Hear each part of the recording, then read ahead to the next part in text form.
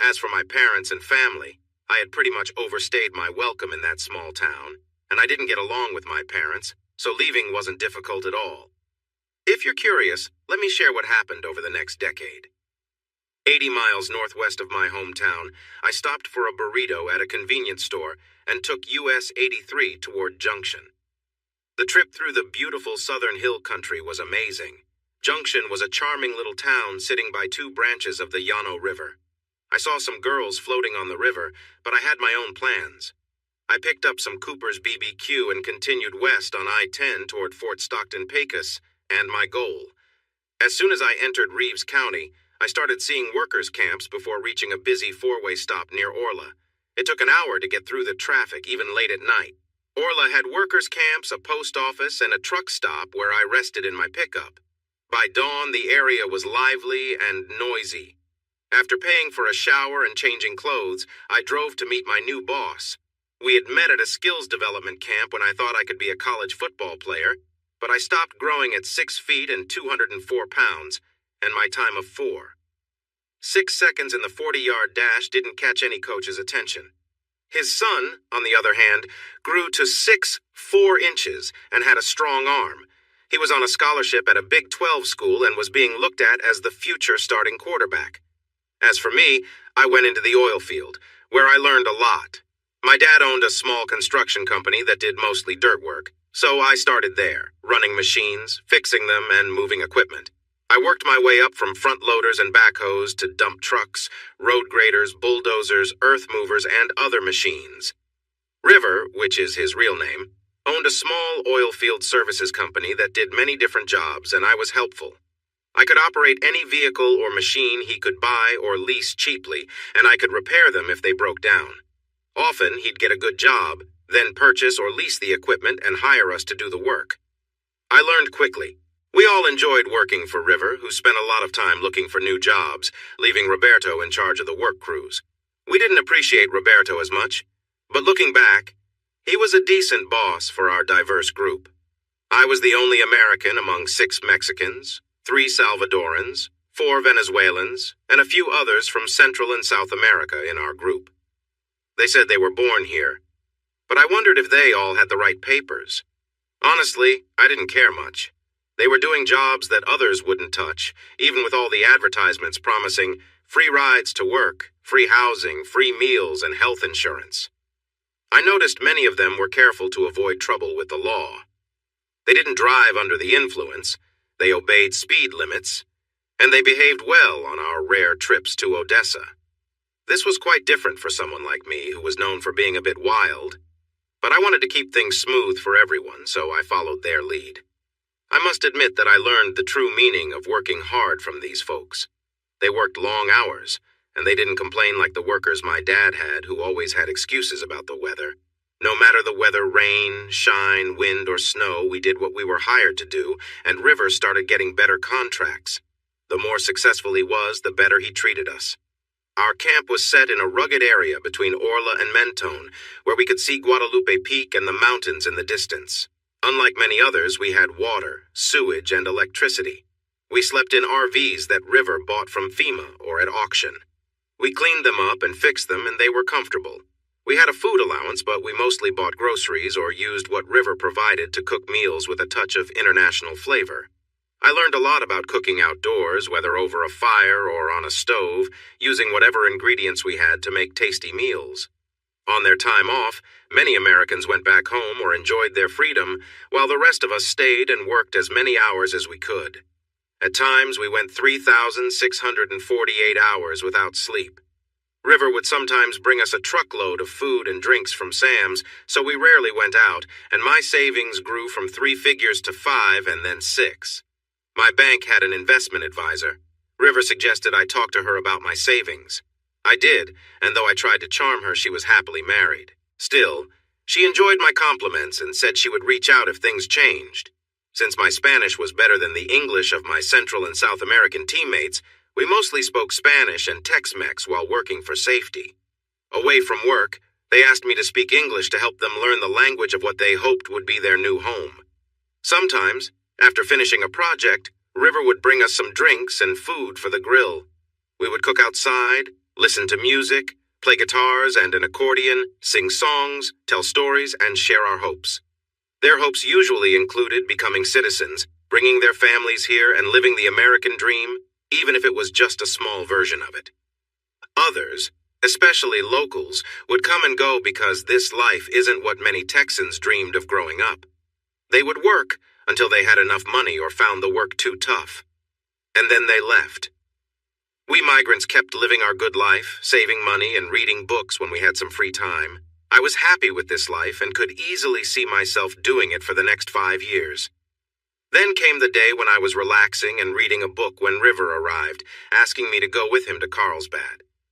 On the way there, he told me we were meeting with 3 ranch owners who needed help cleaning up oil spills, and the companies involved would pay for it. He was really excited about this chance, even more than usual. "Hey, Bossman, you sure you want me to talk to these rich folks looking like this with a few days of stubble, long hair, and old boots? They've heard my stories before. Just let them know we'll do the job right. You'll see when you meet them." That was all I needed to know. For the rest of the trip, we talked about football and his son's good year in junior high. When the meeting started, I was polite and apologized for how I looked. I stayed quiet, listening, and only spoke when someone talked to me. My father wasn't the best role model, but he taught me to respect those in charge, and these 3 seemed to appreciate that. Finally, it was time to make a decision, and they weren't convinced we could do the job. River looked at me, and I spoke up. "Sirs, we may seem like a small, unpolished team, but if you talk to anyone we've worked for, they will tell you we get the job done. We work hard, we respect your land, and we always leave things as we found them. We also ask for your feedback so we can improve. Mister, River here is the best boss around. He gets us what we need to succeed. We may not be cleanup experts yet, but we know all parts of the process, and will be your best option in New Mexico soon. We learn quickly. If you'd like, I can give you references from anyone we've worked with, and I promise they will say the same thing, even from the times we were just starting out. Who knows? Maybe they were already ready to move on. Or perhaps I helped them make the decision, but we got the jobs, and my guesses turned out right. We became the best in New Mexico." After that, River asked me to join him more often, and made me responsible for finding, hiring, and training new workers as we took on new projects. I learned a lot over the next few years, about people, about working efficiently, and about making money grow. Some of my investments in oil were based on information I shouldn't have had, and yes, I relied on River and some wealthy friends for advice, and I did take some risks. But in just 4 years after high school, my investments added up to $2. $6 million. So I bought a shiny red pickup truck and even got engaged. But hold on. I thought you knew me better than that by now. I did buy a share of River's company and paid for part of our equipment for a new government program focused on cleaning and reusing water. But mostly, I just kept working hard, like my mentor. It was his beautiful wife who encouraged me during my 2nd year to stop taking online courses just for fun and get a degree. Katrina seemed too young and attractive to be like a mom to me, but she treated me like one. And after their son Abraham graduated from college, she had a serious talk with me. He was only a year older than me, and the main message was something like, "You're too smart to be working for others and letting them earn the big bucks." No, I'm not talking about River. I'm talking about all those wealthy ranchers and businessmen you work for. Ask any of them. They'll all say you need a degree and should do something with your life. I didn't mention that I was doing well enough to make more money than many college graduates because I knew I wouldn't win an argument with her. The truth is, the courses I was taking were meant to broaden my knowledge. I wasn't following the typical path needed for a degree. I took classes in psychology, philosophy, history, government, programming, technical writing, creative writing, and geology, along with specialized courses related to my work in the oil field. It seemed that studying online gave me the freedom to choose my classes as long as I could pay for them and kept my grades up. I even tried a few pre-law classes, learning about laws as many lawyers do to prepare for their careers. Law wasn't as captivating as philosophy, but studying it taught me to listen closely and pay attention to details. The law can be tricky and confusing, often based on unclear meanings instead of what it really says. Legal agreements, like the ones we must agree to before using an app we just downloaded, often have complicated language. Now let's talk about Katrina. It seemed to bother her that I was living alone and enjoying life without any romantic commitments, yet I was still getting some affection. I didn't mention that before, did I? Everyone needs a break, and there wasn't enough work to keep us busy all the time. The people from North America would usually hurry home whenever they could or go to Odessa. My friends like to hang out in a few local bars and dance halls, far from places where the authorities usually checked. That life wasn't for me. Going home didn't appeal to me, and Odessa had too many rowdy people. I found myself in more than a few rough situations before I realized that winning a fight could lead to making peace over a drink, or getting into trouble with their friends too. People can be tough, trying to push you around. After a bad encounter with a group of guys, I decided to turn an unused back room in the office into a workout area. I signed up for an online self-defense program, and it turned out to be a wise choice. It helped me learn self-control and how to handle tough situations. Feeling lonely, I began exploring smaller towns like Carlsbad, Hobbs, and Kermit, where I met Glenda. She was a wealthy woman who had been through a lot. A tragic accident had left her with injuries and changes in her life. With a good insurance settlement, she found herself financially secure and opened a cafe to keep busy, which is where we met. She was 10 years older than me, but still had the charm of her high school days, being petite and lively. Glenda hadn't been interested in the local guys for many reasons, mainly because her family was all around, and the local boys tended to be boastful when drinking. As an outsider, I won her over with my humor and light-hearted flirting, which she found appealing. While I had some past experiences, nothing compared to what Glenda taught me about building a connection. She welcomed me into her world, and I was eager to learn.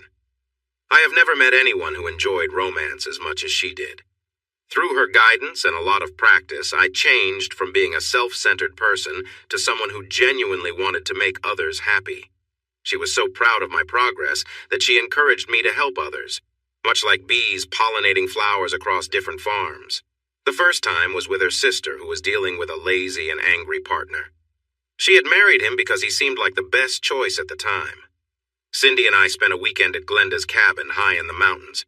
Afterward, she hired a lawyer, and by the next week her partner was no longer on her property, thanks to some help from the law. Another time, she suggested I help a recently divorced woman named Tilly, who needed some support after her husband left her for a younger woman, leaving her with 3 teenagers. I listened to her, comforted her, and she cried for hours. The next day, we shared some special moments together, and by the time I dropped her off, she felt much more confident. Everything was fine until Tilly mentioned our time together to a friend who happened to be married to Tom Bean.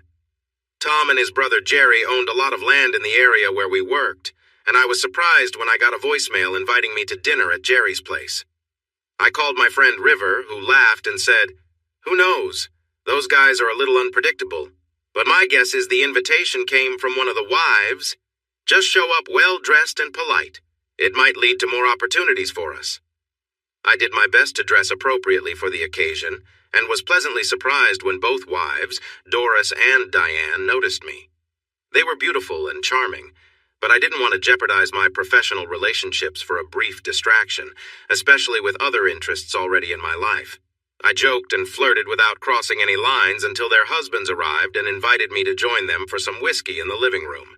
I didn't know much about whiskey, but I was eager to learn. As they chatted about different types of Scotch and Irish whiskey, I listened closely, trying to soak in all the insights. I felt like I was surrounded by people who were a bit too fancy for my taste, but I tried to keep up by nodding and agreeing with what they said. The wives called us to dinner, and I found my seat in the middle of the long table, across from a young woman. She seemed distant, but I smiled and said hello. She looked back at me with some dislike. I introduced myself, and she reluctantly shared her name, Shay Lynn. When I asked about her studies, she told me she was a junior at the University of New Mexico and a proud member of Chi Omega. I wasn't sure if we were actually having a conversation or if she was playing with me a bit, but I decided to go along with it. Her auburn hair, pale skin, and green eyes made it interesting enough to stay engaged, even if I wondered how she kept her complexion so fair in the sunny New Mexico. "So, tell me about your sorority. How many are in your chapter and what's your chapter name? I had never been to college, but I had met a few sorority girls in my time. I won't go into detail about our talk or how she mentioned her major she was trying to figure it out and was now focusing on interior design.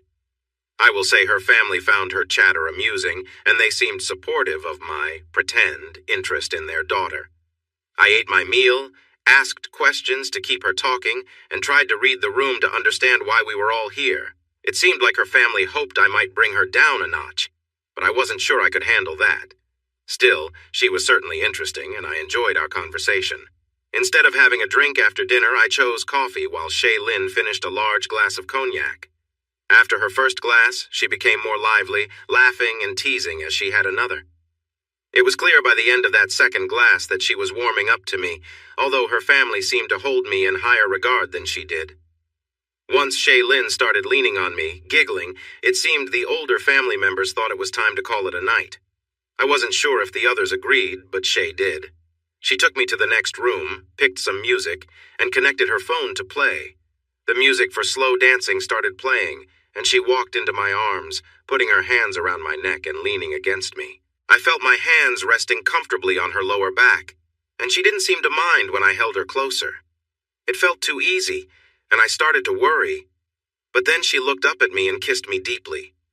I felt a rush of excitement. She responded by getting closer. I followed her down a hallway and into a bright, cheerful bedroom. She was very attractive, but she looked particularly stunning when she leaned in close and smiled at me with shining eyes. She was young, but her enthusiasm was undeniable. I enjoyed the moment, but I soon decided to stop and kiss her again. She seemed disappointed when I did this. I lifted her up to kiss her more, wanting to take things further. My pants were still around my ankles, so I was a bit awkward, but as soon as I reached to open her dress, she twisted away. She frowned at me, and I frowned back. "I didn't agree to let you take my dress off," she said firmly. "I didn't agree to this either," I replied. She looked taken aback. "But men love this kind of attention. And women who give that kind of attention don't mind being treated with respect," I replied.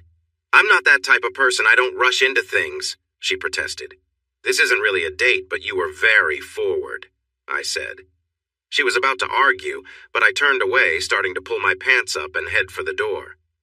"Where are you going?" she asked, surprised. "I have other options that seem more appealing," I replied. She looked frustrated, like a character from a cartoon, and exclaimed, "You can't just leave like that." I turned around, gave a slight bow, and said with a grin, "May I take my leave, my lady?" "No," she replied. "We're not done. You need to—" I interrupted playfully. "Well then, let's see where this goes. I'm definitely interested in spending time together tonight." Seeing her flustered was amusing. It seemed like she usually got her way with everyone, so this was a change for her. My boldness caught her off guard, and I could tell she wasn't pleased. "No? All right then, I'm heading out. Catch you around." In no time, I was in my truck, the house disappearing in the rearview mirror. Just before the dust clouded the view, I saw her standing in the doorway. Though I couldn't make out her expression, I had a good feeling it wasn't a smile. I laughed and sped up, knowing I'd reach Kermit in about 45 minutes if I took the route through Jowl. As the road stretched on, I wondered if I might have just lost a valuable business partner. But, deep down, I doubted it. This whole situation had been strange from the start. They had to know I wasn't one to put up with that kind of behavior. Besides, getting her to drink while I was sipping coffee was odd. It wasn't my style to take advantage of anyone, much less a young woman connected to one of our best clients. Life has its little mysteries, I guess. 20 miles to Glenda. 2 days later, River and I finally heard from the Bean brothers. Jerry called me up, greeting me with a laugh. "Boy, you sure got Queen Bee riled up the other night. What on earth did you do to that girl?" "Nothing much, Uncle Jerry. Maybe a kiss or two, but that's it. No one's exactly sure why she's so worked up, but we figure it had something to do with you coming off as a bit of a rough character." What can I say? She saw right through me. I've been called worse things plenty of times.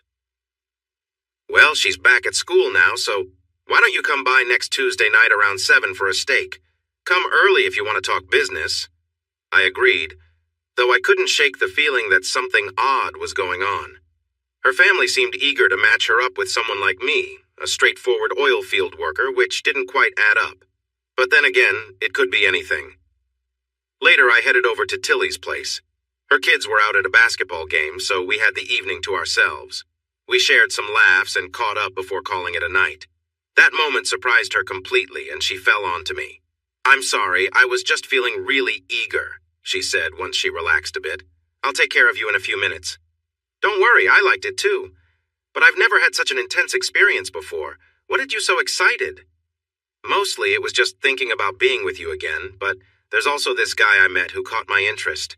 I haven't been too involved with him yet because he seems to see me as someone serious, and I don't want him to think I'm too easy. Between teasing him and waiting for you, it made me quite restless." "So, a new guy, huh? What's his story?" "His name is Troy Edwards. He's a lawyer in Midland. The place was so busy that I had to wait for a seat. He asked me to join him, and we got along really well. He's 40, which is a bit younger than me, and he has 3 daughters. His wife left 2 years ago, so now he's raising 3 of the sweetest girls, ages 16, 14, and 12. When I met them, they wanted me to go shopping, and the oldest asked for tips on how to look pretty like me." "Well, that sounds promising. How do you feel about him? Not about his kids, about him." "Oh, he's great. My sons were a bit cautious at first, but after he took us fishing at his ranch and they met his girls, they seemed to really warm up to him. Then stop thinking about me and focus on him. Have a serious talk with him and then enjoy being with him. If he likes you in your clothes, I bet he'll be even more impressed when it's just the 2 of you." I decided not to stay much longer. Her mind was elsewhere and her kids would be home soon, so I gave her a quick kiss and left for the camp. I felt a bit restless since I hadn't had a chance to relax, so I worked on my online courses for a while. The Spanish class was going well, even if it didn't match the everyday Spanish I heard. The English class was tougher because it used a different style than I was used to, but both were needed for graduation, so I kept at it and was doing well in both. Luckily, the PetroSkills course on removing acid gas was short, and I was able to handle it easily. I needed 18 more hours to graduate if I chose the easiest path, and maybe that was the best option. Get a degree in something and continue learning to broaden my horizons. Or was I giving up? Katrina would be upset if I didn't finish my degree, even if it didn't matter much in real life, so I'd probably go for it and get that piece of paper. River showed up at 8 and told me to get ready because we had a new opportunity to check out. I was glad I did, as it went so well that we landed a contract right away, and it was big enough that I would need to find more people to help. Help was hard to find, but we paid better and provided nicer living and working situations than other places. So most of my recruiting involved taking skilled workers from companies that didn't treat them well. I wrapped up my day at 5 and arrived at Uncle Jerry's at 6:03. Doris greeted me with a warm hug, which I wasn't sure I needed after my talk with Tilly. I might have let my hands rest on her back a little too long, but she seemed fine with it. Yeah, I can be a bit forward, but she also likes to tease. She put her arm around me and complimented my shape before leading me to the back door.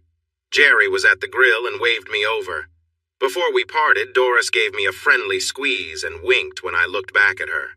"A lady like you should know better than to tease someone like me," I said softly. "Who's teasing?" she replied with a playful wink and smile, then headed back to the kitchen. She had a great figure, and her confident attitude made her all the more appealing. While Jerry cooked, we chatted about business and enjoyed some beers. There were 5 steaks on the grill, which meant he had a big appetite or was expecting friends. The arrival of Tom and Diane through the back gate answered that question. I shook Tom's hand and received a warm hug from Diane. As Tom walked toward the grill, I couldn't help but talk with Diane a little, reminding her not to tease someone who might take it the wrong way. She was more direct. "I'm not teasing, and neither is Doris. Anytime you're ready, just say the word." I almost invited them both inside right then and there, but managed to just give a nod and a wink as she playfully walked away. When I turned back to the guys, they were watching me and smiling. I grabbed a new beer and joined them. "You two have some wonderful ladies," I said, and they laughed. "That we do, but they are always flirting," Tom replied. I started to say I didn't think they were really flirting, but decided to stay quiet. We wrapped up our discussion before the steaks were finished. Good news was we secured the contract to clean up more oil spills on their Artesia ranch. That was exciting, but it meant I'd need to find and train more workers. Good people willing to learn how to handle tough jobs like spill cleanup were hard to come by. We were known for paying well and taking care of our good employees, but we also had strict rules that everyone needed to follow. This included rules from the landowner, the government, and our company, along with high expectations for hard work and a willingness to learn. There were many lazy people in the oil field, but there were also many hard-working and ambitious individuals. Those hard-working people were the ones we wanted, and so did everyone else. I happened to be skilled at finding such workers, and they often approached me in convenience stores and cafes, asking if I had any jobs available. The issue was that we didn't just need people who could do one job, we needed people who could do or learn to do any job. The oil field is always changing, so we needed workers who could drive trucks, operate machinery, or take on various tasks.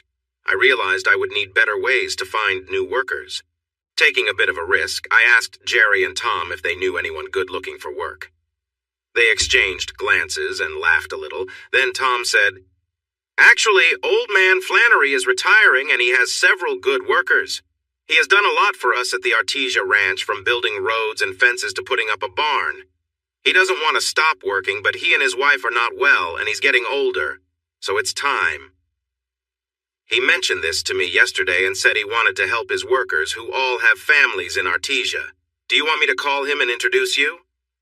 Tom made the call, and it went well. Flannery had 13 workers he recommended highly, 3 he would suggest with caution, and 2 he didn't think were a good fit. Even so, having 16 workers would greatly help with the cleanup at the Artesia Ranch, as long as they could meet the job requirements. The dinner was excellent.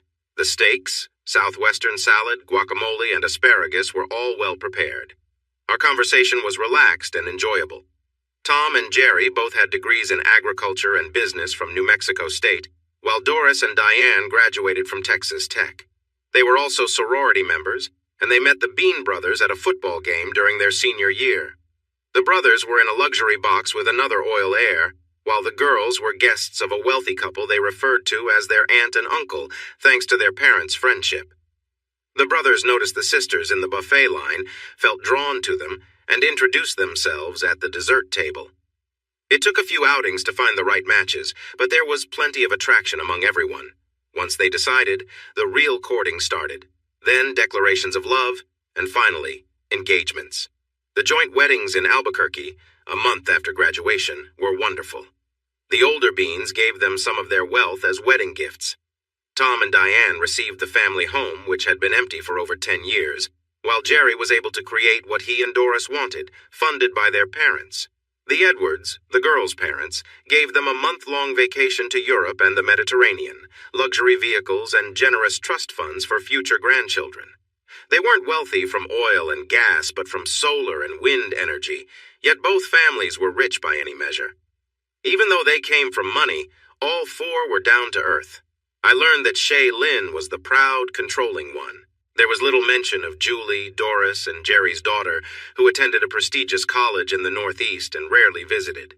She was studying medicine, and the Beans hoped she would return to practice, but they worried that the bright lights and opportunities of New York City would be too tempting. I chuckled at this, and someone asked why. Well, if she's as attractive as her mother and smart enough to thrive in an Ivy League school, recruiters will be all over her. I'm here by choice, loving the chances this land offers. You all grew up here and have a strong connection. But let's be honest, shopping in Midland doesn't compare to the shops in New York City, and we shouldn't even talk about the nightlife in Carlsbad versus Manhattan. And how do you know this? Your idea of nightlife seems to be Kermit, and you've never been east of Sterling City, much less to New York, Doris chimed in, noting the comment but not responding further. I watch a lot of shows and videos online. I've seen New York, London, Berlin, Rome, the Greek islands, and even Paris without leaving my comfortable chair at my trailer near Orla. The NYC shopping experience is one of my favorites, and I love the show NYC at Night. There are many interesting people enjoying their nights there. From what we hear from River, you could be joining them instead of spending weekends in Kermit, Diane suggested. Not for long. Those folks live large. Besides, there are great people right here like you two, and at Glenda's place. No need for me to spend money in the city when I can have a good time with wonderful people close to home. I'm just an ordinary guy with simple likes. So, what are your plans, young man? We hear you have around 150 college credits but no degree. Katrina is worried you will keep studying without ever getting a bachelor's degree, Doris asked, showing some of the frustration Katrina had when she brought this up. To satisfy Miss Katrina, I'm working on the last 18 hours I need to graduate. Getting the degree won't really prepare me more for my job than just taking courses to learn about the world, but it will stop her from asking me about it, so I'm going to go for it. I should finish by summer, even though 9 of the hours require me to attend online classes with a teacher and other students. That slows me down a lot, but I've taken other classes that needed attendance before. Right now, I'm getting A's in all of them, but I might get my first B because my young teacher doesn't like being questioned, and I believe I should be able to ask questions for help. So, what degree are you pursuing and what online school is giving it to you? Doris asked with a hint of sarcasm. My courses are from several online schools, so I have options. Texas Tech is a bit more flexible, and they're giving me a degree in criminal justice with a focus on legal studies. It's a sort of preparation for law without actually going to law school. And let me explain useless.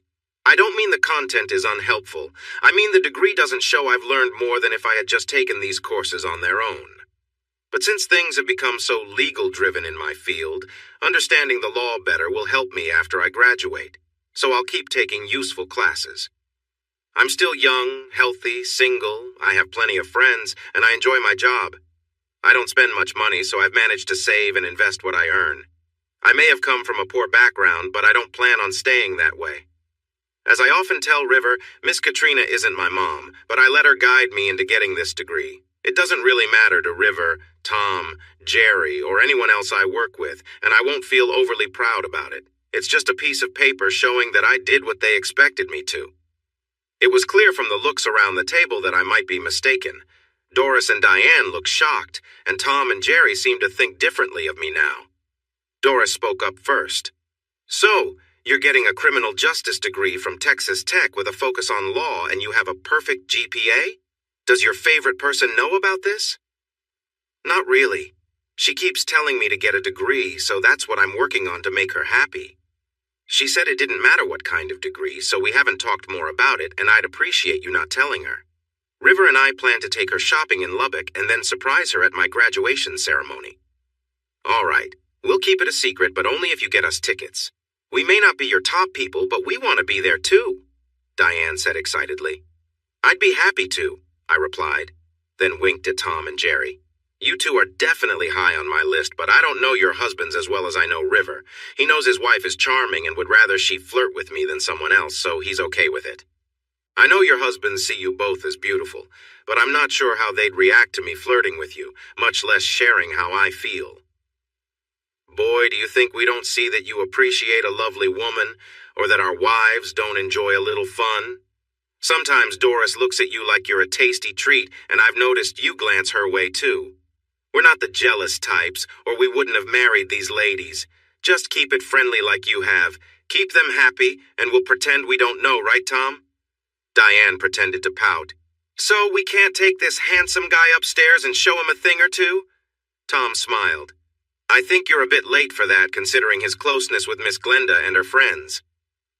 Yeah, and don't think your ideas would help our relationships because you just use what you learned from him to spice up our lives like Linda did with Les, Jerry stated. Hey, don't look at me. I don't know Linda and Les, I assured them, feigning shock. They all laughed, and then Diane said, That story is from Las Vegas. Linda, a beautiful blonde, spent some time in a bar with a charming guy while Les was busy winning at gambling. When he found her, she jokingly said she'd spend the night with this guy, who was going to teach her things about life that she didn't know, but she promised to come back to their room the next day. The guy was sitting beside her, smirking, thinking he was tough enough to keep Les from acting on his plans. Big mistake, Diane explained. Yeah, he underestimated Les, who has a tough side and has been in many fights. Plus, he stays strong through hard work, not just at the gym, Tom added with a laugh. He stepped forward, knocked the man off the stool with one hit, and kicked him in the side a few times with his sharp, formal boots.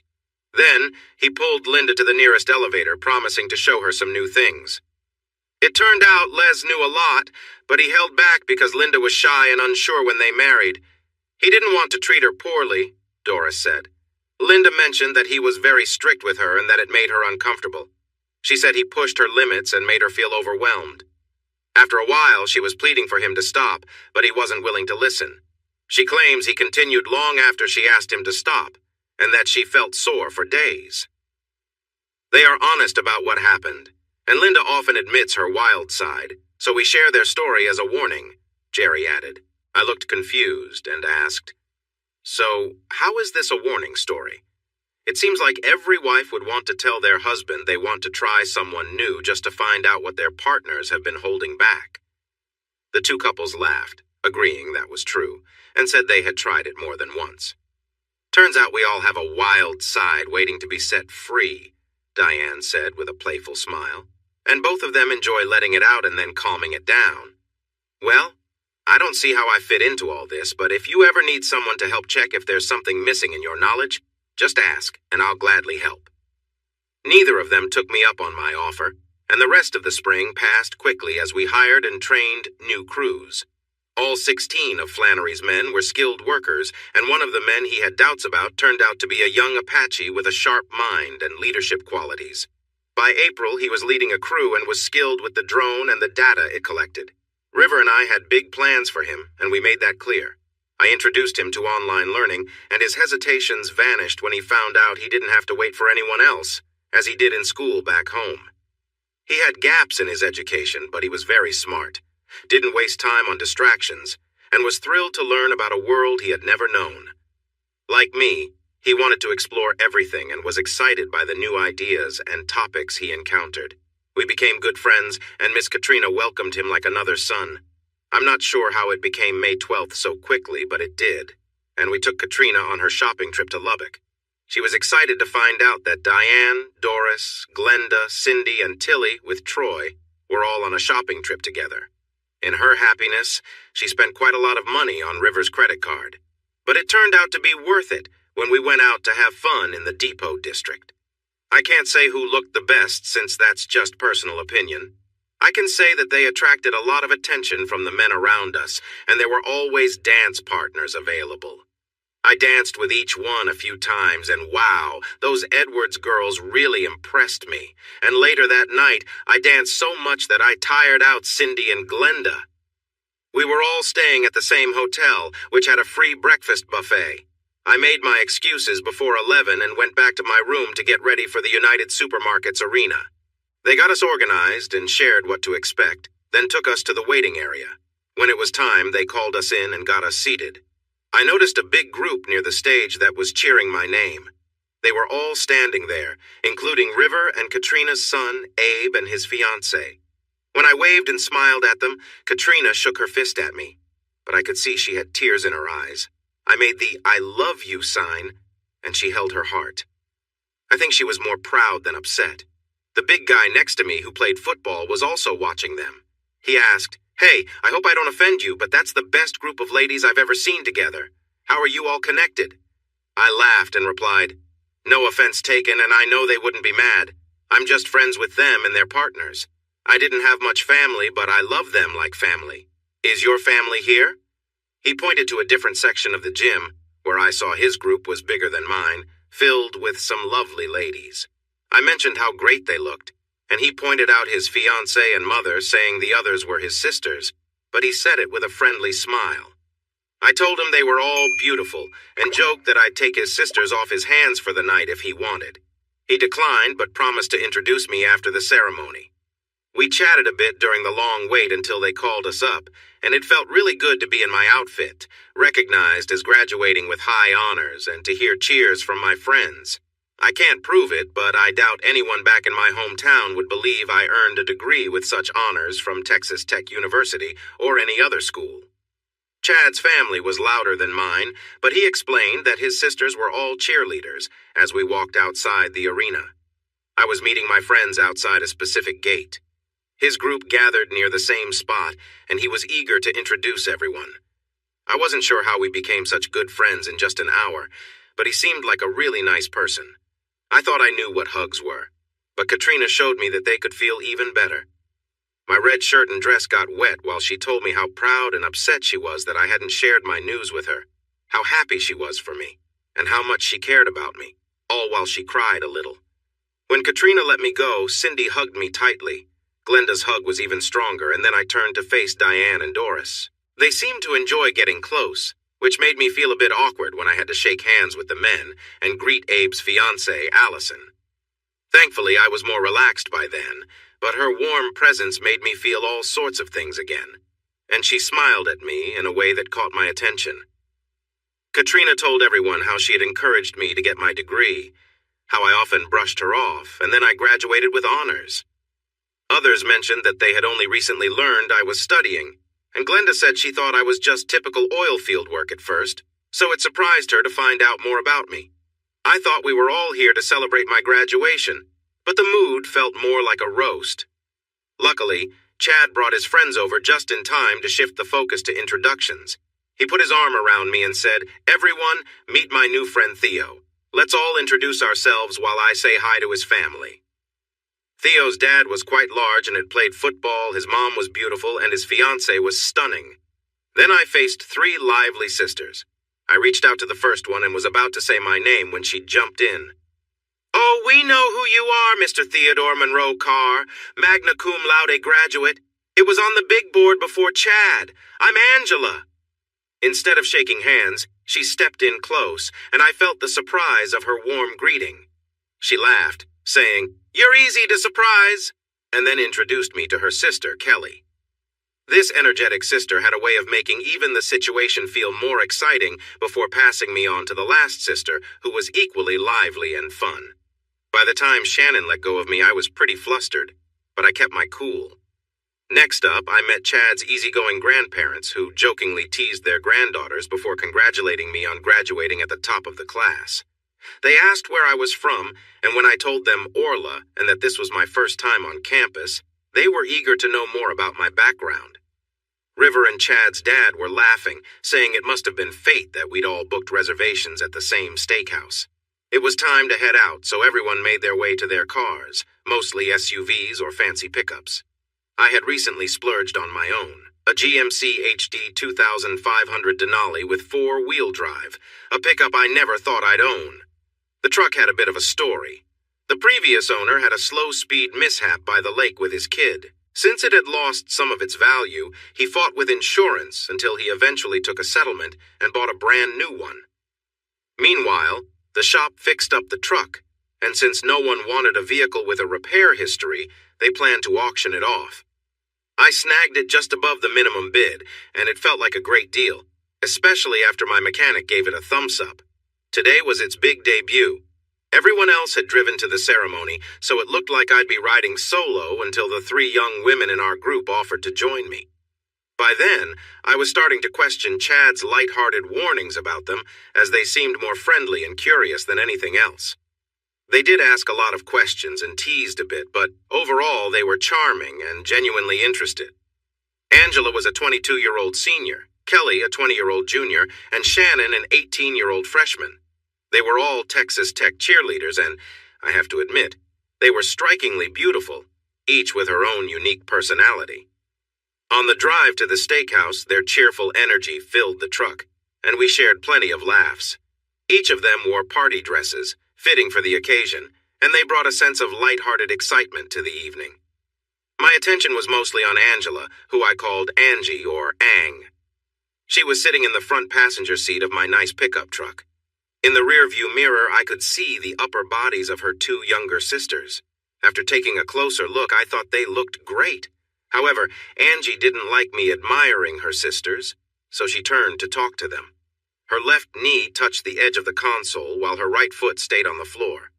I could see a lot of her right leg, but I quickly focused back on driving when something caught my attention. Suddenly, a warning beep went off because I was drifting out of my lane. I quickly steered back and ignored the laughter coming from the back seat. I had almost messed up my fancy truck again, but it was tough not to notice the nice shapes around me, even if I could only take quick glances to stay focused. The GPS told me to turn right and then said, "You have arrived at your destination." Like any polite person, I rushed to open the door for Shannon, then went around to hold the door for Kelly, and finally for Angie. I won't go into detail, but let's just say what I saw was quite a sight. It gave me plenty to think about for a long time afterwards. Glenda and Cindy, who were a bit older, quickly drew me into their circle and sat me between them before anyone else could react. They seemed to enjoy getting a rise out of the Barnes sisters by playfully chatting and touching me in a friendly way, which made the situation feel a bit different than what I was used to with women my age. Then, Katrina surprised everyone by pulling my chair back and sitting on my lap. She affectionately scolded me for not telling her I was working toward graduation, especially since she had often worried about it. I explained that my plan was in criminal justice, focusing on legal studies, not necessarily pre-law as she thought. She asked if I had chosen a law school yet, and I had to clarify that I was still considering my options. I mentioned that in Texas, you can take the bar exam without a traditional law degree, and I might look into that path someday. Katrina offered to pay for law school, but I assured her I had enough funds. I explained that during the 3 years of school, I could earn as much money as I already had from our existing contracts and potential new ones. She took turns teasing me and giving me kisses for a little while, and then River came to get her. The waiter asked for our drink orders. Most people chose beer, wine, or mixed drinks, but I went with sweet tea. I had been drunk once before, and I did not want to feel that way again. I knew our next stop on the graduation party tour was a dance hall. I planned to have a bit to drink there and dance with as many lovely women as I could. Doris and Diane sat in my lap, playfully acting out parts of Katrina's story, including the teasing and gentle kisses. They were a bit more playful than Katrina had been. I glanced at their husbands, but they just shook their heads and smiled. With the married women occupied, the single ones slipped their hands onto my lap and took turns being playful. Angela gave me a disapproving look, Kelly smiled, and Shannon seemed eager to impress me. It looked like she wanted to show me that she could fit in with the older women or wanted me to share what I knew. Shannon was full of energy and excitement. Kelly was more of a classic beauty, taller and thinner than Shannon. By some standards, she was the most beautiful of the three, but somehow she didn't seem as appealing as either of the others. Big Sis appeared to be the most serious and ambitious, more grown-up than the others, and less likely to be interested in someone like me. Right now, she seemed curious about me, but I knew it wouldn't lead anywhere, and that was probably for the best. I was from a less fortunate background, while she came from a wealthy family. It seemed like an unlikely pairing, especially since I meant to hang my diploma in my simple home and go back to the job that had helped me escape poverty and gave me hope for a better future. I knew she would not see my modest trailer in Orla as the home of her dreams, even though it had features that my childhood home did not. It had working toilets, a stove where all the burners worked, and better beds. I kept it fairly clean. I swept daily, mopped every other day, vacuumed my room weekly, and did the dishes regularly, unlike my family's home, where cleaning happened only every so often. I did not know much about her family, but since Chad attended a fancy school and his dad was a senior partner in a law firm, I could guess a bit about their background. It didn't really matter. I was looking for something fun, not a serious relationship. Between eating, drinking, and sharing stories that went from funny to embarrassing about the new graduates, we passed the afternoon. Our plans for the dance hall were at 7, so we went back to our rooms to rest, freshen up, and change into nice clothes. My 3-hour break turned into quite a lively time with Glenda and Cindy, who had to leave for Kermit at 6. That left me an hour to recover, clean up, and change. By the time I joined the others downstairs, I wasn't exactly thinking about anything else. Since everyone planned to drink a lot, River had arranged for a van to take us to the wild, wild west and bring us back. I was feeling a little worn out after all the excitement, yet seeing the 3 women and Abe's fiancé in their stylish outfits got my energy back up. When Chad's group arrived, I noticed that I was feeling revitalized. Chad's mom and grandmother were attractive, and his fiancée, like Abe's, was beautiful. Plus, his 3 sisters were striking. You might think that moms and grandmothers dancing with a recent college grad would be reserved, but that wasn't the case. Katrina playfully danced close to me, whispering joking words in my ear while moving in a flirty way. The Edwards sisters were just as fun.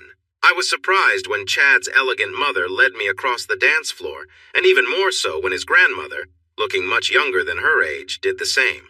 The biggest shock came from the two fiancés, who suggested a fun memory if I came to visit them, hinting at what that might be like. I couldn't tell if they were serious or just having fun, but it was surprising to someone like me who believes love should be genuine. Still, it was strange to see these wealthy women flirting with someone like me. In high school, I worked hard for every connection I made, and no one ever told me I looked like a movie star. I thought of myself as pretty ordinary, with sandy blonde hair, a straight nose, a cleft chin, blue-green eyes, and a fit body from years of hard work. My dad had me working from the age of 5, organizing parts and supplies for the mechanics.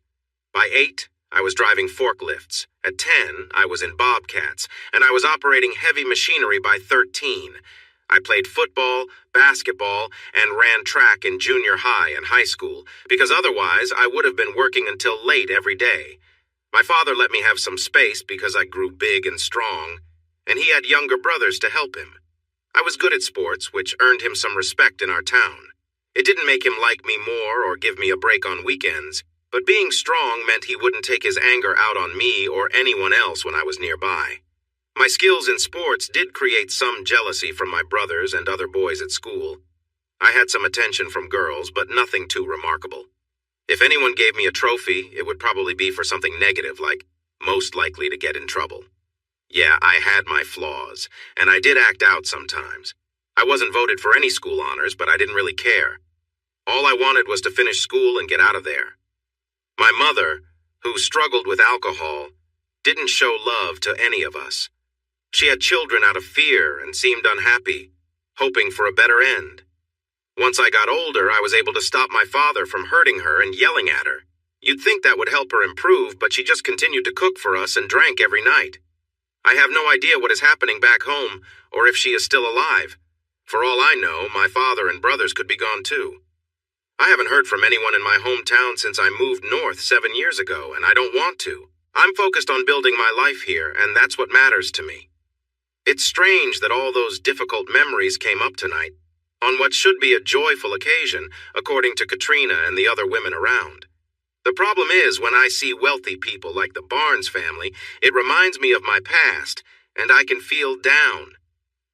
An hour later, I felt better after dancing with Kelly, Shannon, and Angie. I started to enjoy myself when things got chaotic on the dance floor. Shannon slapped a man who didn't treat her well, and he slapped her back. Chad and Abe were nearby, which helped because he was with a group of friends. I moved quickly and ended up knocking one of them down. I kicked another one, but as I ducked to avoid a punch, one of them hit the floor hard. It was tough at first, but then Daddy Barnes, River, and the Bean brothers showed up to help out. Chad knew some martial arts, and Abe was skilled in kickboxing, so they were holding their own in the fight. I had gotten hit in the eye and mouth, but I was lucky to avoid more serious injuries. Still, there were many others eager to get involved. Daddy Barnes was a big guy from his time in the NFL. He quickly handled those around him, putting some in holds and tossing others aside. River, Tom, and Jerry were tough fighters who didn't follow any rules. It was chaotic, with some men in pain and others trying to recover from the scuffle. At first, a crowd kept joining the fight, but once the older men showed up, more people watched instead of getting involved. Eventually, it was just us and the police who came in strong. Since we were the ones still standing, we ended up getting arrested, despite our friends protesting. We were lucky that a night judge was available to hear our case and set bail, which our women helped pay. Otherwise, we would have had to stay in jail until the weekend ended. We started the night as friends and ended it as a solid team. I appreciated Daddy Barnes giving me a big hug and telling me I was brave for defending his daughter. That was happening while Katrina and Mama Barnes were tending to my lip and eyebrow, fussing over me for starting the fight and praising me for standing up for Shannon. I worried about getting a criminal record because many places we worked wouldn't hire anyone with one. Thankfully, by noon on Monday, the Barnes law firm had taken care of everything, leading to the dismissal of all charges against us. Witnesses and security footage would have helped us, but I felt reassured that things were handled well. Angela thought it was unwise for me to jump into that situation, while Kelly found the whole event entertaining. especially seeing her dad involved in a bar fight. Mama Barnes was very protective of her daughter, giving sharp looks that seemed to say things would be settled soon. Both fiancés expressed surprise at how fierce their partners had been and held on to them tightly. Despite my friend's warnings, the three mothers seemed more excited than upset, and their partners showed no regret. And Shannon, who started all this trouble? Between moments of crying from the pain and shame of being hit, she held ice to her cheek and looked at me with a fiery intensity. I found those looks very distracting, so I stopped checking on her, worried that her parents might see and send me back to trouble. By Sunday morning, when we returned to the hotel, we agreed to meet for brunch around 11. I was one of the few guys there who looked rested, which backed up what I had noticed at the police station. Angela seemed to think maybe I wasn't as careless as she thought, especially seeing the swollen cheek and black eye that Shannon had. Mom even asked if Shannon would have preferred I step in if it were her in trouble. Kelly found it funny, but she was flirting a lot more than before. Shannon hid her head and cheek under a hoodie so we wouldn't see her injury. She really reacted when I told her how brave she was for standing up to someone so much bigger and how beautiful she was, suggesting that she and her sisters should take self-defense classes. After brunch, we all started saying goodbye, sharing hugs and promises, and then going our separate ways. Angela slipped her phone number into my pocket, Kelly asked me to message her on Instagram or Facebook, and Shannon discreetly put her number in my pocket with a piece of clothing, then sweetly gave me her Instagram handle, mentioning that she was staying in Lubbock to get to know her new roommate. Everything seemed innocent, except for the clothing, which I later discovered in my pickup had a strong scent. A small voice reminded me that she was too young, but a much louder one said she was 18 and was being flirty, so it was fine. I drove straight to Kermit with the item hanging from my rearview mirror as an air freshener. I decided to take the longer route through Hobbs and western New Mexico, instead of sitting at the four-way stop where 181 meets 116 for hours. I got a call from Tom, who offered to treat me to dinner in Hobbs, but I asked to postpone it so I could rest my bruised lip and eye. He agreed, but only if I promised to come over for dinner at their house on Friday. I eagerly accepted when he mentioned his special prime rib recipe being the best in New Mexico and Diane's famous scalloped potatoes.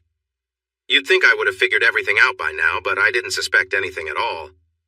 Once home, with ice packs covering much of my face, I called the number to thank her for the air freshener. She laughed, asked how my face was feeling, and didn't want to hear that it would take days or weeks for both of us to heal. She told me there was no way she could meet her new roommate and her parents looking like this tomorrow, so she was anxious to fix it or cover it up quickly. Sweetheart, you're so beautiful that a little mark around your eye and some puffiness on your cheek only brings you down from a 12 to a 10. So don't worry. Just use some matching eyeshadow on the other side and cover the discoloration with makeup. You can say something funny about how you stood up for yourself and ended up getting pushed at your brother's graduation party, and how your brother, father, and some friends came to help you out. They will either be shocked that someone treated you badly and be proud of you and your family for standing up for you, or you may need to find a new roommate. You don't want to spend a year with someone who looks down on you for defending yourself. She liked that I called her a 12, even though she probably knew most guys would think her even better, thanked me for my ideas on hiding her bruises, and mentioned she might go to a spa tomorrow morning to let a professional do her makeup. Once that was settled, I asked about cheerleading practice, how she made the team, if she was joining the same sorority as her sisters, and asked other simple questions to get a sense of her personality. Being the youngest in a wealthy family often meant someone could be a bit self-centered, but I wondered if she had any redeeming qualities or if she was just someone who thought too highly of herself. When we talked about her high school activities, I was surprised. Yes, she had been a cheerleader for 4 years and was the head cheerleader in her senior year. She was prom queen, most beautiful, and class favorite all 4 years. None of that shocked me. But she was also class president for 3 years, the student body president in her senior year, had excelled in debate competitions, and had been part of the successful Scotty tennis program, even though she couldn't play in the fall due to cheerleading. Honestly, I felt bad for underestimating her and regretted judging her based on her looks and her background. She paused to set up the spa appointment, then came back to ask me about my childhood, my family, what I was doing now, and my future plans. I gave my usual vague answers to keep my family life private, told her I had been good in basketball, made some achievements in football, and participated in track events. Then she asked the question everyone asks, why I didn't go to college. I told her the simple truth. We didn't have enough money. The scholarship offers I got were from small schools far away or not very good schools in Texas. So I decided to work in the oil fields to earn some cash and think about my next steps. She realized I wasn't being completely honest about my family and my feelings about college. She asked some smart questions to dig a little deeper without showing that she doubted me.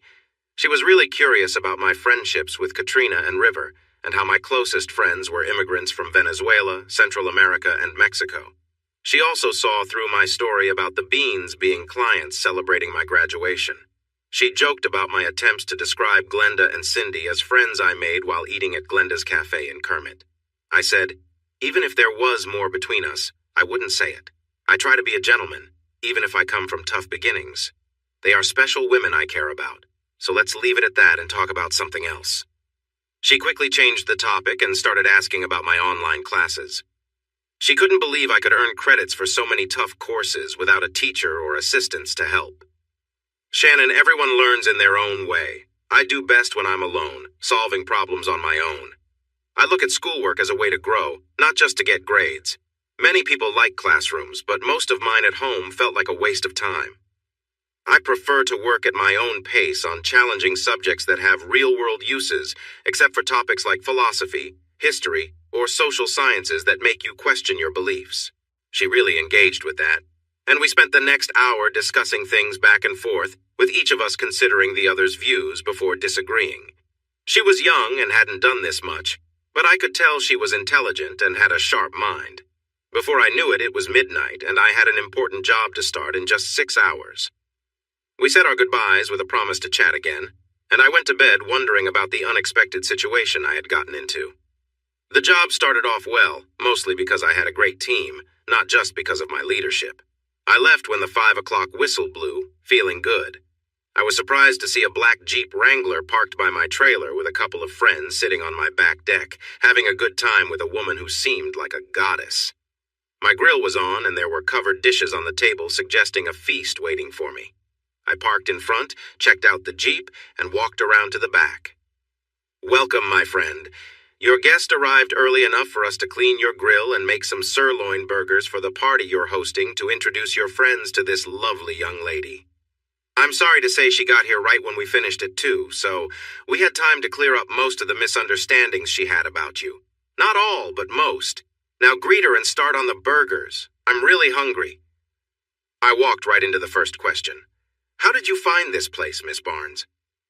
Well, there's a map program that showed me Orla and how to get here through Kermit. Everyone at Glenda's Cafe seemed to know you. Some even knew things about you that I wasn't aware of and were willing to share. I would have been here by 1, but they kept telling me your life story. The owner gave me step-by-step directions too. And here I am. Welcome. But I don't think you want a welcome hug before I shower and change clothes. Meanwhile, you all can put the burgers on since you organized this party. Lazy as always. I went through the house, shaved, showered, and dressed nicely for the occasion.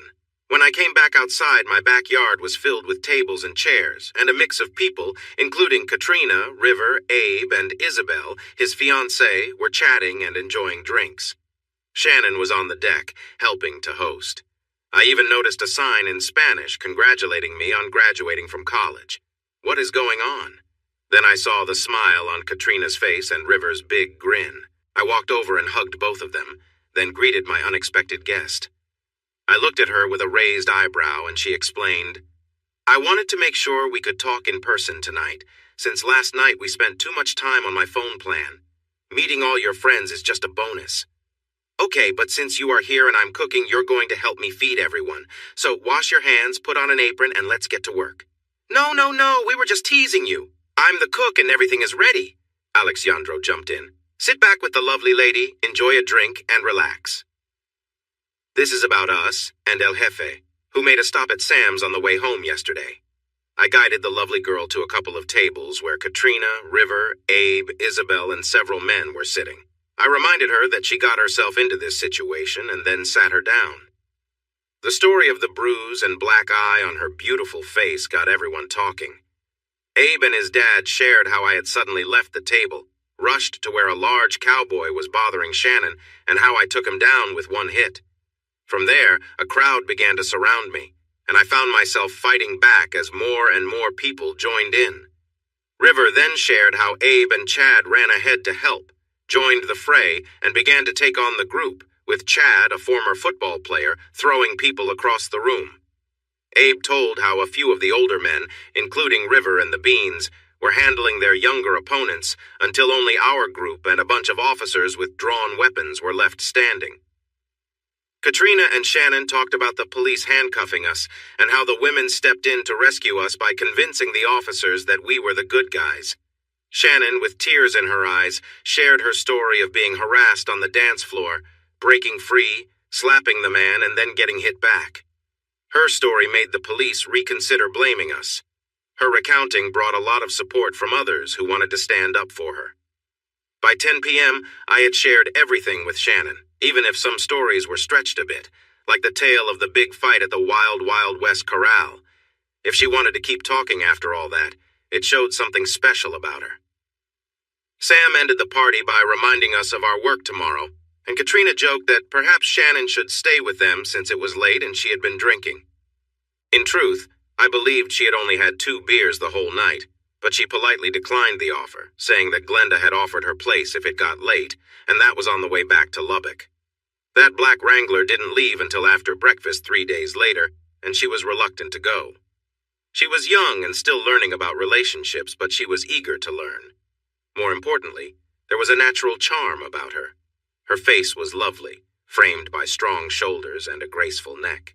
She had a healthy figure with curves that could rival any model, and her legs were long and strong, fitting her height perfectly. She looked beautiful in her short dresses and shorts, but she was truly stunning in her natural state. Picture her lovely figure, with a small waist and soft curves that drew attention. She enjoyed when I gently touched her, and it made her smile and react playfully. Her waist was very slim, and her hips curved out dramatically. I loved to run my hand over those pleasing curves, which always made her laugh and shift in delight. I could describe her legs, but the way all her features came together was captivating. It felt wonderful to explore those perfect lines, and she often giggled when I did. She had a lovely scent, and it was hard not to be drawn in by it. All of these pleasant sensations made me feel good, but I also had a thought that held me back. She came from a wealthy family and had a bright future ahead of her. I knew that someone like me didn't often end up with someone like her, even if I enjoyed the moment. Still, I focused on enjoying the time we had, rather than feeling sad about what might never be. As for the area in eastern New Mexico, it was vast and full of life. The land was known for its oil production and mineral wealth, especially potash. I shared this information with my work partner, who was dressed for the hot weather. On her first day as my intern, her outfit definitely caught everyone's attention. People at each place we visited paused to admire her, especially since they'd already met her at my party. On the second day, I received an invitation to visit Jerry's house to go over some final contracts and enjoy some cold drinks and burgers. I told Tom I would be happy to help, but my intern was with me and we were both dressed too casually for a party, even a laid-back one. He said that wouldn't be a problem. I was sure he and Jerry wouldn't mind, but I wasn't as confident about the 2 women. They were beautiful, but I worried that their bright clothes and shoes might be a bit much. I really didn't know. The young woman wanted to go back to the trailer to change, but we were at a work site far from there, so I had to say no. Then she insisted that I take her somewhere to buy clothes, so I told her to find the nearest store on the map. She did, pouted, and warned me I would need to stop somewhere so she could freshen up or else. I took a detour to a small truck stop /store/eatery, let her go inside, and filled up the tank. She rushed through the store, turning heads as she went, and headed to the restroom. When she came back 10 minutes later, everyone was watching her. She smiled at them, walked up to me, and asked, "Well?" I looked at her shoes and matching socks, then her shorts and shirt, finally meeting her gaze. You looked different before, but now you look great. Ready to grab some dinner? She playfully hit my arm, called me silly, and waited for me to open the door. So now I'm supposed to get special treatment just because of a little makeup? I teased while opening her door. She couldn't hold back her laughter, climbed in, adjusted the visor to check her reflection, took a quick selfie, then slid into the middle seat. With a smirk, she asked, "What's this weird scoring system you have for women? I've always been told I was perfect until you showed up." "I look at looks, brains, and personality, each up to 4 points plus a bonus for being exceptional. You can figure that out." She thought about it as I drove quickly to our destination, then lightly pinched my leg. "So, where am I not good enough? Looks, brains, or personality?" "Oh, you're great in all areas, but I have to take off points for being 18 and a new college student. Before you asked to ride with me, I was unsure about you because of your age and your background as a homecoming queen from a wealthy area in Dallas. But after spending 2 days riding through western Texas and eastern New Mexico with you, I've changed my mind a bit. You ask thoughtful questions, seem interested in what we're doing, and can talk to the rough oil field workers and a wealthy landowner with confidence. That's pretty impressive for someone your age. You really like to judge, don't you? So, how did I go into a store restroom and come out a different person? I hate to say it, but I had to break my own rules and give you bonus points for your looks." She punched me lightly on the arm, called me rude, laughed, and rested her head on my shoulder. I didn't say it out loud, but I decided she also deserved points for her nice personality. When we arrived, everyone was in the backyard. That included River and his truck, so I knew Katrina was here too. As we approached, we were noticed before we could get close. The women wore light sundresses, and the men were in shorts and shirts, so we fit in well enough. Still, when we showed up, conversations stopped and heads turned. Since they had seen my casual outfit before, I figured the stares were more about the girl beside me. She carried herself confidently and took the attention in stride. Once we reached the group, she greeted everyone warmly, complimenting the women and expressing happiness to see the men again. It was easy to see why people liked her. River broke the ice, asking, "So, Theo, when did I start paying you to bring a lovely young lady around instead of working?" "Meet my intern, boss. She's a freshman in a special program at Texas Tech University focusing on petroleum engineering. She wanted to ride along to see the Permian Basin and learn about the important jobs that support the oil field. So far, I'd give her a B. She's smart, asks great questions, and draws good conclusions. The only issue is she tends to slow things down at each site, but I think the workers feel better and more inspired after talking with her, so I might reconsider that. Overall, I'm getting positive feedback on her work." "I can imagine," Tom said with a grin, "but I hope she hasn't caused any more trouble. I'm still feeling tired and achy from the last one." She hugged him again, called them all her brave knights, and thanked them once more. The other women smiled and exchanged glances, appreciating a young girl like her doing her best. Married men often try hard, but they can't help but watch someone like Shannon. And so they did. I tried to ignore their curiosity, as their wives seemed to do too, but there would be a cost. It could be gifts, a nice outing, or a period of extra chores at home, but there would be a price. Still, they watched, thinking it was worth it. Shannon understood this. Her life had always been like this. People had been stopping her family for as long as she could remember to tell them how beautiful she was. She had a unique mix of qualities that made her stand out. She was used to the attention, winning competitions, and being the chosen one. She wanted to live up to those expectations, but as Theo was finding out, Shannon was a deeper person. She was smart, thoughtful, and curious about the world around her. She had a mature understanding of life and cared about people. Theo had unfairly judged her. She saw everyone fairly. That evening, while they sat around the table on the patio enjoying the breeze, the men talked about one thing and the women chatted about another. Doris quietly asked, "So, you and Theo?" "Oh, he's everything I want in a partner, and my family really likes him. But I'm starting a 6-year program for my studies. I'm part of a sorority and will be joining my sisters in cheerleading. Theo has a bright future ahead of him with his work, which he loves. I know I could love him deeply, but I have a lot of growing to do. I can't ask him to wait while I figure things out. Many other girls will likely be interested in him by then, and from what I've seen, he's already quite popular. So, as hard as it is, we will go our separate ways tomorrow. Maybe in 6 years, if he is still single, I will go after him like no one else has. But I know that may just be a hopeful dream. I'll part ways with a heavy heart, spend a week feeling sad, and then move on, hoping he is happy wherever he is. All three mothers got a bit emotional, realizing this young woman had more maturity than many adults, and they could see that she and Theo would make a wonderful couple. If only. That made the mood at their end of the table turn serious. The men were running out of things to talk about, so they decided to call it a night. On the way home, I asked her what happened down there, and she opened up. Doris asked me, and I told her. That was a chat I had been dreading, but she took care of it for me on the ride home. I almost argued, but her points were solid, so I just held her close against me until we reached the trailer.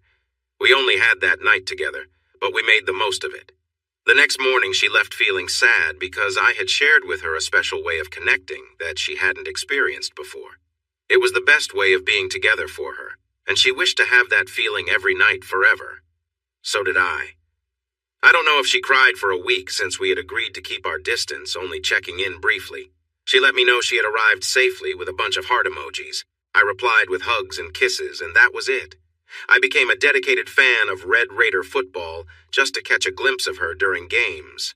Somehow, she often ended up on TV. I even went to some home games, sitting far away so she couldn't see me, but I watched her through binoculars. I knew it was a bit sad, but she was someone I found hard to forget. 2 years went by. I stopped my quiet watching after 6 months and dated a few people, but my heart remained free. Then Julie came back to the ranch, and everyone celebrated her return. Jewel Bean, Maryland, was just as beautiful as her mother and aunt, with a kind heart. She joined a local health organization to help the people in her hometown.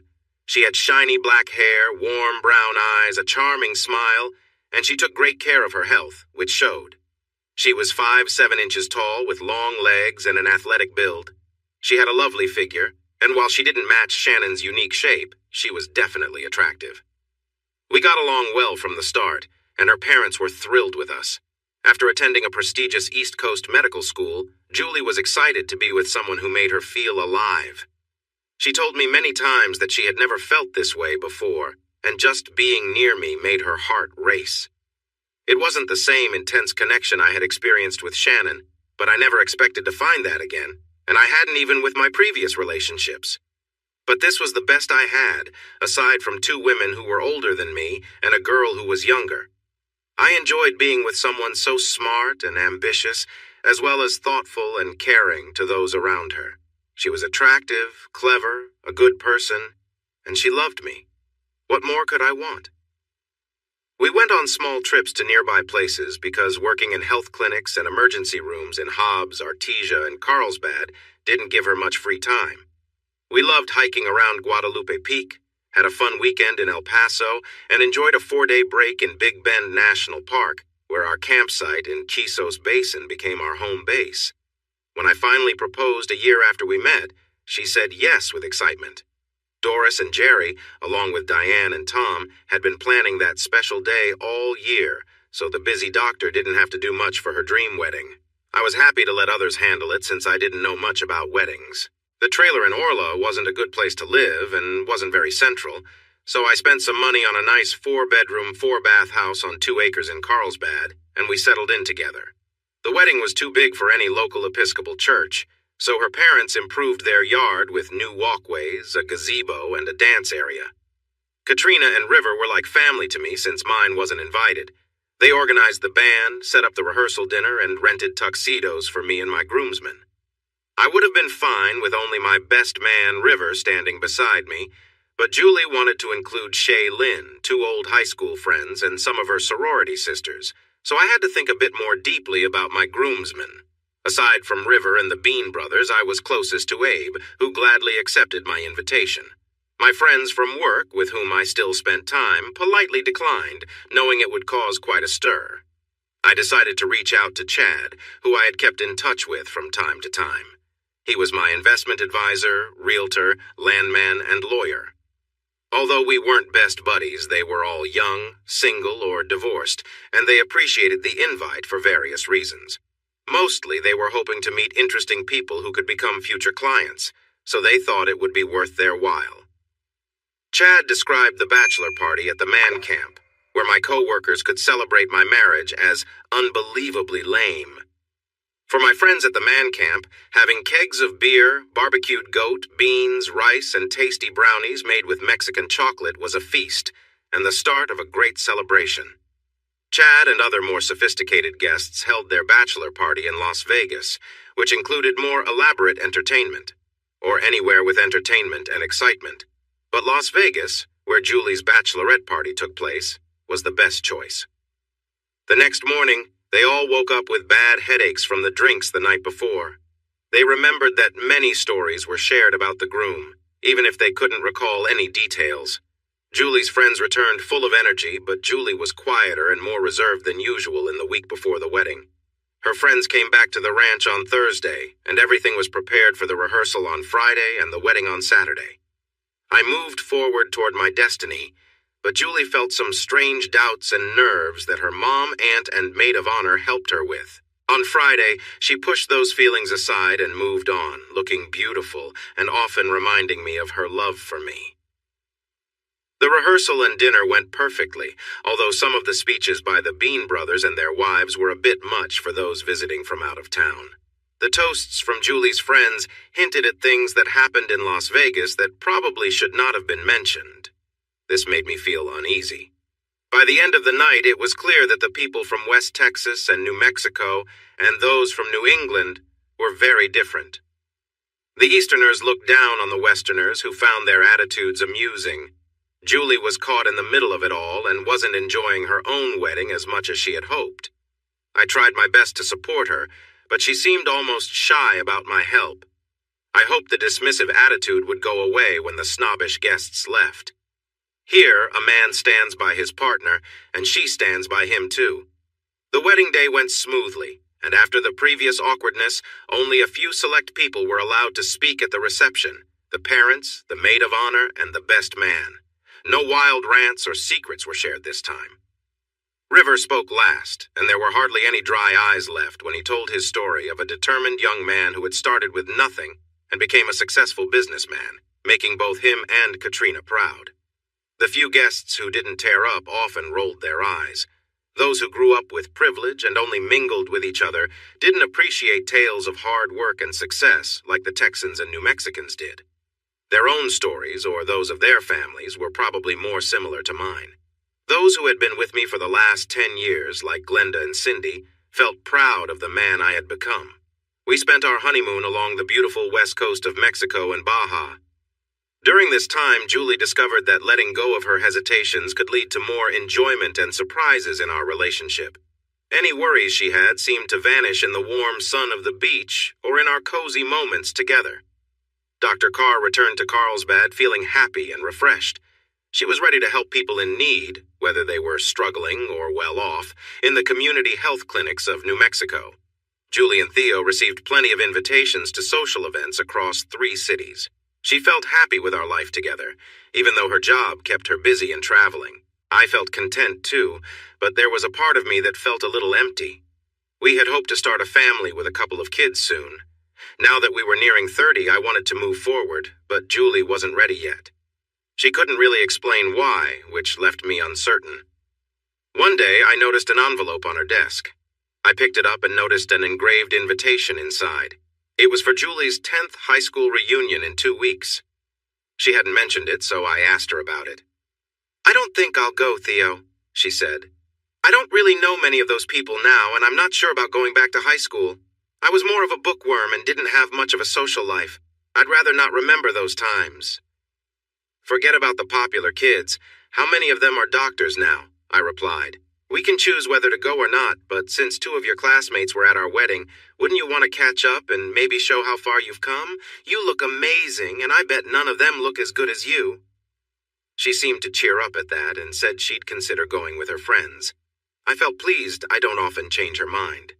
But then, 2 days later, I received a reunion invitation myself.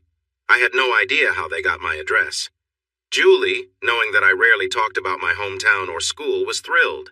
"So, if we're going to my reunion, we're going to your reunion too. I tried to stay calm and explained that the two reunions didn't relate to each other. I reminded her that no one from my high school or family was in our wedding party, but she was set on it. Julie can be convincing. In fact, Dr. Carr is just as skilled at using her charm to get what she wants as her mother, her aunt, or any other clever woman. And she knows how to do it well. Even though I recognized her tactics, I enjoyed our time together. I found great pleasure in being close to her, waking up beside her, feeling connected. There were things that I wanted to try, but some were still off limits for me. One surprise she tempted me with was opting not to renew her birth control pills after this cycle. That was a big decision for both of us, one I never expected to agree to. So, we prepared for 2 reunions, scheduled 5 months apart. After a wonderful honeymoon, our intimacy remained strong for several weeks, but her long hours spent caring for the sick and injured took a toll on her. We settled into a routine of a couple of times a week, when she would unwind and escape through our close moments together. Saturday was our dedicated day for relaxing and enjoying each other. However, that pattern required her to be home most nights, and there were times when emergencies at work kept her away. Those nights were tough for us, and sometimes we didn't connect as needed. With our upcoming reunion approaching, our time together intensified, which felt both rewarding and a little worrying. I wondered why she could push her responsibilities aside when she wanted something, yet struggled to do so at other times. Things calmed down a bit after I agreed to the big decision, but I still enjoyed those special moments we shared. She and her friends organized everything for her reunion, including picking out the outfits for our meet and greet that would happen at noon on reunion day, as well as the evening event and a special luncheon the following day. I needed some new suits anyway, so I was happy to fly us from Midland Spaceport to Dallas for a shopping weekend. I stayed patient and put on a cheerful expression as I assisted her through hours of decision-making on Saturday. Even with her extensive education, she found it challenging to choose. As we arrived at her favorite store, I encouraged her to describe exactly what she needed for each event, detailing her vision for the meet and greet outfit, the perfect dress for the reunion, and the morning look for the Sunday luncheon. In the back of my mind, I thought about how different she was from the girl who had initially hesitated about attending. Now she wanted to stand out at every opportunity, even debating on the ideal swimsuit in case we had time to visit the hotel pool. I promise I'm telling you the truth here. I explained to the salesgirl exactly what the woman is looking to buy and where. The salesgirl brings out a jumpsuit, and it looks fantastic on her. The color, size, and fit are just right. But the woman wants to try on more options. We spend hours doing this, but nothing looks as good as the first one, which matches her description perfectly. After some time, I quietly ask the salesgirl to bring back the first jumpsuit. We both compliment the woman a lot, and even a lady walking by praises how great it looks on her, while her husband seems very impressed too. So the woman decides to keep that one aside and look for a nice dress. Suddenly, Mandy, our salesgirl, appears with a lovely little black dress that looks like it was made just for her. It shines a little, matching her beautiful black hair. The dress has delicate straps and falls perfectly to show off her legs. Her neck and shoulders look elegant, and the dress fits her nicely. She looks amazing. In fact, she has never looked better in clothes. I feel a bit envious as a few men notice her as well. Mandy hands her some stylish black heels that accentuate her legs, and I can't help but admire her beauty. The woman makes several turns in front of the full-length mirror, posing confidently. When she asks for our thoughts, before we can respond, her admirers begin to cheer and compliment her with phrases like, "You look fantastic." She smiles and says, "Put that one aside and let me check out a few more to compare." I'm feeling nervous, but Mandy simply replies, "Of course. I have many more pieces I think will look great on you." Look great on her? She's 5'7" and wears a size 4. Everything here is likely to look good on her. I wonder if we really need to try them all on. We get close to that, but I mention we should find something nice for an upcoming luncheon, and the store is closing soon. I also say I will buy the navy blue jumpsuit, the little black dress, and the purple mini, regardless of her choice. She smiles and agrees, saying those are her favorites too.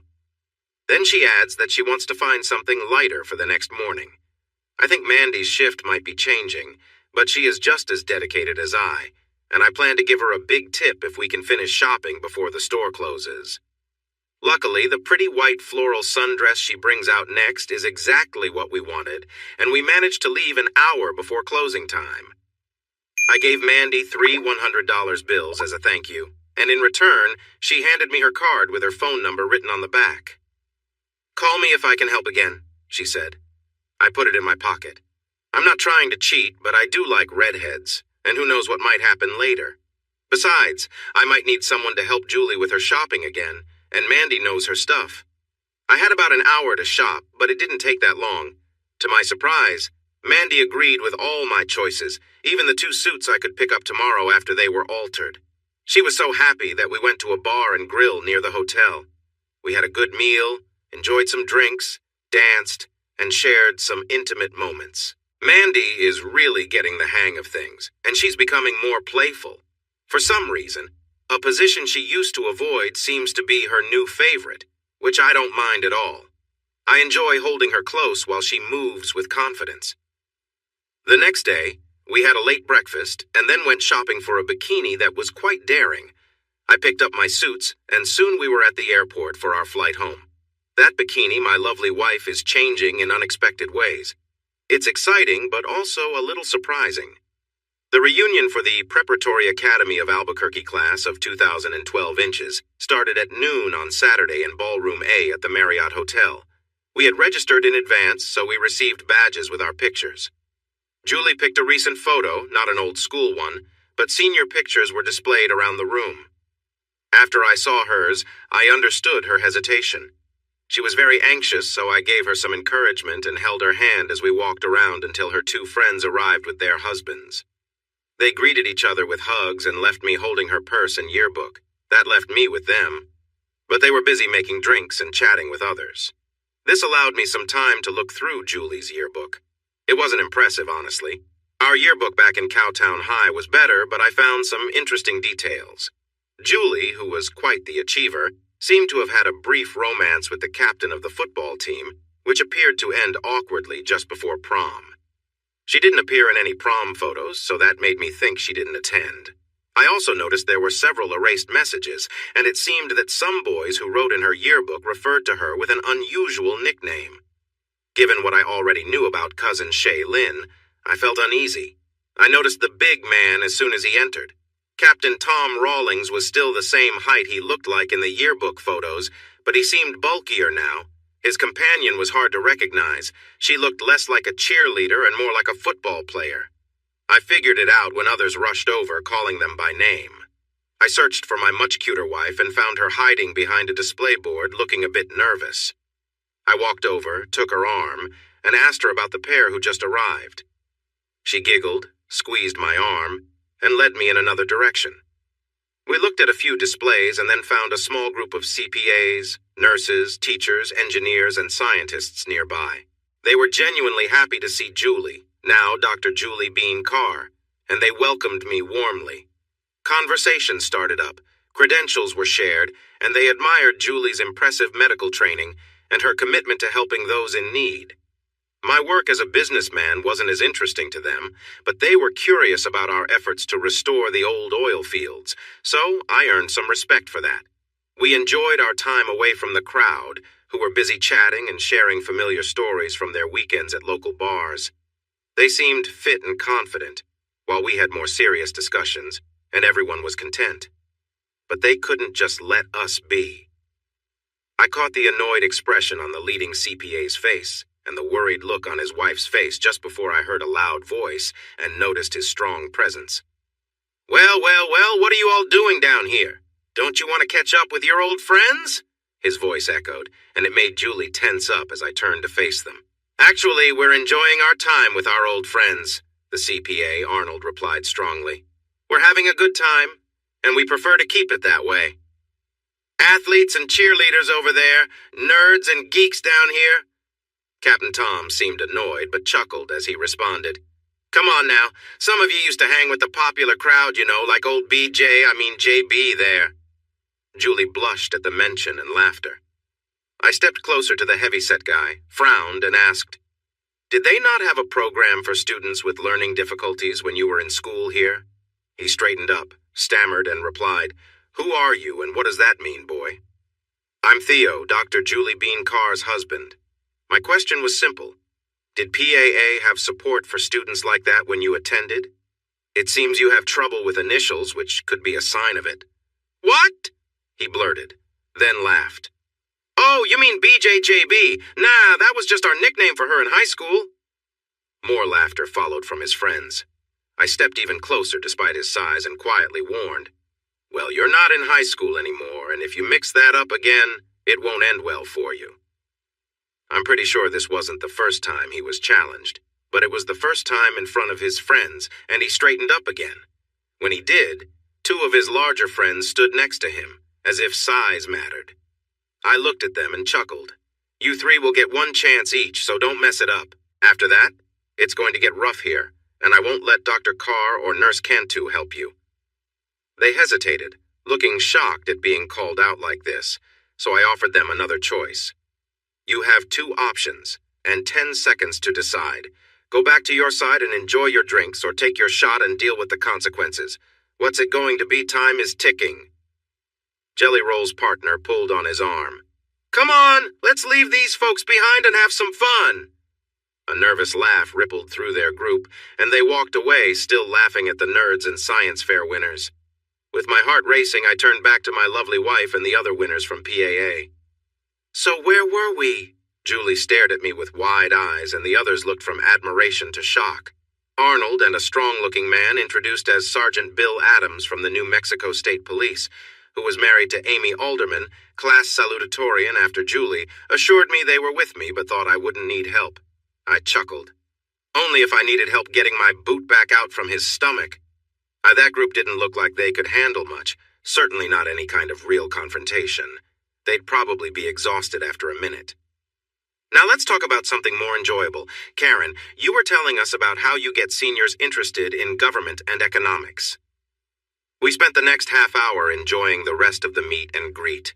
Julie seemed especially lively, staying close as we talked to others, even as we chatted with people across the room.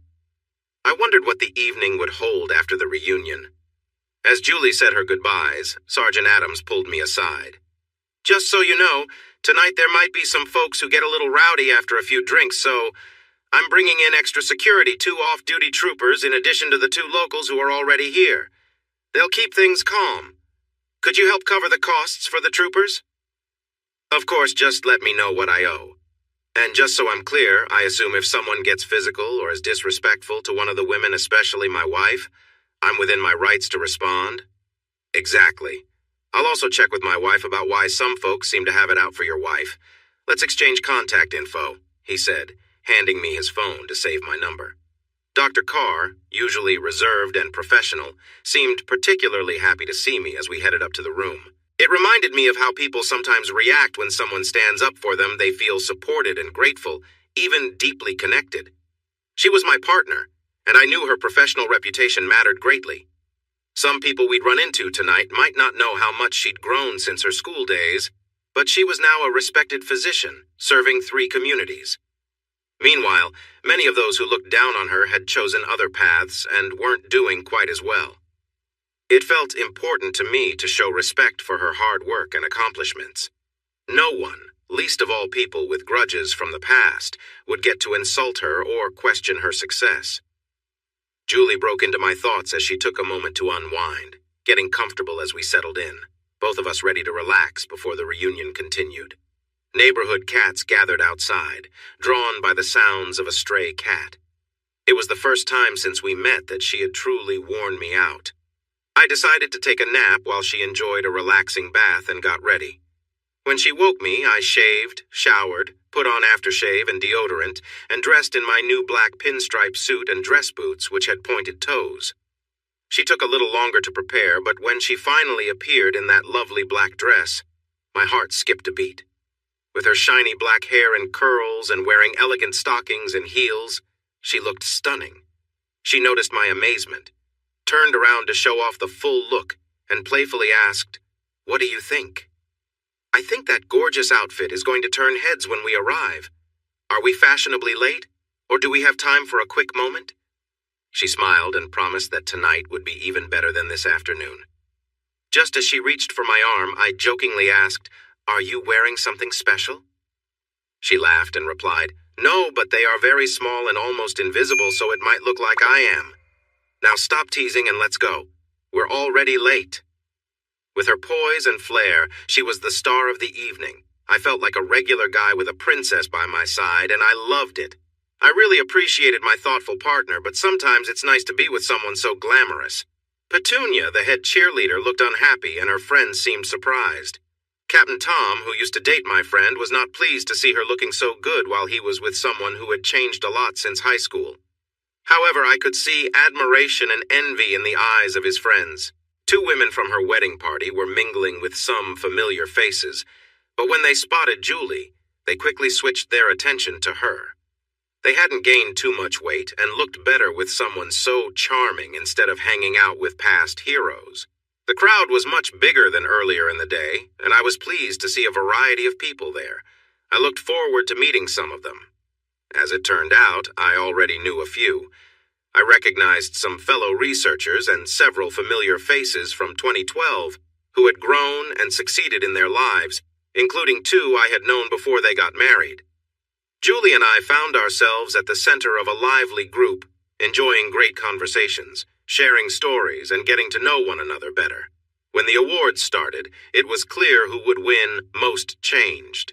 She enjoyed her moment in the spotlight, drawing attention and inspiring mixed feelings among those around her.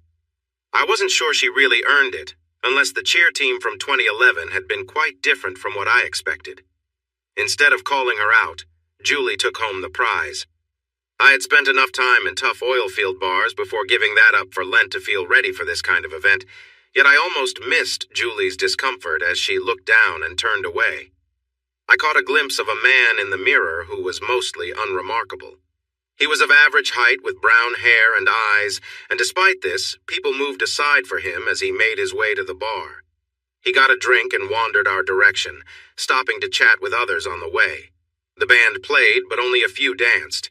Most people seemed more focused on catching up and meeting new friends.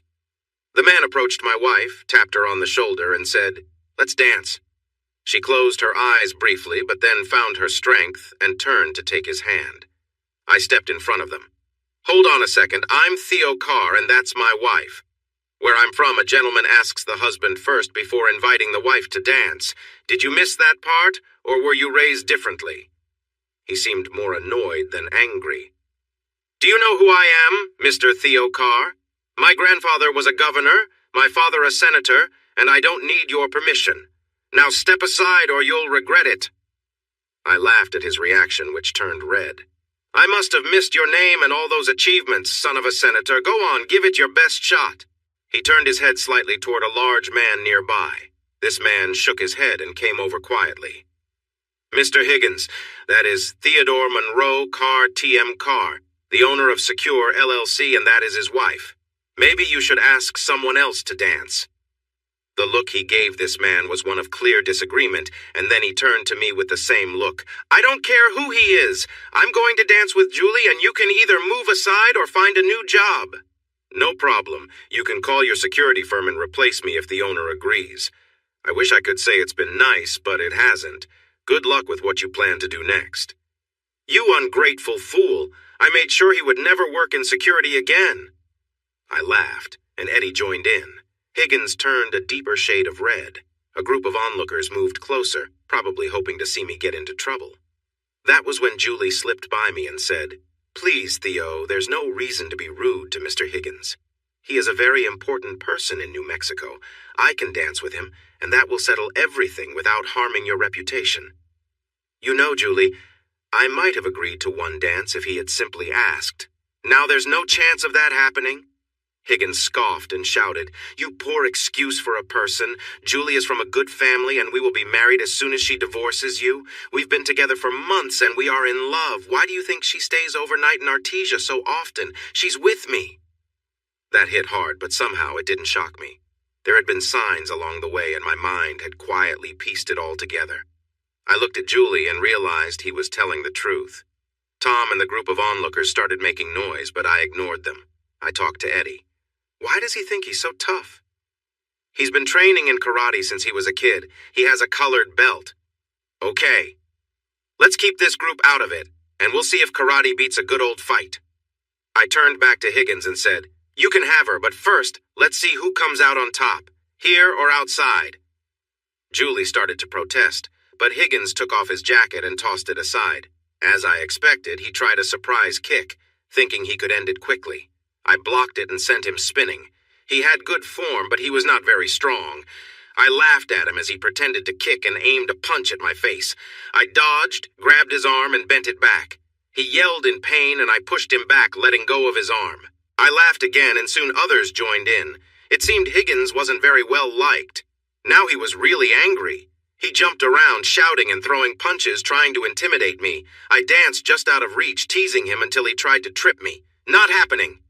I moved in while he was off balance, hitting him in the stomach, then in the side as he bent over. When he stood up straight, I pushed my thumb against his throat. He grabbed his neck, choking and gasping, clearly scared. I pretended to go for another hit, then let him catch his breath. As he turned to leave, I raised him off the ground with my big boots. My toe may have accidentally hit him, and he let out a sharp scream and lost his lunch right then. The fight ended with him curled up on the floor, looking miserable. Without wasting time, I spun around, shouted a Texas rebel yell, and charged at the others, who quickly scattered as if they'd heard a loud noise. I chuckled at their reaction and then faced my unfaithful wife, who was staring at her new partner with shock. "I can leave your things at your parents' house or in this room. You can choose to stay with him, go to your parents, or do whatever you want, but stay out of my life. Text me when you've decided, but don't call. I don't want to hear any excuses. Please, Theo. Let me explain." "Explain? No way. You did what you did, and I don't care why. You're out of my life starting now, and you'll get the divorce papers on Tuesday. Now what do you want me to do with your belongings? Leave them here or take them to Jerry's?" Reality was sinking in for her. She tried again. "Please, just let me talk to you. I made a mistake, but we can fix this." "No talking," I replied. "That time has passed. Since you can't choose, I'll leave your things in the room. You can call your parents and tell them why you're stuck in Santa Fe. They'll probably be happy to come get you." I took a couple of steps and made a call. "Chad, sorry to bother you on your Saturday night, but I need you to do a couple of things on Monday, okay?" "You sound upset. What's going on?" he asked. "Not much, but I just found out my wife has been unfaithful, so please call the liens on this man's property and stop all donations to his father's campaign. Redirect them to his opponent. Anyone who raises someone like him doesn't deserve my support." "Let me repeat what I think I just heard," Chad said. "Your wife is having an affair. You want me to call the liens on his property and stop his father's donations? Is that it?" "That's it for now. Let me know when it's all done, please, and send my regards to your family. Talk to you Monday." The group was back in their corner, drinking quickly and saying how they could have handled me but felt sorry for the situation with my wife. The others who had gathered around my confrontation with her and him had backed away, perhaps afraid I might take my anger out on them. Except Arnold and Sergeant Adams, who stood firm with smiles on their faces. Bill Adams reached out and said, "I checked up on you this afternoon, and they weren't joking. That was really something. That guy can't do anything right. He must practice with little kids if he thinks he's tough." We shook hands, and then I also shook hands with Arnold, who smiled and said, "Just in case he tries to take action, I recorded everything on my phone except the last few seconds. I missed that part. I'll send you a copy." Eddie joined me as I left the ballroom. "I tried to tell him, boss, but he thinks he knows it all." "I know, Eddie. I'll make sure your next job is with someone who is worth it." Eddie helped me pack and carry my bags to my truck. As soon as I got on the highway heading east, I called Jerry to share my story. He was shocked by his daughter's actions and had me tell Doris, too. She didn't seem as surprised as he was, but she did apologize. I decided to look into that later. If she knew about her daughter's trouble, our relationship could be tough moving forward. The anger and energy kept me going all the way to Carlsbad and kept me awake for a while until I decided to just let things be. This was an issue I didn't cause and couldn't control, so why stress myself out? I slept until 10 and thought about going to Glenda's for lunch, but decided it was best not to get in the way of her and the man she liked. He seems like a good guy. and I wish them well. Still, I could use a friend, and I didn't want to involve River. So, I ordered a lot of pizzas, buckets of chicken, 3 cases of soda, and headed to my trailer at the man camp. I had friends there, and they would appreciate a big Sunday meal. They really did. I shared my story, and we all had a great time until it got dark. They helped me back to the trailer and laid me down on the bed, but they took my boots off. Monday was rough, and my headache was just one problem. Tom and Diane called to get my side of things. It turns out their niece had a different story. I sent them Arnold's tape and suggested we could talk later, but I needed to call my divorce lawyer. They didn't call back, and neither did Jerry and Doris. My divorce lawyer, who was recommended by my best man, was glad to have the tape. He mentioned it would be helpful to have more evidence since cheating can be a reason for divorce in New Mexico if there's enough proof. I told him I had a team ready to look into this right away, and he explained the basics of community property in New Mexico. I wasn't sure how everything would turn out, but she had wanted to keep her bank accounts, investment funds, and retirement plans separate. She thought some of my business moves were too risky. I had never finished studying for the law exam, let alone taken it, but I understood enough about the law. I took some time to read up and felt good about my knowledge. She had really hurt her case by keeping things apart and being unfaithful for 6 months. Tuesday was tough because Dr. Bean got the divorce papers, and both she and my mom reacted strongly. Jerry felt awkward and did not say much, but he asked me to think about changing the reason for the divorce to irreconcilable differences if Julie agreed to everything. I said I would think about it, but I laughed as soon as I hung up. By the end of week 2, the investigation was done. I asked them to send the findings to my lawyer since I didn't want to know more about it. Senator Higgins called me and said he had cut ties with his son. He wanted me to think again about not calling in the liens and stopping my donations to his re-election campaign. I said I would think it over, which lasted about 5 seconds. Forget both of them. After some beer and a long talk with my friends, I agreed to meet with Katrina, who I knew would ask me to reconsider. She did, but only a little. When I offered to send her a copy of the tape and the investigation report, she gave in. She only asked me to consider using irreconcilable differences so her reputation wouldn't suffer too much. I reminded her that she was responsible for her situation, but I would think about it, and I did. I didn't dislike her, just what she had done. Changing a few words didn't seem like a big deal if I could get her agreement. I called my lawyer to discuss it. 2 days later, a courier brought me the signed divorce and settlement papers. I just had to wait 30 days for the judge to sign the decree. I got drunk that night too and listed the house in Carlsbad for sale. The trailer was all I needed, with offices in 2 states and River's credit card. Ironically, when I checked the mail at the house before I left, I found a receipt and tickets for 2 people for an event related to my old high school. I chuckled and tossed it in with the other mail to look through later. No way. 3 days after my divorce was finalized and 4 days after I started my work at the state capitol, I came home to find a brand new black Jeep Wrangler parked in my spot. It looked a lot like a truck that had been parked there a few years ago, and my heart raced as I got out of my pickup and noticed a party happening in my fenced backyard. The grill was hot, chairs were scattered everywhere, and a group had gathered around a woman with shiny blonde hair sitting on a table.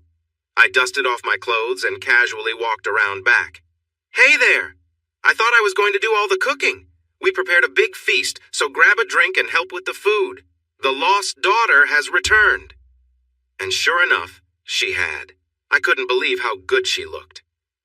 Grown-up Shannon was so stunning that I hesitated to approach her. She didn't greet me at all. Her expression was neutral, and her body language said I didn't matter to her. Finally, I said, "So you've grown up. How do you feel about older men, particularly a recently divorced older guy?" "That depends. I know quite a few divorced older men, and I don't judge them. Anyone can make mistakes. But I do hold a grudge against old friends who completely disappear for 5 years, whether divorced, married, or single." "I thought that's what you wanted when you left." "Really? Then why did you keep an eye on me and come to football games with binoculars without saying hi? Remember what you said before? No contact? I was 18 and you were 24. Why were you letting me decide?"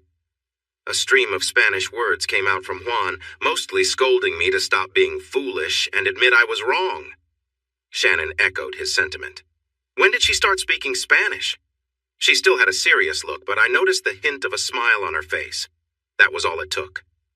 In 2 quick steps, I was next to her, wrapping her in my arms and admitting I had been a fool. She giggled and said I should remember that, then pulled me closer, resting her head on my chest. Standing there in the dry, dusty plains of West Texas, holding the girl I've always dreamed of, surrounded by friends who were happy to see her back, my heart overflowed with joy and gratitude. I could only see a few familiar faces, but those I could were either tearing up or smiling widely. I think I experienced both. We had a little too much beer, ate a bit too many ribs, and shared way too many stories about the time after Shannon left. They talked about my dating adventures the winter after she was gone, my confusion before marrying Julie, and my hurt and frustration when I discovered Julie's betrayal. For a group of hard-working migrant laborers, they had a keen understanding of my thoughts, almost as sharp as their dedication to the job. Shannon shared some updates, too. After a semester, she decided to switch from petroleum engineering to a 5-year certification program in environmental sciences. She only needed to complete her internship to graduate by August. As a legacy, she had pledged Chi Omega, attended all the required events, and made plenty of new friends at Texas Tech. Along the way, she had also learned how to steer clear of some of the rowdier fraternity members. During her time at university, she'd been a cheerleader all 4 years and had been named All-Campus Beauty 3 times when her sorority nominated her. College had been everything she'd hoped for, teaching her a lot about people and what to look for in friends. She was set to graduate with honors, so long as her internship supervisor, a guy named River, gave her a good review. 2 weeks in, she felt optimistic. One of the best parts of our barbecue and time spent together was that I gained a new roommate, Shannon, who was a senior intern with Pattaya Ventures, LLC. When we finally went inside to clean up and rest, I noticed that she had taken over part of the closet in the spare bedroom and a section of mine. It was interesting seeing all her colorful sneakers and shoes lined up on racks, along with the dresses and clothes that filled the space. "Pretty sure of yourself, huh?" I asked, raising an eyebrow. "Of course. I know you can't resist my charm," she replied playfully. With a laugh, she grabbed her things and headed to freshen up, while I took a moment to relax and prepare for the next day. She was truly the most beautiful person I'd ever seen, especially given the circumstances. I dried her off and she dried me. Then I playfully chased her to the bed. She jumped and twisted in midair, landing with her head at one end and her feet near the headboard. It was clear she was eager for us to get closer. She was delightful in every way. I enjoyed every moment together, feeling a connection like never before. I was fully lost in the experience and ignored everything else around us. After we shared some joyful moments, I rolled onto my side, picked her up gently, and set her down with a playful suggestion for her to turn around. The excitement in the air was palpable, and we found ourselves caught up in a joyful rhythm together. I can't explain how we ended up feeling so close that all we wanted was to cuddle and rest together after sharing such a happy time. When I woke up the next morning, I noticed she was no longer beside me. I felt a bit sad about that, but I loved hearing her cheerful voice singing "The Happiest Girl in the Whole USA." She welcomed the day with kindness, and even suggested we make lunches for each other. There was something so charming about her in her casual outfit, and I realized we needed to have a serious discussion soon. I felt myself falling back into deeper feelings, and I needed to know if this was more than just a short fling. I said, "Shannon, we need to talk." She responded happily, "Sure, you're in charge, so we can chat on the way to Santa Fe today. But first, let's get ready since we're running a bit late." She was right. We needed to start our journey to ensure we made it on time. She chose a tan suit instead of the black pinstripe and paired it with brown boots and a stylish hat. I got dressed as she asked and walked over to the area where she was waiting, hoping for her approval. "Get your things packed up and put my bag in the back seat. I'll be ready in 5 minutes," she said. Her beige dress fit nicely and ended at her knees, and she wore 2-inch heels. It was a smart, casual look, and I was dressed in a light suit. Together, we looked good. The compliments from the workers heading to the fields confirmed how great she looked. We were on our way to New Mexico when I remembered we needed to talk. I wasn't sure how to start the conversation. Finally, I said, "Shannon, this situation feels a lot like your last internship with me. You showed up without notice, we hung out, and then we shared some really special moments together. I need to know if this is just a quick fling like last time, or if there's something more. I don't want to watch you drive away again." She laughed and shook her head. "Well, let's see how this time is different from 5 years ago. I was 18 back then, starting college with all its temptations. Now I'm 23, and just a few hours away from finishing my internship. Do you see the difference? Last time, did I bring a big suitcase and take over half your space? Was that internship approved by my school like this one? Are you catching on yet? How about this? Did you think it was just a coincidence that I showed up right after your divorce was final? I mean, you've been hearing about me from my brother and, well, I've been keeping an eye on you too. Surprised? And here's the truth. I fell in love with you during those 3 days, and I hoped you would be free once I finished school. I felt sad when I found out about your engagement, and it hurt for weeks when you got married. But your friend Brad found some concerning information about your fiancé and began to worry. When he discovered the name Jack Higgins in one of the reports, he checked further. He was planning to share his findings with you when he had everything confirmed, but he suspected something was wrong. I know you, and I know you wouldn't tolerate any dishonesty, so I let myself feel hopeful. When things went south at the reunion, I felt bad for you, but I also felt good about my chances. I made plans and was ready when the divorce was finalized. I might have gotten some help from your friends who shared insights about you. River and Katrina may have shared more details, and River might have spoken to the dean to make sure my internship was with Pattaya Ventures. I can't say yes or no to that because I might have made some promises, and I keep my promises. But Theodore Monroe, I want you to know that I love you, and I plan to sleep and wake up next to you forever. Hopefully, as Mrs. Theodore Monroe Carr. Any questions? Not really. I think you explained things well.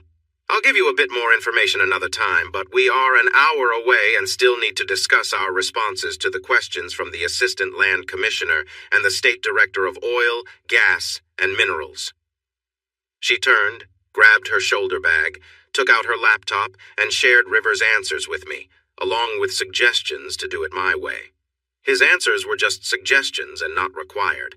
I laughed and told her she had earned the right to present the answers, and I would add my thoughts. She started to argue, but then sighed, agreed, and went back to reviewing River's responses and her notes. Since I was paying, they chose a fancy restaurant with a private room. I anticipated Greg's reaction to seeing my colleague. He was known for his charm around women. Amy surprised me, though. She's smart and talented, and she dislikes any hint that she used her looks to get ahead because she truly didn't. She is the most skilled and knowledgeable person I've encountered in OGM, but she does like to dress stylishly, showing off her legs to get what she wants. The dress she wore suggested she knew she was meeting me and wanted to keep me focused. I thought she might be jealous of Shannon, but instead she quickly recognized a friend in her and a useful partnership formed that would last.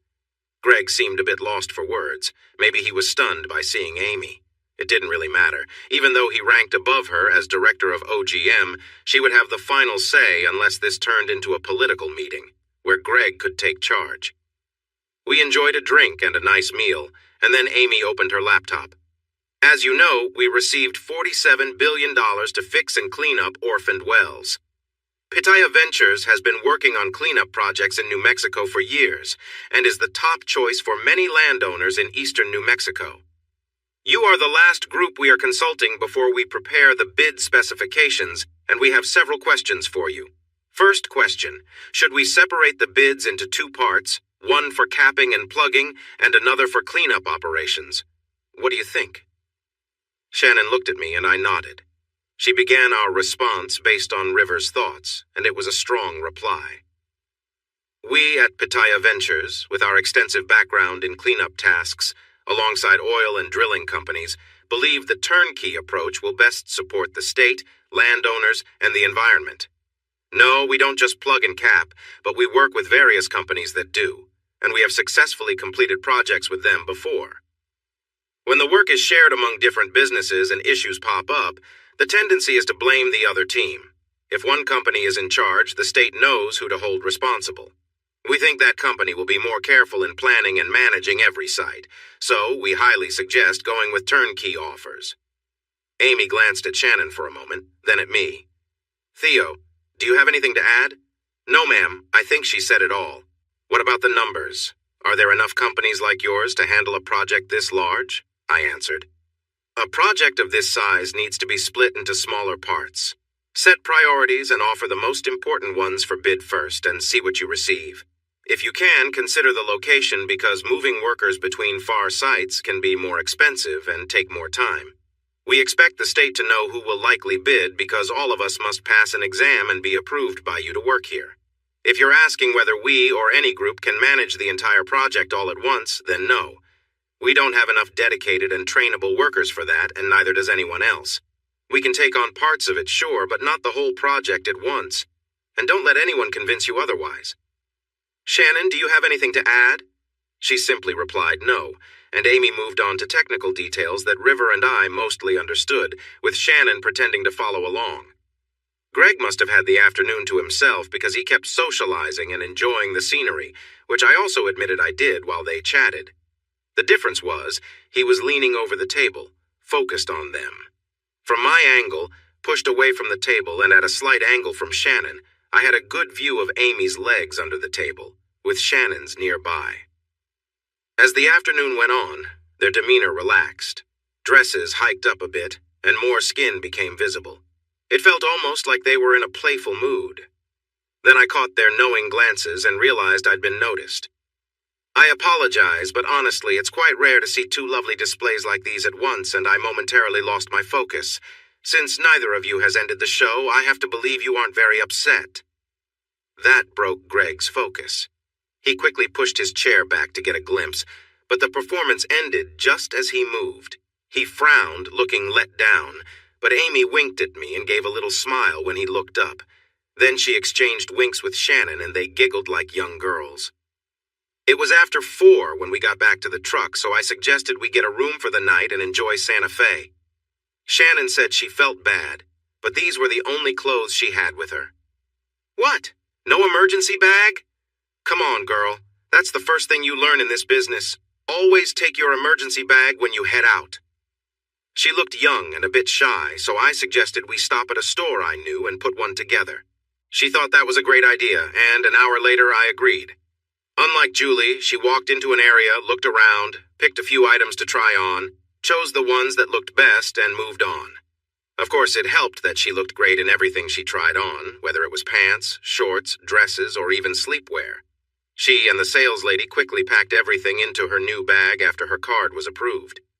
I booked a room in my favorite historic hotel in Old Town while she was in the changing room, and that's where we went after she bought some toiletries at a nearby store.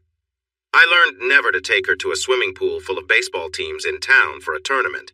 She almost caused a stir and then joked that it was to balance things out for my admiration of Amy's style. I insisted she wear jeans for our walk to a New Mexican food cafe that has been around for over 100 years. It was probably better than a dress, and definitely better than shorts. But she still got attention, and people chatted and flirted with her right in front of me. It bothered me at first, until I began to accept it. We were waiting for a table, surrounded by fit young men from the baseball teams, when our names were called. She apologized and were led to our table. I was following Shannon and the waitress down an aisle when they turned right, and I found myself face to face with Jack Higgins and my ex. Julie looked surprised. Higgins looked shocked. Seizing the moment, I called Shannon back, brought her to their table, and introduced her. Shannon Barnes, this is my ex-wife, Julie Bean, and this is her partner, Jack Higgins. Or are you two engaged now that I'm no longer in the picture? Not that it's your concern, but we're engaged, Higgins replied. Shannon looked at Higgins and then reached out to Julie. She shook her hand with enthusiasm and said, I want to thank both of you from the bottom of my heart. I thought I had lost him forever, but you freed him again, and now he is mine for good. Thank you both. She shook Higgins's hand with excitement and then suggested we head to our table. Once we sat down, she asked, Is she really a doctor from Johns Hopkins? Anyone who would trade you for that guy must not be very smart. Then she gently pulled my face close to hers and shared a kiss that made everyone around us notice. The waitress stood nearby, waiting patiently, until Shannon finally leaned back in her chair. The waitress, who looked to be in her late teens or early 20s, smiled at Shannon and said, "I'm sorry for watching, but I couldn't help it. You are the most beautiful person I've ever seen, and I mean that respectfully." "Thanks, but you are very pretty too.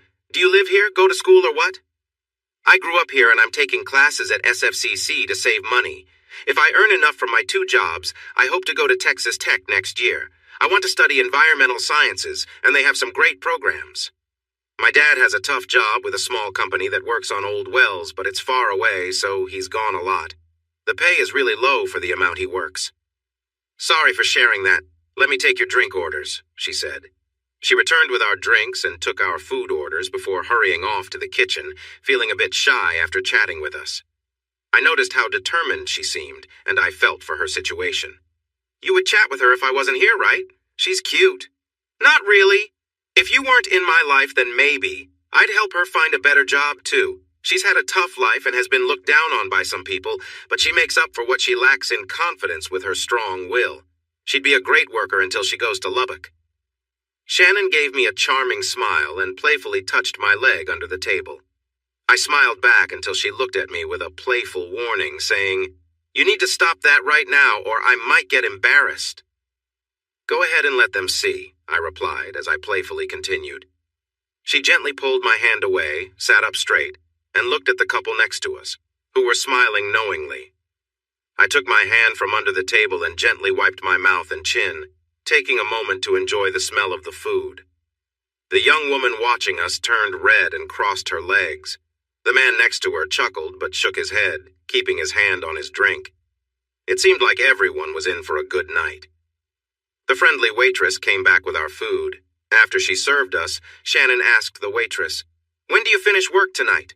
"Not until 9, the waitress replied. "I don't have to close up, but I'll be here during the busy hours.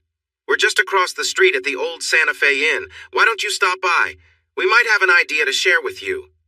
She looked from Shannon to me, her cheeks turning a brighter shade of red. Leaning in closer, she whispered, "I don't have a lot of experience. I'm worried you might not be happy." Shannon smiled broadly, trying not to laugh.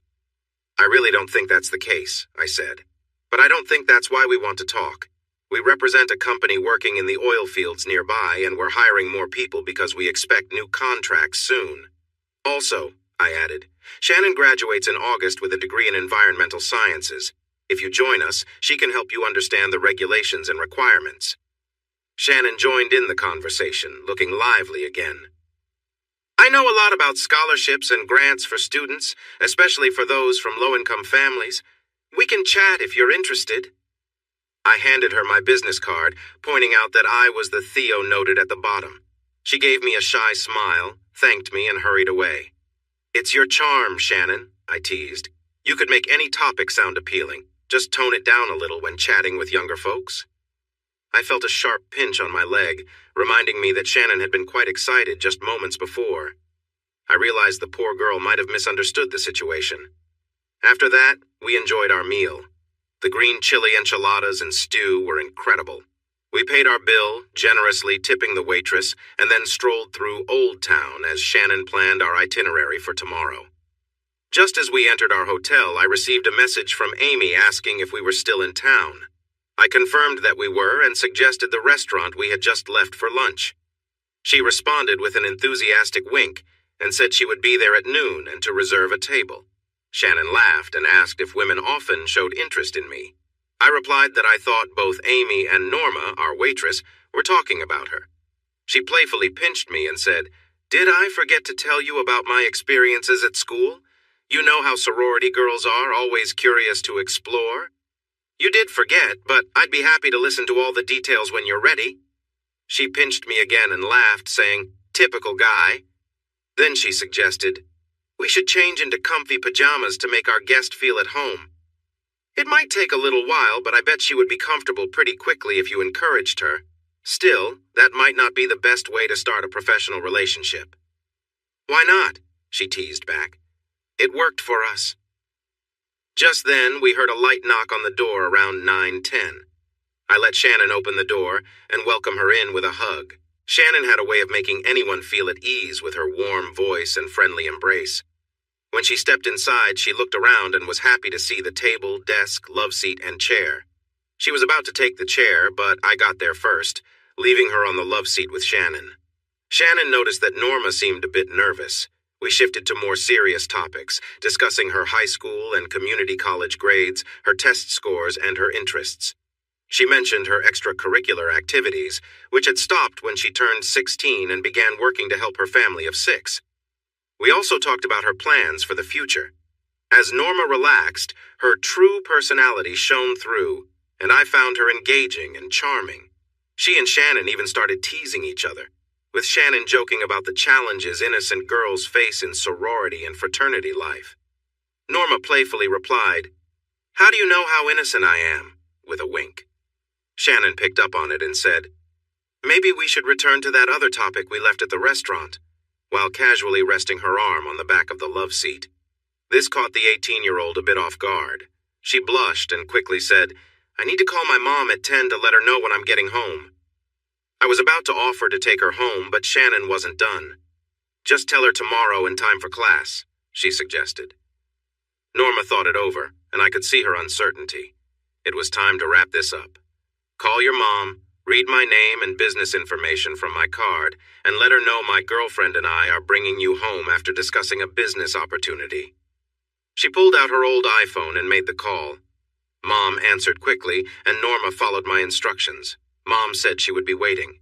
We all climbed into the front seat of my truck, with Shannon sitting in the middle. Norma gave me her address, and I entered it into the GPS as we headed to her home. Before Shannon could say anything more to upset her, I told Norma, "If your dad is a good worker and doesn't use drugs or alcohol at work, he should call River Peyton. That's the other name on the card." We have crews working throughout New Mexico, though none are near Santa Fe for commuting. We have RV trailer camps near the work sites where he can stay and eat for free. The same applies to you. We could provide a laptop and some training online, but eventually you would need to move to our new office in Orla, Texas. You can take college courses online for less than a community college, and if you're a good worker, River might help pay for it like he did for me. "What do you think?" I asked. "I think tonight could be the luckiest night of my life. You've given me hope when I had very little. I can't wait to talk to my dad and call Mr. Peyton." "I believe we'll feel the same way a few years from now. We were lucky to meet Shannon, too, and she's been doing well so far. She's only been working for a few days, but she impressed everyone today at the meeting. We are living at the man camp in Orla, so we can help you if you decide to move down there." Her home was an old trailer in a rough part of town. Despite that, there was a small lawn and a couple of flower beds, along with an old but well-kept pickup in the driveway. It reminded me of where I grew up, minus my dad's old trucks and tools scattered around. When we pulled up, Norma's mom opened the door. Norma started to get out but paused. She looked at Shannon and then me and said, "I know you were just joking about the other thing, but for someone like me, being close to both of you would be a dream. Shannon is so beautiful, and you are so kind. I don't think I could have said no." "We were joking, but I want you to know, Norma, that I would be happy to spend time with you if things were different. You're smart and beautiful, and I hope you always remember that. Now go inside, talk to your dad, think about your options, and call River when you've made up your mind. We hope to see you again, but if we don't, it has been wonderful meeting you." Shannon added, "I'm sorry for teasing you so much. I'm used to college life where teasing is common. I agree with everything Theo said, and I hope to see you again." I wasn't sure how she managed it, considering how lively she was on the way back to the hotel and how little sleep we got. But perhaps it was the thought of shopping that got her moving early. She insisted that I take a shower and get dressed so we could eat at the buffet and check out the stores that opened at 8. I dragged myself along with her, but the painting of the Guadalupe Mountains didn't inspire me like it did her. I took out my credit card, but she said she was paying for her painting. I was okay with that. I was still feeling tired when we got to the Southwestern clothing store, but watching Shannon model clothes was nice, even though I was exhausted. She was excited about buying some Western and Native American-style skirts or dresses and boots to go with them. She found a colorful knee-length dress that she loved, but I thought it wasted her beautiful legs. I agreed to buy it if her next choice showed a little more skin. She smiled, ran off, and then came back with chocolate suede boots and a skirt with leather fringe. The blouse she picked had a Western style with matching colors and a neckline. The skirt looked modest until you noticed the fringe at the bottom. I told her to sit down, and while I thought it could wait until September, I knew it would be worth the space in her closet until it cooled down. Her next choice was an indigo jean skirt with a flashy gold zipper and stitching that caught the eye. She paired it with a tight see-through tee and a white boyfriend shirt with gold trim. She looked really good in it, and I worried about going out to a bar while she was wearing it. Her last pick was a navy jumpsuit with a long zipper that drew attention to her figure in a subtle way. She could have kept shopping, and I would have likely bought it all for her, but we had a lunch date at noon and it was already 11. She casually told me to put on jeans and a company logo shirt, then took over the bathroom. A great thing about having natural beauty is that it doesn't take long to get ready. I was surprised when she came out in the jean skirt, tee, boyfriend shirt, and colorful cowboy boots that she had tried on earlier, but I didn't know she bought. You do know we're meeting the director of OGM, right? The one we want to impress for the bid sheets? I do, and you need to trust me. Greg won't be there, and she's interested in both of us for reasons beyond the bid sheets. Now grab your hat and let's cross the street. If she asks, we'll say we only brought one set of business clothes, so this is what we have. She'll be pleased. Amy hurried in right after we were seated in a cozy corner with our favorite waitress, who was working the lunch shift today. Norma's uniform was meant to be cute and bright, but she made it even better, and Amy noticed when Norma sat her down. Amy also saw my fitted jeans and logo shirt when I stood to greet her. I almost stumbled over my chair when Shannon stood. In a heartbeat, I realized Shannon knew what she was doing. Amy was a stunning, blue-eyed brunette, married with 2 lovely kids, but she surprised me. I wondered how many others in the capital knew about that. The table Shannon picked was square, placing Amy between us, and she seemed unsure about which side she preferred. Shannon apologized for our casual outfits and gave Amy a light excuse. Amy reassured us, saying it was fine since we did not know she wanted another meeting. The talk flowed from one subject to another until after we finished eating. When Norma came to clear the table, I asked, "What did your dad think, Norma?" She perked up, saying, "Thank you so much, Mr. Carr. After he spoke with Mr. River this morning, he felt like a new man, so happy and full of hope. He starts work in Orla on Monday, so we're driving down on Sunday. Mr. River is letting our whole family stay in a nice RV with plenty of room." Shannon asked, "So you'll be going too?" "Yes, ma'am," Norma replied happily. "My professor said I could join through video call, just like the way students did back in 2020. I'm so excited I can barely keep track of everything." "And what did River say about your office manager training?" Shannon asked. "Oh, right. I start training on Monday with Miss Katrina, and I will get paid. He also offered to pay my mom to help keep the office and any empty trailers clean and make the grounds look nicer." "Isn't that wonderful? You changed our lives in just one night. I can't thank you enough." Shannon winked and joked. "Oh, we'll think of something," which made Norma blush red, and she quickly got back to cleaning. I added, "That's fantastic to hear, Norma. Tell your dad to spread the word to other hardworking, responsible people to apply. We always need good help, especially in a few months." Mr. River said the same thing, and my dad started a list right after the call. "You have my number. Call me when you know what size U-Haul you need, and I'll help arrange it. We'll cover your moving costs, okay?" She paused her cleaning. Her eyes filled with emotion and began to cry. Shannon got up to comfort her, giving her a hug and words of support. Soon Norma calmed down, took a determined breath, and came to my side of the table. She leaned in, wrapped her arms around me, and gave me a quick kiss on the cheek. Shannon smiled brightly at this, and then Norma said, "You are like a kind savior. I shared my struggles, and you made everything better for me and my family. I'm feeling so excited that I can't focus, but I can hardly wait for Sunday. Thank you again, you amazing guy." She went back to her work, cleaned up the table, and left. Amy had been quiet during the show, but now she spoke up. "That's a summary of what I found out about you and River Peyton when I checked with landowners and officials. You take good care of your employees with fair pay, housing, food, and insurance, and look after their families too, which is why you have such great workers. It's a smart way to do business. I won't say much about the bidding materials you'll get soon, But you should start getting more people and tools ready. I have a feeling you'll need them. I paid while she talked with Shannon, and we walked her out to her car. She paused at her car door. I doubt my little disguise fooled you, especially Shannon. I need to be careful for obvious reasons, but if either of you ever wants to have some fun, just give me a call. She climbed in. I closed her door and she drove away. Well, I guess I did great, Shannon exclaimed happily. You did, and it annoys me, I replied sharply. Since I met you, I've worried about keeping you safe from men, but now I'm worried about women too. It seems like everyone is attracted to you. She laughed. I can only speak from high school and college, but yes, that's mostly true. I do catch the attention of a lot of different people, and some are not the best, so I really need your protection. I stopped at the desk to pay for a late checkout, then endured another round of playful teasing from Shannon before we packed up and drove away from the sunset. We got back around 11, so we dropped our things in the other bedroom and went to bed. That simple act would lead to an important change in our lives the next day. I woke up first and enjoyed watching her sleep.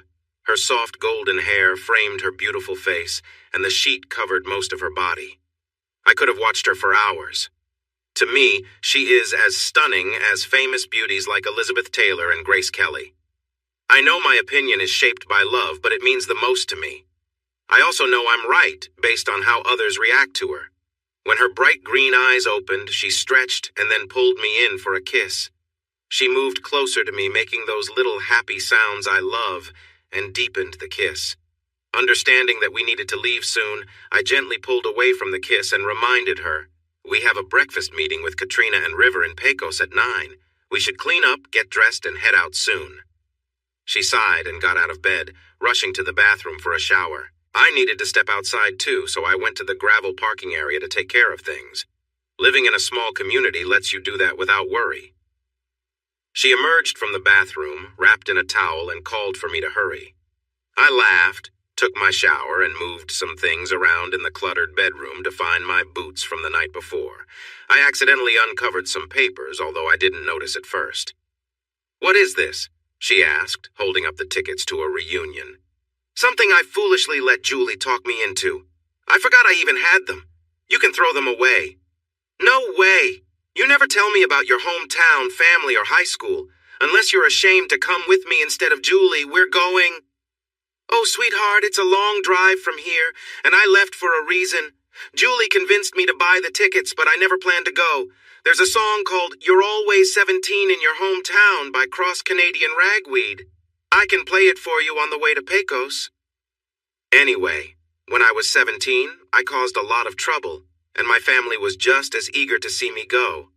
I was surprised to even get the invitation. I didn't think anyone still cared where I was. Let's get going to Pecos, she insisted. But I don't care who you were at 17. You're 28 now, a successful businessman with a wonderful girlfriend, and you look great. I want to show everyone how far you've come. Her encouragement made it sound appealing, so I played the song for her. She wasn't swayed. That's not you anymore, and we're going. It's the third weekend of September, so we have time. By then, I'll have graduated, and I'm hoping to find a nice guy to settle down with, too.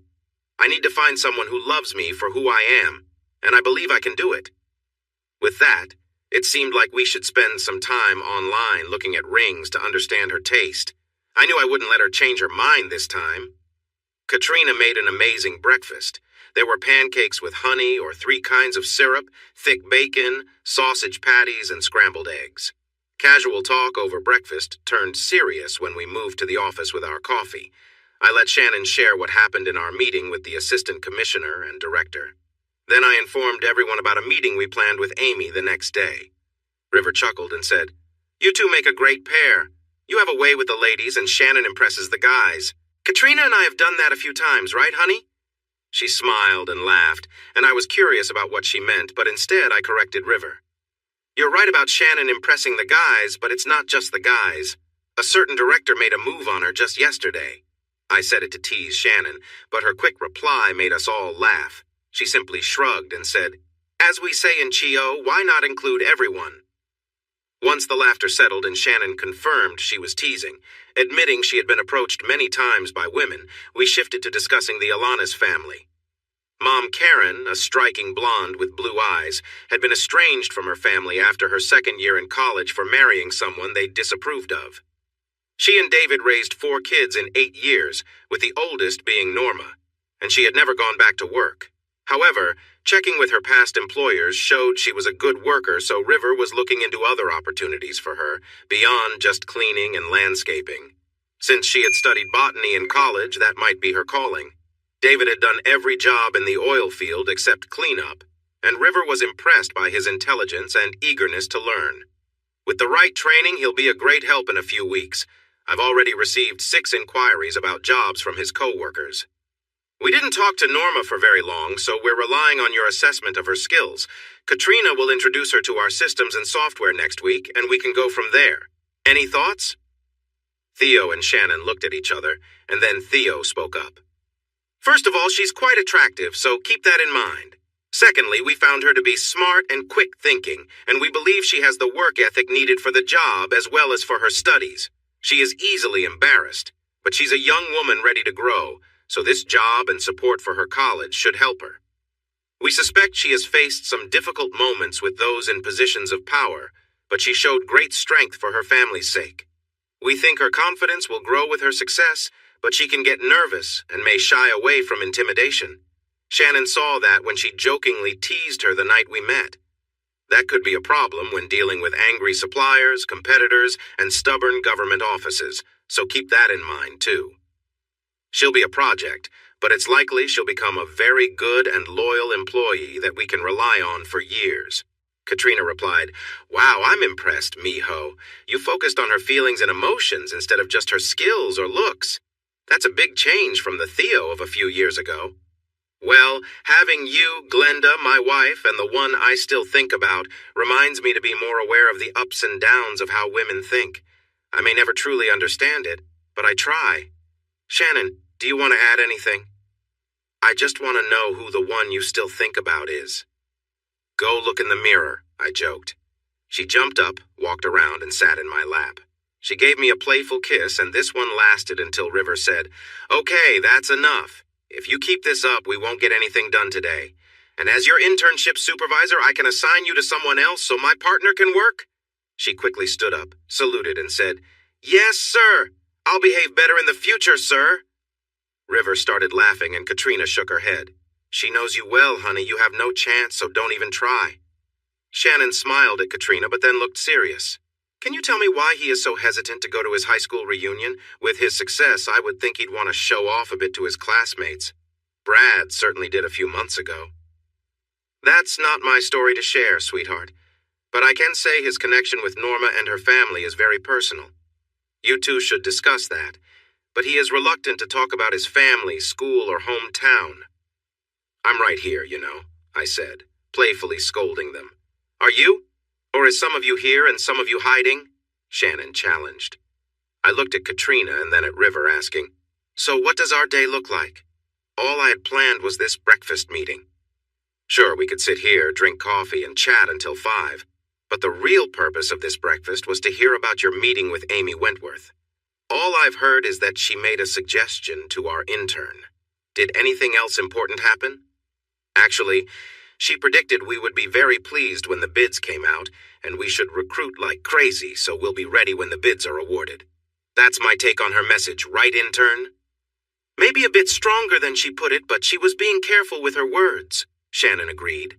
Great! That's exactly what I wanted to know. Shannon, are you ready to make the biggest sacrifice if that's what she asks for? River asked without changing his expression. Oh, for sure. I'll have that tough lady asking for help and giving all the work to us if that's what it takes. Everyone listened closely to see if she was joking or serious. She kept a straight face for a while, but then a small smile crept onto her lips. Okay. I thought you were joking, but you really had me guessing. I don't think I'll be inviting you to our poker nights, River said with a laugh. Then he looked at me, sighed, and asked, Now, partner, what are you thinking? I took a deep breath and slowly let it out before speaking. Shannon, that rundown trailer of the Alani's family we saw yesterday? Imagine that as a small, falling-apart shack with old and broken vehicles around it. The mom who stood in the doorway was like my dad, always drinking, and my family was the same. My mom drank too. I guess it was the only way for her to handle the beatings from my dad, which he sometimes gave to me and my younger brothers as well. I went to school many times with black eyes and aching ribs. Yes, he would aim for the ribs because they didn't show bruises, but the pain lasted for days. I visited the clinic and saw the school nurse too often for injuries like that. But no one who was supposed to protect kids like me ever stepped in. The sheriff? You've got to be kidding. He's part of the family that runs everything in Cow County and doesn't care about kids like me. When I finally found the courage to tell someone about my dad when I was 12, he just said to stop being a kid and do what I was told so that my dad wouldn't have to teach me a lesson. The beatings did stop when I turned 14. I bought a gun from a gang member, waited until my dad was drunk, and then I really stood up for myself. When I was done, I put the gun in his mouth and told him he'd never hurt me, my mom, or anyone else again. I told him to pray for mercy because he wouldn't find it from me. He cried and begged when I clicked the trigger on an empty chamber. After I got off him, I kept the gun with me and promised him that if he ever harmed my mom or brothers again, I would make sure he paid for it.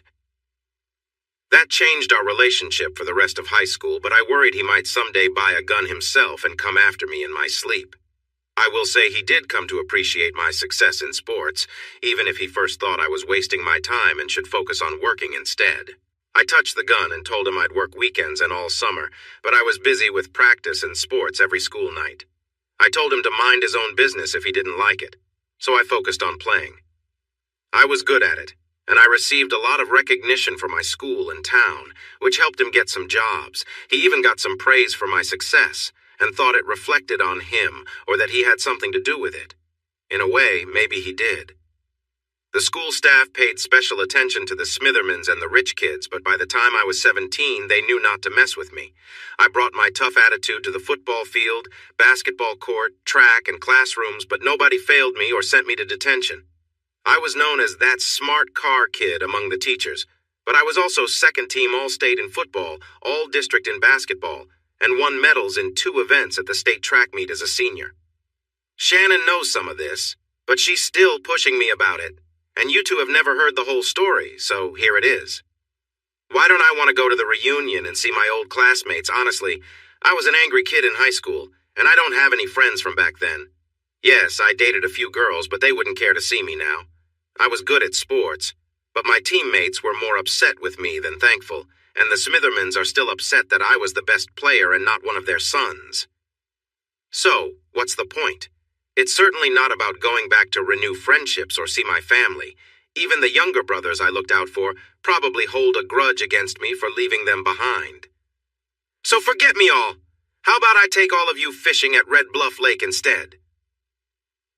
After I finished, it was quiet until Katrina spoke.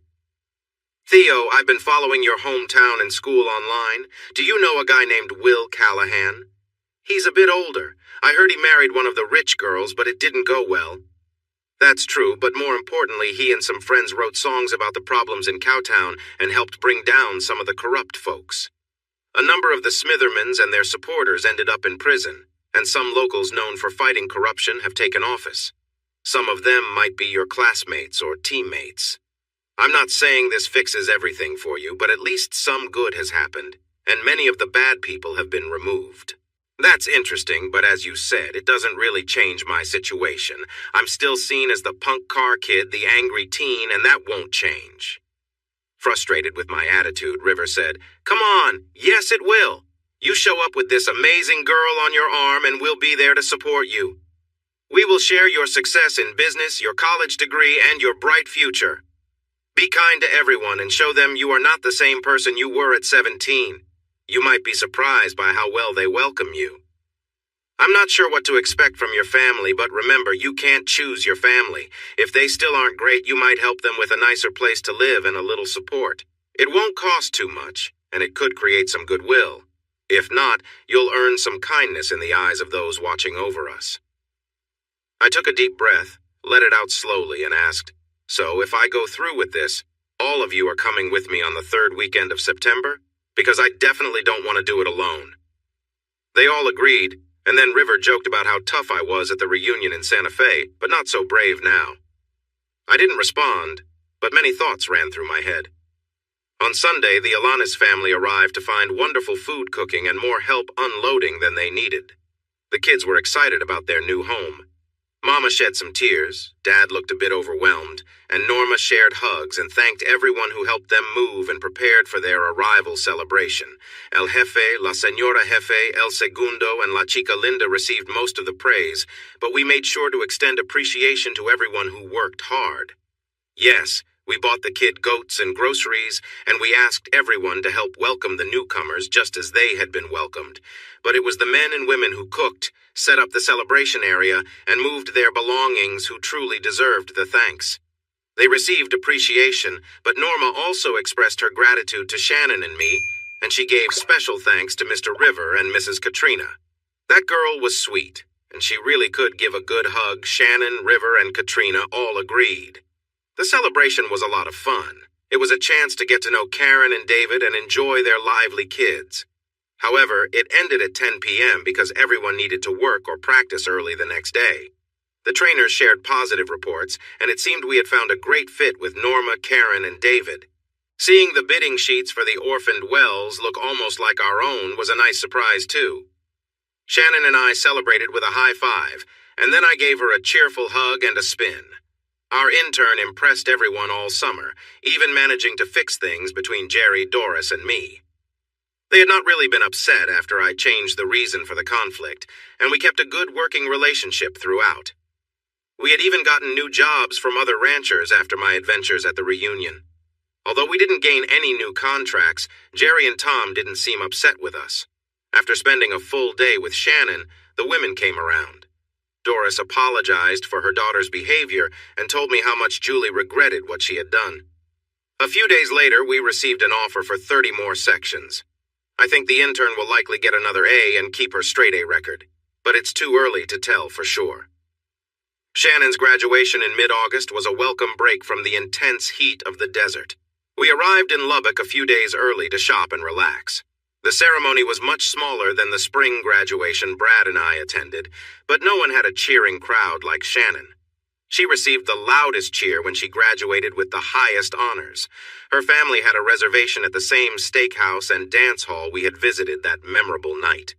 The food was just as good as I remembered, the band was fantastic, and we didn't get teased as much as we thought we would about the fight Shannon started. Being with her parents, grandparents, sweet sisters, and their boyfriends for the first time in over 5 years was a special experience. Brad and I had kept a good business relationship through those years, all while staying friends after our short time together on the gym floor waiting for our own graduation. Being with him and his wife made our connection feel even stronger. Glenda and Cindy weren't there, but sent generous gifts of French perfume and other lovely items. Everyone enjoyed reconnecting with Katrina and River's surprising job offer amazed Shannon and her father. Brad smiled, knowing what was coming. We had won as many state bids as we could manage, and they were profitable. But we needed more people quickly. Shannon and I would lead the recruiting and training of new employees for various jobs, both in the field and in support, and her brother knew how persuasive she could be. It was a lot of money for someone starting their first job, but she was the perfect person for it, and River was always willing to pay well for good work. We talked, we danced, and we took turns celebrating the new graduate. She smiled and enjoyed her moment in the sun, thrilled about the job offer she had just accepted. She had danced with her dad, grandfather, River, Brad, and me. After a quick chat with the band, she, her mom, grandmother, and sisters performed some classic rock songs from the 60s and 70s, along with Mom's favorite tunes from the 80s and 90s, and the sisters' current favorites. Other women and a few men joined in, but soon everyone either gathered around or found spots to watch. After each song, the big crowd cheered loudly for them. Angela and Kelly looked even better than when I had last seen them. Mom was stunning, and Grandmother Cecilia, at age 70, moved with more energy than I had expected. If Susan and Cecilia were a glimpse of Shannon's future, her future husband would be very lucky. It had been a fantastic afternoon and evening until a tall, confident cowboy walked right up to us, completely ignoring me. He reached out his hand and asked Shannon to dance. We had danced with others all night, and Shannon had danced with some of her friends, but this man's attitude was off-putting. Everyone at our table noticed me getting upset, and I spoke up before Shannon could reply. "I can see you think you can just walk up here and ask my fiancé to dance without asking me first. What makes you think that's okay?" Shannon placed her hand on my arm as soon as the cowboy appeared, and she heard my reaction. Brad, the new boyfriends, and Dad had already moved their chairs, ready to step in because they could tell I was not happy. Strangely, River just sat there smiling. Shannon, however, was not worried about my reaction. Instead of warning me or confronting the cowboy, she looked right at me and said, "Fiancé? I don't remember you asking or me saying yes, and I don't see a ring on my finger, so I can dance with whoever I want." She turned to the cowboy with a bright smile and stood up to dance. I could hear everyone at the table holding their breath while the cowboy grinned. I knelt down, holding something in my left hand and reaching for her hand. I caught it and looked up at her. "Shannon Alana Barnes, the one true love of my life, would you do me the honor of marrying me? I don't deserve you, but no one else does either, and no one could ever love you as much as I do." She looked at me with a smile, then turned to the others at the table before fixing her bright green eyes on me. Suddenly, she knelt down. Her face grew serious, and she said, "You saved me on this very dance floor over 5 years ago, and I've loved you ever since. I can't tell you how many times I wrote Mrs. Theodore Monroe Carr in my notebooks during class, or how many nights I dreamed of being close to you while we were apart. You are my soulmate and my partner for life, whether or not we have a ring. But I'm honored to accept your marriage proposal and this beautiful ring that I haven't seen since last Thursday at the jewelry store downtown." The first part of what she said seemed prepared but heartfelt, though her last sentence had a playful hint, showing me that she knew what was going on. We kissed while still kneeling, then stood up, and I introduced the tall and handsome Miguel Alaman to everyone. He shook my hand and hugged me to congratulate me, and he happily returned Shannon's hug, thanking him for his role in the surprise and promising him the second dance of our engagement evening. I let her show the ring to everyone else for 15 minutes, then signaled the band leader and led Shannon to the dance floor for our special engagement dance. The song played was our first dance from long ago, Silver Wings. Miguel sat in my place and greeted River and Katrina, asking how they were. When we returned, Shannon grabbed Miguel for a dance as the band played Amarillo by Morning. That handsome cowboy seemed like a better match for her than I did, but she came back and sat on my lap, smiling. Her dad asked, "How did you know, Shannon? Brad and I were talking and completely fell for it. We were even ready for a fight." Angela nodded in agreement, and my now fiancé explained, "It started Thursday when he took me shopping, and we ended up at the best jewelry store in town. The first clue was when the jeweler showed us this unique ring that was clearly custom-made. It had a beautiful oval diamond surrounded by pieces of turquoise, agate, and topaz that were said to be from West Texas or New Mexico. I loved the ring, but I knew something like that would be very expensive, so I asked to see a few others. Instead of seeming happy that I was looking at different styles, Theo looked let down. Later, while I was checking out necklaces, he and the salesman went into the back. After we left, he asked me which ring I liked the most, no matter the price. I told him it was that unique ring I saw first, but I also liked a much cheaper oval diamond that we checked out last. He just smiled and said both were nice. Nothing else was mentioned. I had completely forgotten about the rings while enjoying my graduation party when a confident guy walked over and acted rudely toward Theo. Normally Theo would have reacted strongly, but as I held his arm, he didn't seem charged up. We all knew he could be tough, but something felt different. His tough words didn't match his usual confident stance, which made me think something was wrong. Then it hit me that he called me his fiancé. At that same moment, I noticed that Miguel was relaxed and seemed unbothered. That's when everything clicked in my mind and the light bulb went on. I played along, but I already knew. His proposal wasn't typical. It wasn't a cheesy moment on a mountain at sunset, but it had to do with our first meeting. I had to give him credit for creativity, but I wasn't fooled. She smirked when she said this. But you still said yes, so it wasn't a total fail, right? I asked. She grinned and said, "The chance I would have said no to you is 0, so don't feel too proud. Still, I have to admit it was sweet, especially considering how we met. I love you even more for planning it, and I'll always remember your proposal." "And now the real planning begins," Mama Susan announced. "Shannon, ladies, we need to meet tonight or tomorrow morning." Shannon snuggled deeper into my lap and replied, Not tonight, Mom. I have other plans." There were knowing laughs and smiles around the table, and Susan said, "Okay, right after breakfast in my room. It's a Mustatin meeting, so don't party too much tonight." Yes, Shannon had her plans, and we might have enjoyed ourselves a little too much. It wasn't my fault. I thought we were done a few times, but she looked at her ring, and suddenly, we were back at it. We made it to breakfast, and she joined the meeting on time, leaving the guys to tease me and share stories about weddings. Their advice to me was simple: voice my thoughts early, make sure to state my must-haves, and then step back unless my input was needed. They warned me to be cautious of traps if I did speak up. It sounded easy enough, especially since I didn't have any major demands, but I underestimated my girl. They came out of the meeting with a solid plan. The ceremony would be at Highland Park, UMC, at 7 p.m. on Saturday, October 22nd, with lilacs and lace. 4 bridesmaids and 5 groomsmen, plus the maids of honor and best man, along with the other members of the bride's party. The rehearsal dinner was set for Y.O. Ranch Steakhouse, and the reception would be at the historic Adolphus Hotel, with a second celebration at the Man Camp in Orla when we returned from our honeymoon. I didn't know much about the other places, but they caught my eye, and I turned to River.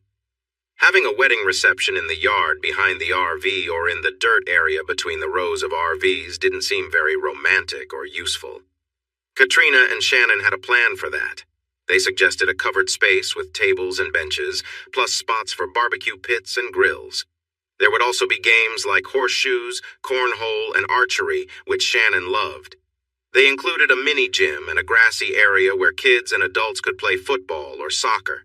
River planned to set up another row of RVs called park trailers to accommodate families south of the second row, but I wasn't aware of any plans for a recreation area in between.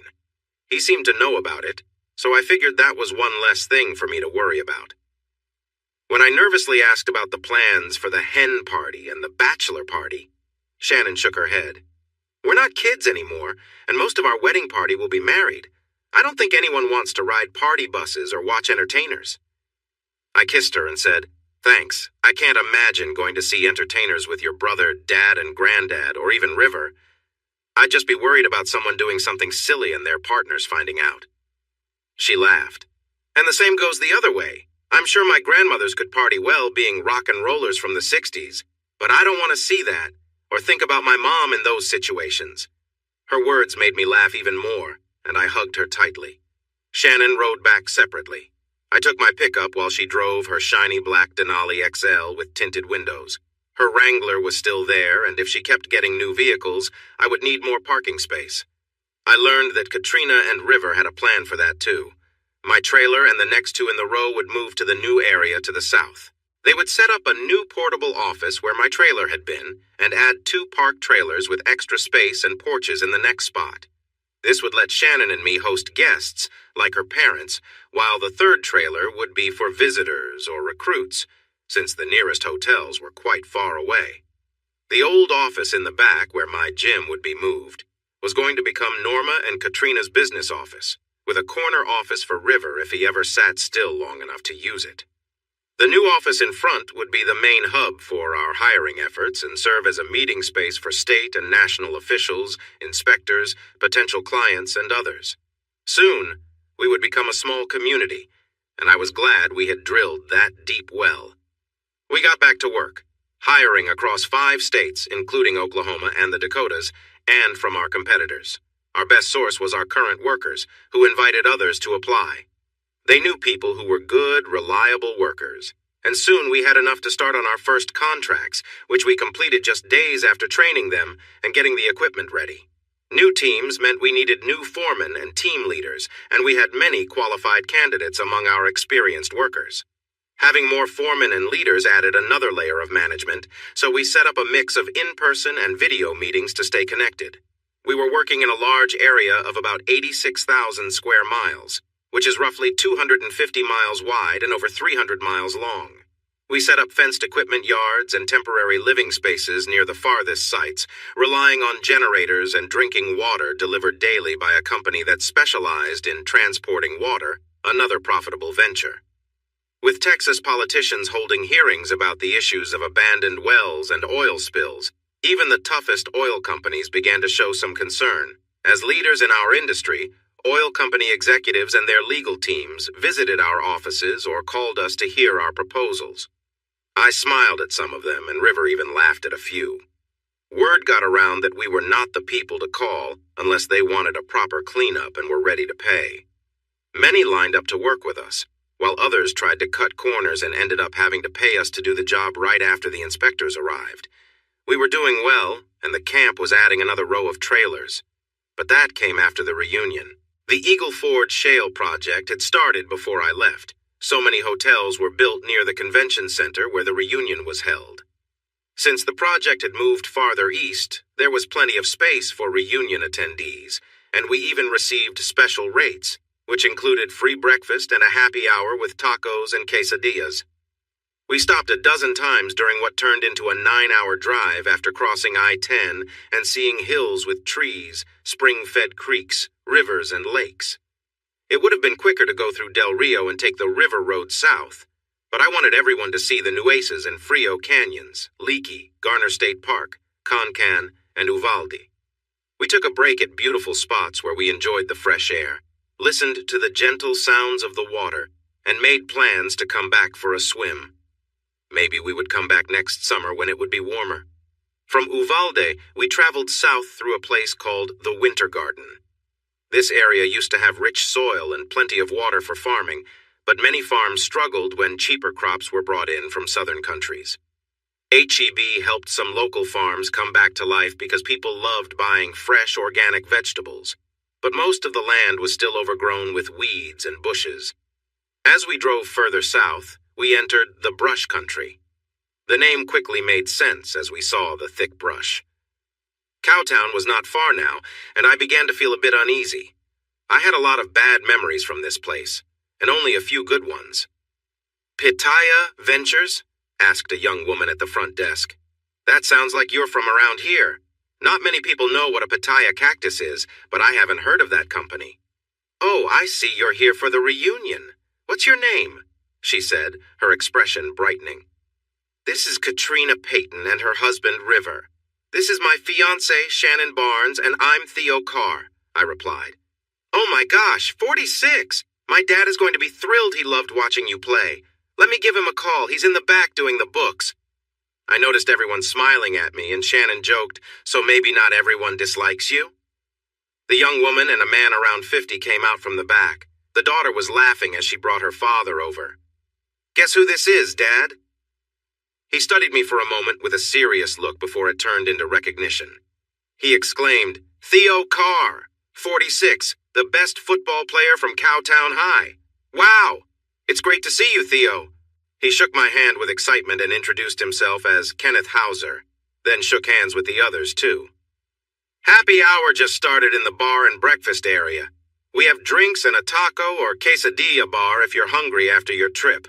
Let's take your luggage to your rooms and then please join me and my kids in the bar. We'd love to catch up and share what's new in your hometown. As we went to the elevator, the light-hearted teasing directed at me actually lifted my spirits. It seemed Kenneth Hauser might be the one person here who didn't think poorly of me, which was a nice surprise. Katrina and Shannon took only a few minutes to get ready and came out looking fantastic in their stylish jeans and shirts. They smelled wonderful too, which was impressive after our long day of travel. I sprayed some cologne on myself but still felt like I didn't smell fresh. When we entered the Horseshoe Lounge, I saw Kenneth, his lovely daughter, a young man who looked like him, and a few others gathered around some tables they had pushed together. I quickly recognized two of the men and one woman, my old teammates Bobby Flores and Frankie Garcia, along with Frankie's sister Nita. They jumped up, ran around the table, and all hugged me tightly, excited to see me. They kept asking where I had been. Nita was a bit more reserved, but I certainly remembered her warm hug and greeting, which made Shannon raise her eyebrow. I introduced everyone, and they warmly welcomed my fiancé and friends before leading us to the table for more introductions. An older couple, around Kenneth's age, recalled my intense basketball skills. Your numbers were 34 at home and 35 away. Remember when you were down by 6 to Cougar High at home with 2 minutes left? You knocked the ball from the point guard, picked it up, and scored. When they threw the ball in, you intercepted it and scored again, staring down the player who was taking the ball out. Their coach called a timeout, and you walked by their bench with that confident look we all remember. Can you still do that? Probably not. I was just trying to throw them off back then, but it didn't work much. They completed a clean pass to their big player. Yes, but you were right on him as soon as he caught it. He faked you out, then tried a tough shot, but you blocked it. You were only about 6 feet tall going against a player who was 6'7". Then you grabbed the ball from his teammate and dashed toward the other end. Their 6'5" player tried to stop you, but you nailed an incredible dunk, drawing a foul. You made the free throw, stole the ball right after, and scored again. You turned a 6-point deficit into a 3-point lead in just over a minute, and you outplayed their 6'5" guy with that awesome dunk. Then his wife chimed in. But you weren't done. You fell back into a zone with your teammates, making them waste a lot of time. Then you intercepted a pass and showed off your ball handling skills, keeping the ball away from them. It was exciting, but with 10 seconds left and your coach shouting, "No, don't shoot," you powered through 2 defenders and scored again. You built a 5-point lead with just 6 seconds left, and they didn't even try to throw the ball in. You helped take down the number 2 team in the state in the second round of the playoffs. That was an amazing game, just like our first game in the regionals. In the finals, we faced a tough opponent, the defending state champions, who went on to win 2 more games after us. That's true, but they had to team up on you to take us down, she said excitedly. Yeah, we could spend all night talking about him knocking players down and how he fiercely tackled anyone who tried to stop him, Frankie laughed. But nothing shows what Theo Carr is all about like his self-taught pole vaulting. We didn't even have a coach, and the only pole we had was old and around 10 feet long. We did have a good landing area, and Theo had watched other vaulters at meets during junior high and our first year of high school. He asked some of them how to do it, learned on his own, and ran fast down the track to soar over the bar at 8 feet. He set the bar a foot higher than the pole and flew right over it. He was moving so quickly that it seemed he might miss the landing area, but he caught Coach Cano's attention, and soon Cano had a book on pole vaulting that he read to Theo while he practiced. That had to help, right, TMC? Actually, it did. We were both learning, and looking back, I'm surprised I didn't hurt myself, so I welcomed any help, even from a book. Who finally bought you a new, longer pole? A car dealership? I think that was it, but they just told me someone donated money to the Booster Club, and they used it to buy me a couple of new poles. They were longer and more flexible, and I didn't really know how to use them until district. And then you set a district record at 15 feet, went 15. 6 at regionals, and cleared 16 feet at state. When he got ready to vault, people would gather around the landing area and slow down to watch. TMC looked like a brave knight charging into battle. He might miss his steps, he might fall back, or he might hit it just right, soaring over the bar and landing perfectly. It was amazing to watch, River asked. If you cleared 16 feet at state, didn't you win? Frankie and I chuckled. No, the winner went 17 feet 9 inches and was upset he didn't make it to 18. He went on to vault in college and the Olympics. I think he reached 19 feet. We continued chatting through happy hour, which Kenneth extended, and then they began telling me about the cleanup that happened after Will Callahan and his bandmates caused trouble with the local government. This went on until the young parents had to pick up their kids, and we agreed to meet again for the reunion tomorrow.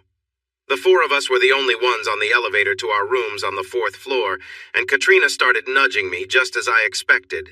No friends. Everyone looked down on him. He wasn't great at much. Okay, but I never said I wasn't good at anything. I wasn't terrible at sports, but I didn't remember Bobby and Frankie being such close friends. Shannon laughed. Maybe they were, maybe they weren't, but Nita sure cared about you. I saw how she hugged you and looked at you while we were there. Don't try to convince me she was just a maybe friend. She had a point. Nita and I had shared some special moments, and I was her first love. If I had stayed, we might have even been married. Seeing her again brought back many memories. How could I explain that to my fiancée? I was about to make up an excuse that it was nothing, but stopped. I was going to say it didn't mean much, but I can't. You're right. Nita was important to me. I can't say for sure what would have happened if I had stayed, but we were close. But I didn't stay. I moved west, met River and Katrina, was charmed by an 18-year-old who left me, made some mistakes, one of which was a big one, and then fell in love with a 23-year-old version of the girl who first charmed me. Oh, and she convinced me to come down here, and now she's upset that I had a girlfriend in high school. River opened the door and Katrina said, "Be careful, Shannon. You might have a 10-year reunion soon, and there could be an old boyfriend or two there that you don't want to see." Shannon paused, turned, and jokingly gave Katrina a playful gesture, then started laughing. She was determined to keep my mind off Nita, Pam, Joni, or any of the other girls from my past. It was unnecessary, but I appreciated it. She had taken their place in my heart long ago, but a man always enjoys when his partner shows how much she loves him. The wake-up call was not needed, but still nice. I ate a big breakfast because I needed the energy, and so did Shannon. She actually looked like she'd had a long night, but then she had done most of the work. I dressed for the luncheon in my best jeans, boots, and a polo shirt. I felt good fit and confident. Shannon wore pretty sandals and a lovely sundress that showed off her shoulders and legs. River's reaction when he saw her was, "Wow!" and Katrina laughed, saying, "Looks like you're ready to impress." I added, "Yeah, Cowtown hasn't seen anyone like her before," and she smiled brightly. As expected, the turnout for the event was modest. Many classmates had to work that Saturday, others couldn't afford babysitters, and quite a few thought the meet and greet was silly since the reunion meal and dance were happening a few hours later. The Smitherman family was there, dressed nicely, but Shannon and Katrina stood out the most. Katrina looked lovely in a white sundress and sandals. We didn't eat much, but my three friends were chatting with everyone. I noticed the rich and powerful seemed less stuck-up since Will Callahan got his lawyers involved with their families, many of whom were now facing consequences for their actions. We weren't friends and likely never would be, but they annoyed me much less than before. There were a few moments that I expected, but not too many. One was when two difficult teachers scoffed at me. They looked down on me when I said I worked in the oil field now. Katrina and Shannon couldn't let that go. Katrina said, "Actually, he's being modest. Theo and my husband work together in a company that has about $100 million in contracts this year, so he was honest but too humble." In her best high society tone, Shannon added, "Theo has a degree from Texas Tech in pre-law, but he likes business better than practicing law, unlike my grandfather, father, and brother in Dallas. By the way, we're getting married the third weekend of October." "What do your children and grandchildren do?" Many people overheard, and there was a lot of laughter after they put the teachers in their place. The other moment came when one of the Smithermans, who used to be a deputy sheriff, joked with some locals. "Oh no, here comes one of the car kids, watch your wallets." I couldn't resist. "Well, hello there, deputy. Have you been misusing your power lately? Oh, right, you got fired, didn't you? Who are you bothering now?" I secretly hoped he would react, but he just walked away. I was surprised he was out on parole when many others were still in trouble, especially since he was among the worst. Once he left, his group scattered. River slapped me on the shoulder and silently said, "You're always 17 in your hometown," then gave me a friendly pat. Katrina simply said, "Just be better, Theo." I raised an eyebrow and asked, "Like how you treated the teachers?" She rolled her eyes and smiled. Shannon looked at me curiously. "So he's one of them?" I nodded, explaining he was a bad one, but not someone I had to deal with, and she gave me a hug. We left a little early and went for a ride. I showed them around town, pointing out how the Eagle Ford discovery changed things, and the historic sites left in what was once a wild frontier town. I was driving, and though no one mentioned it, I turned onto Johnson Road. I passed a rundown house with old road graders and dump trucks outside, just like I remembered. What surprised me was a new double-wide trailer a short distance away, marked with the name Car Electric on 3 vans. There was also a new equipment yard nearby that had another similar trailer. A sign read, "Car Earthworks Road Building and Maintenance Site Prep Pad Construction, Fencing, and More." and a nice pickup was parked in front of the trailer. Maybe I didn't appreciate my brothers as much as I should have. "Is this your family?" Shannon asked softly. I nodded, and the ride back to the hotel was quiet as we both thought. River and I dressed up nicely with our best boots, hats, and suits for the evening event. We even wore some silver and turquoise on our belt buckles and watches. As for our partners, Shannon wore a beautiful champagne-colored cocktail dress and matching high heels. Her golden hair flowed in lovely curls, and she carried a clutch that matched her dress. She looked stunning and classy. Katrina's dress was a little more modest, but still striking. It hugged her figure nicely, and River couldn't take his eyes off her, just like many others that night. We checked in, got our name tags, and looked for a place to sit. Thankfully, Bobby and Frankie had reserved a big table near the bandstand. They waved us over, and I got to catch up with old friends while Shannon impressed everyone with her charm and presence. The Hausers were there, so River and Katrina sat with them while we joined the Flores and Garcias, along with many other familiar faces. Drinks and conversations flowed easily, though Shannon and I took our time sipping. She seemed to know that it was best for me to stay composed with certain people around. I caught up on everyone's lives, and Shannon learned more about my past through shared stories. I had warned her I wasn't perfect, but tonight, no one seemed to hold that against me. In fact, they seemed to admire me as someone who goes against the crowd. At 8, the former class president and vice president welcomed everyone. They reminded us to keep our contact information updated on the website and mentioned a change in entertainment. With a cheeky grin, the president announced, "The DJ had to cancel, but luckily a local band stepped in to perform." Everyone at our table buzzed with excitement, except for Shannon and me. I was fine with whatever was happening. And then the host announced, "Let's give a big round of applause to the little band from just southeast of town on Billy Goat Hill. Here are two of Cowtown High's finest, Will and Woody, along with some amazing singers and musicians. I present to you the Grammy-winning Billy Goat Hill Pundits." I had spent 10 years lost in the deserts of West Texas and New Mexico. I knew who they were and had heard some of their songs, but not really. Shannon, however, cheered wildly like everyone else. We danced, but much of the music was meant for listening. It made my nose stuffy and my eyes watery several times as they sang songs about the town and people I disliked. Lila and Lena were especially moving with their songs that touched on difficult topics, and it was clear that their music affected Shannon deeply too. Honestly, it felt healing. I wasn't alone in feeling mistreated by those in power who had made life hard for me and others. These artists had the courage to write and share their songs about it. It was impressive. Meeting them during a break was exciting, and when Will said, "Hey, I remember you. You were on that team that made it 2 rounds in the playoffs for the first time. I wrote a song inspired by you. We'll play it in the next set." I felt a rush of surprise. Shannon looked amazed. "That song is about you? Wow, I love that song. We talked about it in class." I made my way back to the table in a daze, surrounded by friends who were curious if I knew the song was about me. I didn't even know it existed. The second set was less focused on protest songs and more about upbeat dance music. This band could play just about anything, and they did it well. Woody, Lila, and Lena took turns singing both lead and backup on a series of rock and country rock songs that got everyone dancing. If Shannon wasn't already the most admired person there, she definitely was after this set. She, Nita, Joni, and a woman I didn't recognize were having so much fun dancing that Lena jumped off the stage to join in. She was a great dancer, but there were others just as good, like Nita. The night felt carefree.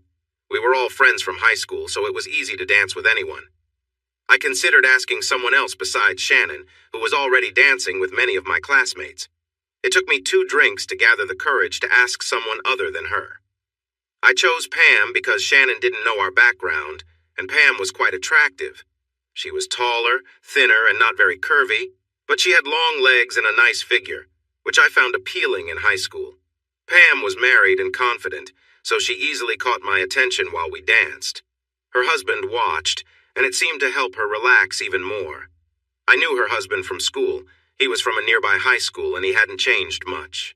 After the dance, I chatted with Joe, Pam's husband, before Joni picked me up to take me back to my seat.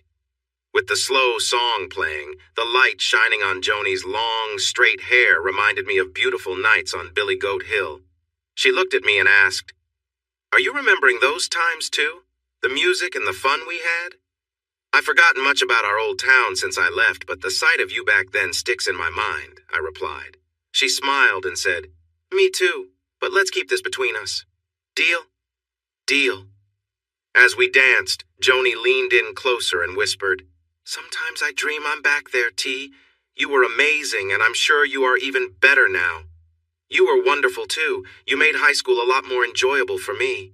I was silly back then, but Nita made my last term really fun for you, and speaking of her, she will come looking for you soon." I glanced around and saw Shannon having a good time with Bobby. Just as Joni said, Nita took my hand as soon as I left my previous partner. I was a bit surprised when the familiar music started playing. We had danced to it many times before, and she appeared excited. We moved together smoothly on the dance floor, enjoying ourselves while keeping a comfortable distance since my fiancé was watching. Nita was very careful while dancing. We ended with a nice finish, and I led her back to our table. My fiancé was waiting for me, and she took my hand as soon as I was free. The BGH pundits were performing an emotional song written by Will, as Woody announced before they began. Shannon leaned against me, encouraging me to show off a bit on the turns, keeping me close. The next song was another heartfelt one, sung by Lena. By the time that song was over, I was feeling a rush of emotions, and Shannon had a small smile as if she was pleased with how I felt in that moment. It seemed like just a look or a touch could easily affect me. There was a brief pause before Will took the microphone from Woody.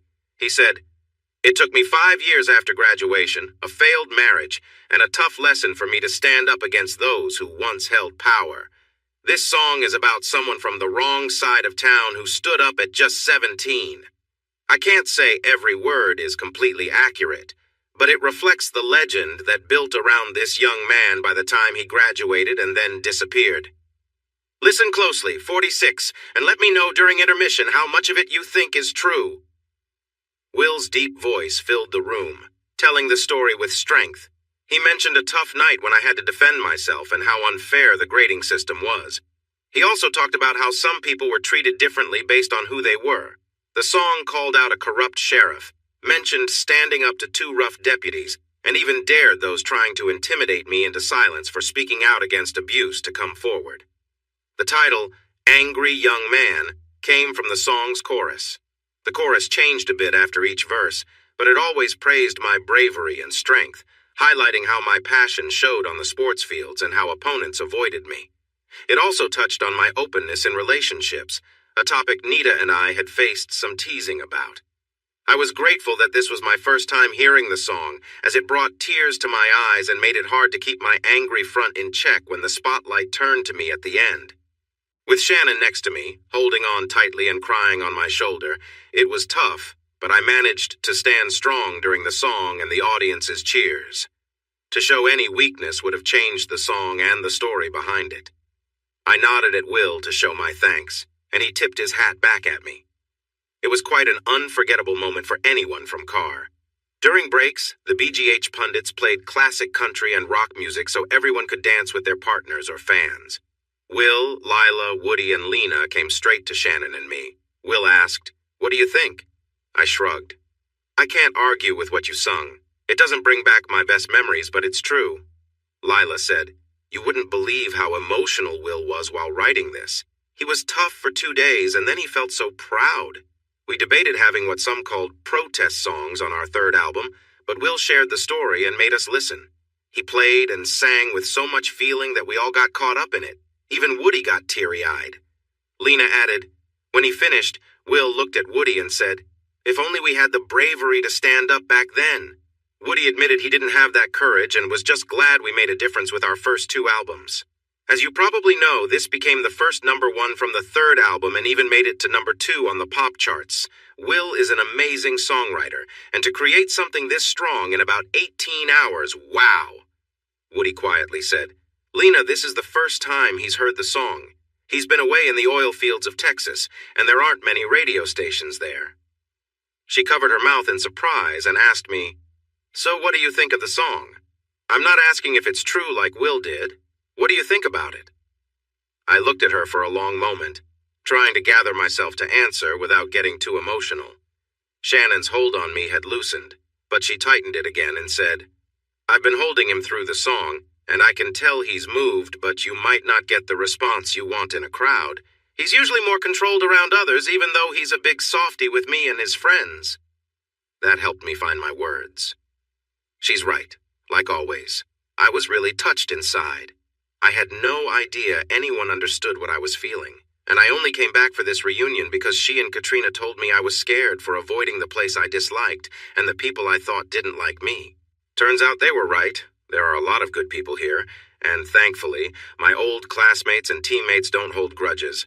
I know I wasn't easy to deal with in high school, but a lot of that anger Will wrote about hit home for me.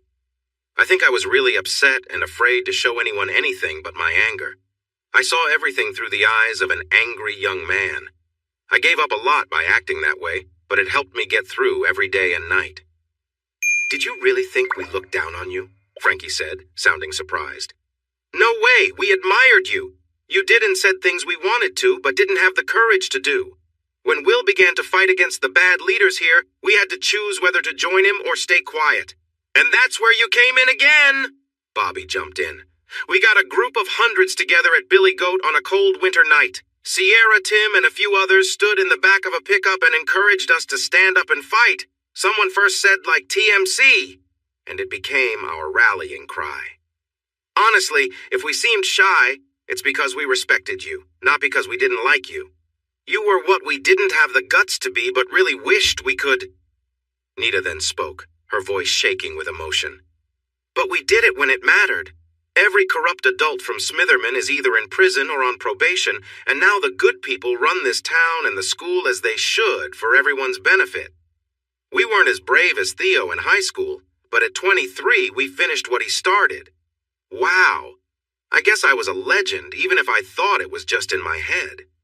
I hugged Bobby, Frankie, and his little sister with Shannon, and softly said, I care about you guys, but please don't tell anyone I said that. It might ruin my image. When Nita responded with, we care about you too, it might have sounded a bit too emotional, but Shannon didn't seem bothered, so I didn't either. Gary and Danny came over with 2 trays of drinks, so we invited the band to join us and pulled up more chairs.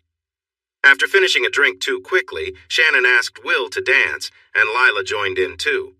I have no idea what my fiancé said to Will, but he looked really interested. I hoped it wasn't anything too forward. Will is a big guy, married and famous, but he might still find it hard to say no to her. Lila and I danced well for the first time. She moves gracefully and follows like no one I had danced with before. Lena took her turn next, playfully teasing me about being a recluse without any radio stations around. She made me laugh. She was so charming. How was she not married? Shannon was dancing with Woody now, having had a turn with Will and Gary while Katrina danced with Will. River entertained Lila with his moves and charm. I turned, caught Nita's eye, and extended my hand. She smiled, stood up, and came over to me. You gave a great speech, little girl. Where did you learn those big words? She proudly answered, I graduated from the University of Texas, which is way better than your small degree from Texas Technological College, or whatever you call that place in the middle of nowhere. Well, you were always smarter than me, so I'm not surprised. But calling a great person like you a longhorn just seems off. A great person? Really? I remember when you said you didn't care what anyone thought because I was amazing and worth any trouble. I thought you might. Will thinks I was brave, but you were the best person at CHS, no contest. What he saw as courage was just teenage feelings. Don't kid around. I had to be brave too. My wealthy Mexican parents didn't support me dating a car boy. She smiled and added, I'll never forget walking into prom with you. I thought that old principal would faint. My favorite moment was seeing those old ladies in shock. They couldn't handle it. Let's not forget the wealthy students either. They were shocked too. It wasn't just the old folks. Yeah, but those students were worried I might actually date the best person at school after prom. And you did. You used me for 2 months and then vanished. What happened, Theo? Do you want the funny excuse or the truth? The truth, please. I cried all summer. I was afraid that if I saw you again, I'd want to stay and just give in. You had another year left, and it was tempting to just stay with you. It was hard to leave, but I didn't want to see you upset or tell you I couldn't stay. Plus, there was that trouble we got into with those guys. Will and Woody think I was brave, but I wasn't that brave. You were my weakness, and I took the easy way out. She sighed. I'm mostly over you now, but this helps a bit. Maybe one day it won't just be mostly, and I can move on. Thanks for being honest. I spent all these years blaming myself. I'm truly sorry for that, Nita. You were amazing, and I was a mess. It was never because of you, it was me needing to leave Cowtown. My biggest regret is not explaining it all before I left. She sighed again. No, you were right. I would have cried and asked you to stay, and if you did, you'd have resented me for it. You were never meant to follow anyone's lead. Just know you hold a very special place in my heart, and you always will. The music stopped a while ago, and your lovely fiancé and most of the people here are watching us, she said. So smile, give me a quick kiss on the cheek, and I'll head back to the table while you go talk to the girl you love. We followed her suggestion and stepped apart. When I reached Shannon, she asked, Did you sort things out, or do I need a new fiancé? I replied, Sorted, took her into my arms, leaned in, and gave her a reassuring kiss. It made her, Katrina, and River feel better. We danced to almost every song in the third set, taking breaks now and then to enjoy some drinks and chat with friends.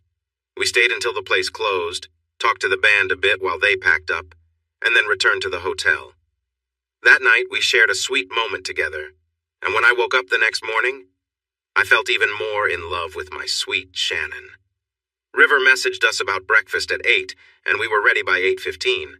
I was always amazed by how Shannon could go from sleepy to looking like a model in just 15 minutes. I took my beautiful fiancé off the elevator and led her to the coffee pot. Then I turned to find River and Katrina. Strangely, they were sitting at a big table with the owner and his family, along with 2 young families with small children. There were 2 empty chairs at the end facing the families. I brought Shannon to the saved seats, put my coffee down, and introduced myself. Good morning, I'm Theo. Then I stopped. Shannon was staring surprised between the 2 young fathers. One of them took a sip of coffee, smiled politely, and said, We weren't sure if you'd come by before you left, so we came for breakfast. Kenneth said he'd put it on your bill. We don't take the family out too often. It's a bit pricey. Shannon seemed just as surprised as Katrina and River to see them there.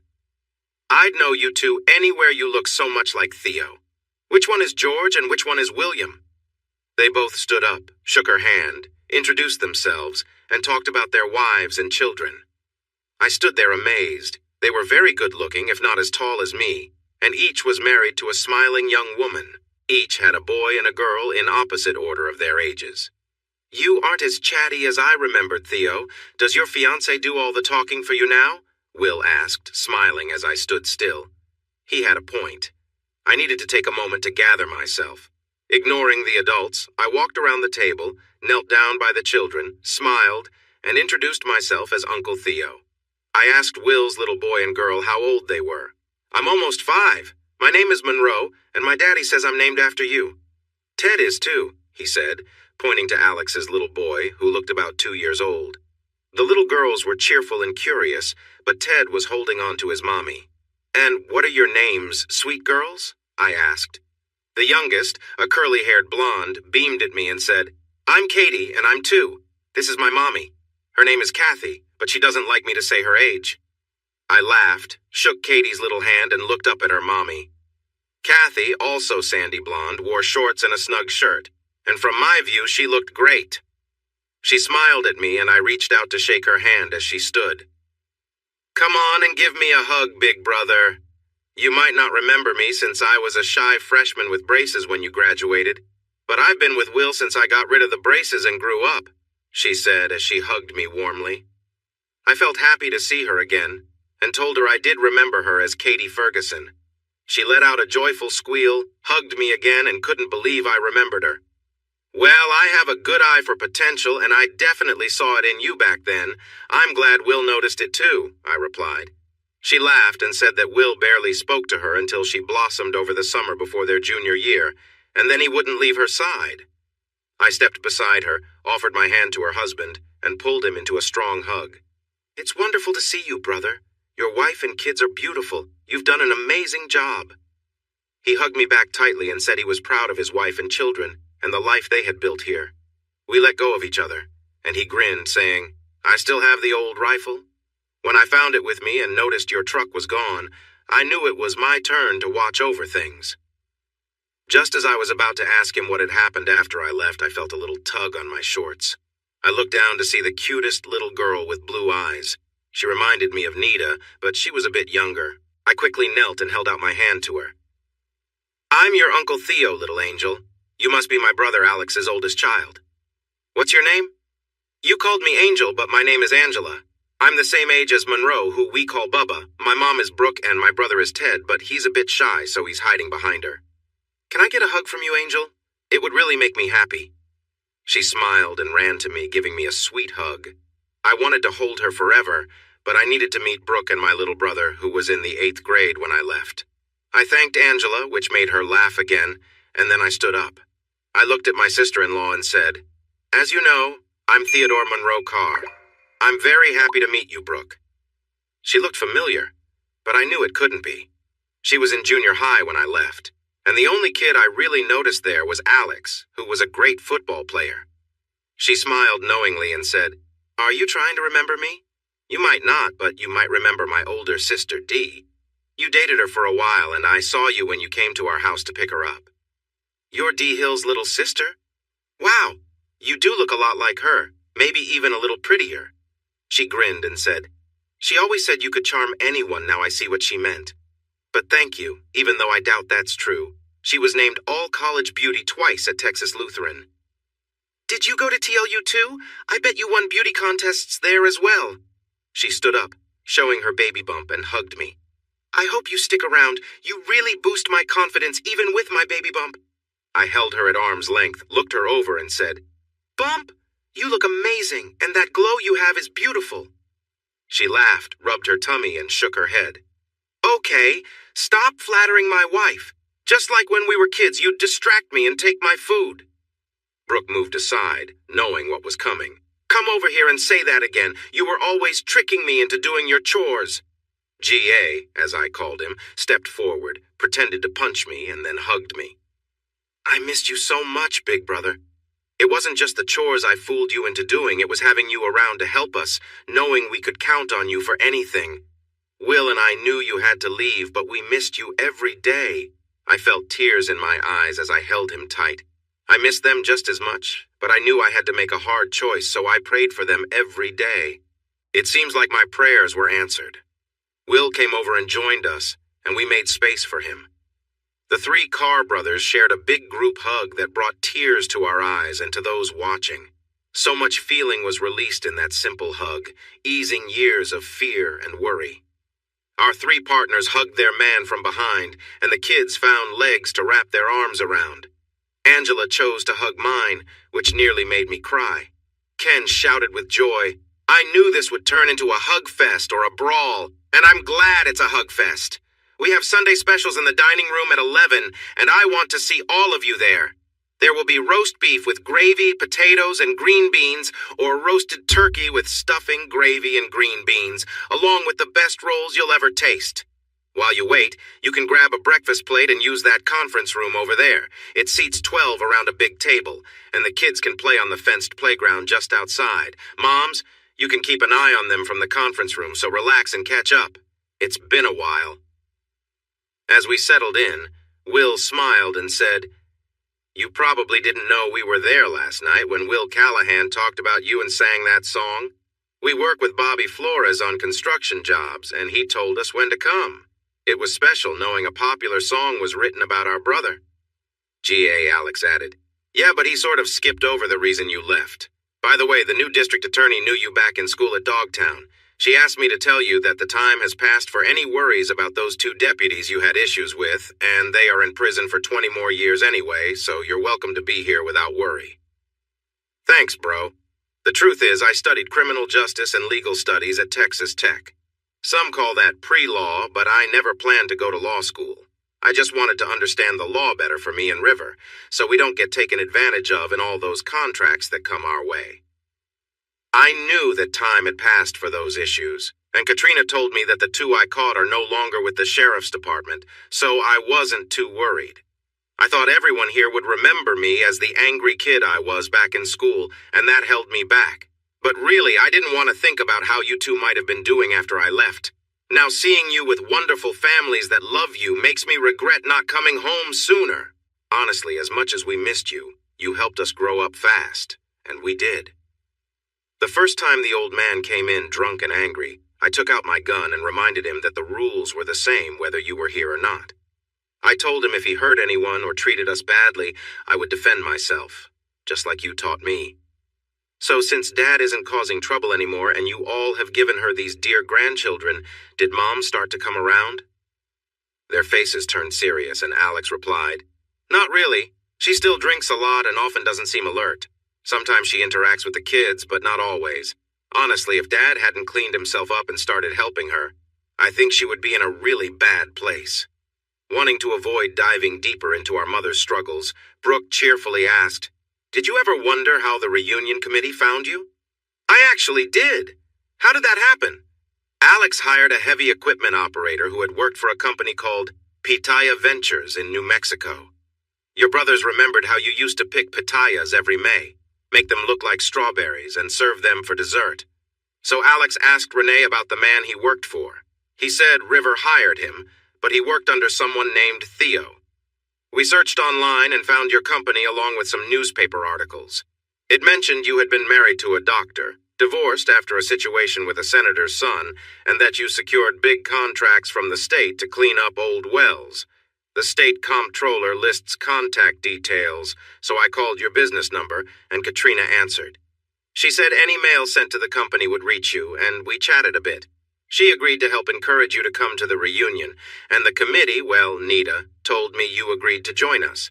Kathy and I checked in with Katrina now and then, and a few months ago, Shannon answered our call. We talked for a while.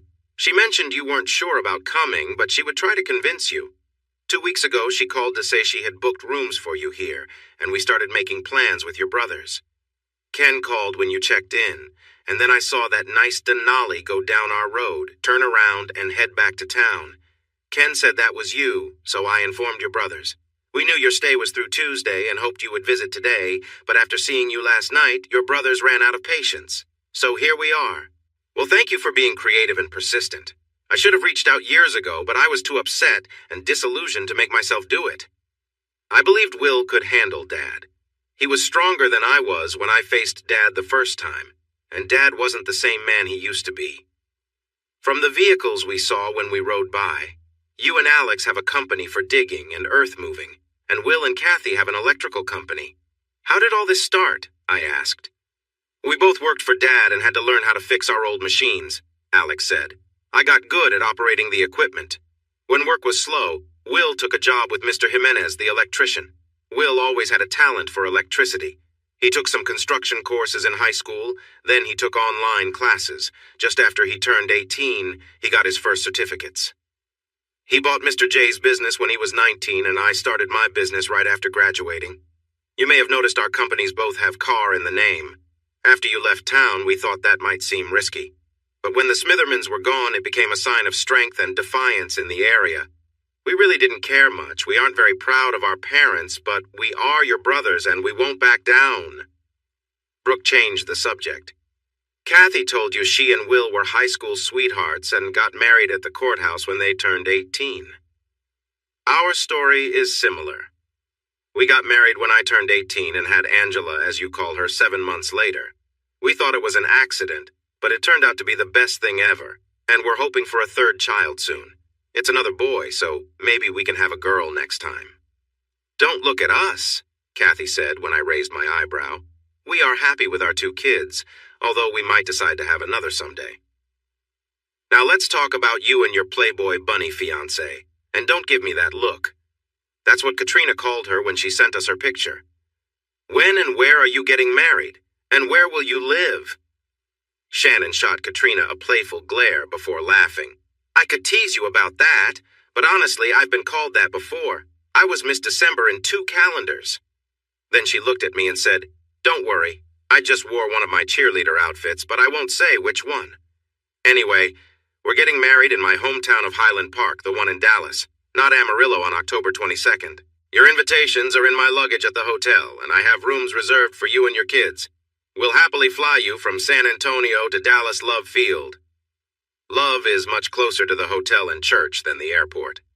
Mom and Dad are lending you their big car so you don't need to rent one. We already have a daycare team ready to watch the kids during the reception if you want that, so that makes things easier. Oh, and it's still safe for you to travel then, right, Brooke? Brooke smiled, nodded, and said she was excited to go. After that, the conversation shifted to other topics until River offered to share some work opportunities since we partner with companies in the Eagle Ford area. Will shook his head and said, "Not unless you can send some help our way first. It seems like you big companies out in the Permian are paying too much for workers." Shannon laughed and replied, "You can't pay too much for people living in Orla and working in places like Mentone or New Mexico, but we do pay well. Our HR team at Pattaya Ventures is the best in the oil field business, and they might consider helping you out. Interested?" "Absolutely," they said together. "Who should we reach out to?" Will asked. Shannon pointed to Katrina and herself and chuckled again. "We'll get your contact details before we go and give you ours. I hope you don't mind working with young men or women from trade schools, because there are some great ones around here. They need real-world training, but once Theo works with them, he says they do great." Kenneth opened the door and warned, "The dining room opens in 10 minutes, so you all should get seated before it gets crowded." We all stood up, and the moms were about to call the kids when Kenneth casually asked River, "Are you still planning to head northwest Tuesday morning?" River looked at me, shrugged, and I replied, "That's the plan. Why do you ask?" "Too bad. I just got an invitation, and it included the car boys and whoever they want to bring. This doesn't happen often, especially for outsiders. It's a songwriter gathering at Will's barn. Usually it's just his group and some classmates. It's pretty neat having songwriters from all over Texas, plus a few from Nashville or LA. They sit around the fire, share stories, and try out new songs. I really wish you could stay." I looked at my excited fiancée, River Katrina, and my brothers and their wives and told Ken, "Plans can change, you know. I want to see our parents, show these newcomers around, and maybe enjoy another drink at Billy Goat. Staying to hear songwriters would be another good reason to stick around a bit longer. When is this happening?" "Wednesday night at 6:30. Burgers, brats, hot dogs, buns, and toppings will be provided. You just need to bring your own drinks." It went on until no one else wanted to sing, so sometimes we have hot dogs for breakfast too. Shannon shouted with joy, clasped her hands, and said, "I'm a rich princess from Highland Park and a Texas Tech sorority girl, cheerleader, and homecoming queen. But I've had so much fun on this trip, and now this. TMC, you're going to be very glad you came down here tonight." Everyone in the room, except me, burst into laughter. I kept a neutral face and replied, "It would be hard to make me happier than I already am, but go ahead and try." More laughter followed, and then Kathy warned, "You two behave. We're getting the kids and they hear everything." Shannon had turkey and dressing while I had roast beef. We swapped food enough to enjoy both. As the extended Carr family, we thought Sunday afternoon was a good time to visit the family home. We took some lunch specials and a pecan pie as gifts and followed Alex and Will there. I can't say I felt a warm welcome when I stepped onto the old porch or when I walked in behind my brothers and their families into the living room. Seeing my frail-looking mother wrapped in a blanket on the worn couch didn't bring any nice feelings, nor did the sight of my father sitting in his chair, looking lifeless. 10 years had passed long enough for Will and Alex to grow up and start their own families, but my parents seemed to age so much more during that time, and it looked like they hadn't eaten well. Mom was 50 and looked much older, and Dad seemed like a shadow of the healthy man I remembered. Shannon's face changed from shock to pity, but I felt distant. They made their choices. Mom managed to smile for her grandchildren as they rushed to her and then for their mothers. She nodded at my younger brothers and then her eyes wandered our way. She didn't seem to recognize Katrina, River, or Shannon, but her gaze fixed on me with interest. "Mom, don't you remember Theo, your oldest son?" Will asked, nudging me toward her. For a moment she looked puzzled, then asked, "Theo, is that you?" "It is, Mom. I've been away for a while, but it's good to see you. This is my fiancée, Shannon Barnes, and these are Katrina and River Payton, my bosses," I explained as I stepped closer. She watched me and glanced at the others as I introduced them, but then her attention went back to Angela, who kissed her. She patted the young girl and looked around the room again, seeming more confused than happy. Seeing that things hadn't changed much except for how much older she appeared, I led my group over to my father's chair and reintroduced them. He nodded but didn't try to stand up, shake hands, or introduce himself. He fixed his cold stare on me and said, "Well, at least you're not in jail like I thought. You've never been very good, but hitting 2 officers and running away is pretty low for you." He always knew how to irritate me, and I shot back, "It's not me who's in jail, it's those 2 deputies. Have you heard why I got into it with them?" Kathy stepped in, saying loudly, "Kids, time to go." She gathered the children and sent them out the door before returning to listen.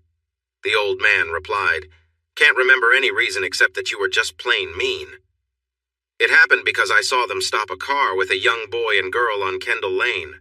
My girlfriend and I were parked on a private road about 30 yards away, so we could see and hear everything.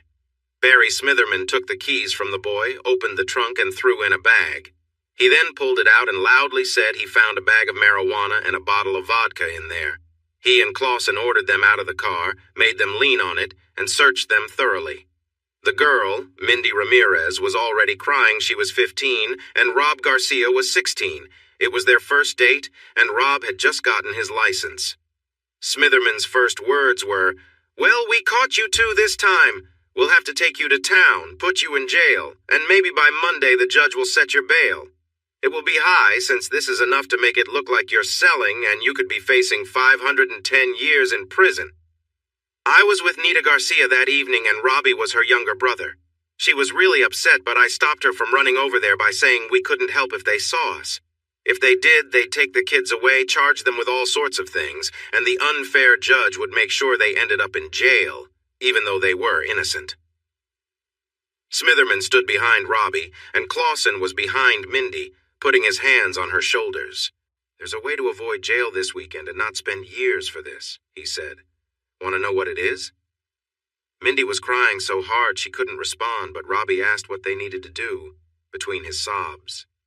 "Just do what we say. We'll show you how things work, and then you can go." Mindy, who had never been in such a situation, started crying even more, and Robbie shook his head, pleading for them to stop. Clausen yelled at Mindy, telling her to be quiet or something bad would happen. When she didn't stop crying, he pushed her head against the door. Smitherman threatened Robbie, ordering him to take off his clothes or else. I noticed the safety on his gun was on, so I quickly moved behind him and hit him hard in the side. He fell down, and the gun flew away. I ran around the car to face Clausen, who was looking for his gun on the ground where his pants had fallen. I did fight back, and I will admit it, but most of the harm to Smitherman came from Nita kicking him, while Robbie and Mindy kicked Clausen as he rolled around. That is why I stood up to those 2 deputies, and I wish I could have done it every time they hurt innocent kids. The old man scoffed and said it wasn't my concern and that I should have stayed out of it. He called the kids bad names. I closed my eyes, shook my head, and said, "You're terrible. You don't have any decency." Then I walked out the door and everyone followed. "Our house," Kathy said firmly. River drove the car around while I walked in anger with Shannon beside me, letting me express my frustration. We passed Will's gate, then Alex's, and walked a little further in the hot red sand. I finally stopped and let out a string of curses, then sighed and apologized to Shannon. "I understand, Theo, I really do," she said. "I knew you felt strongly about them, but I wasn't ready for that. I wanted to tell off your old man for what he said about you and the kids you helped. My only issue is having to walk in this hot sand. My sandals will never be the same." The look of disgust on her face was too funny, and it helped me calm down.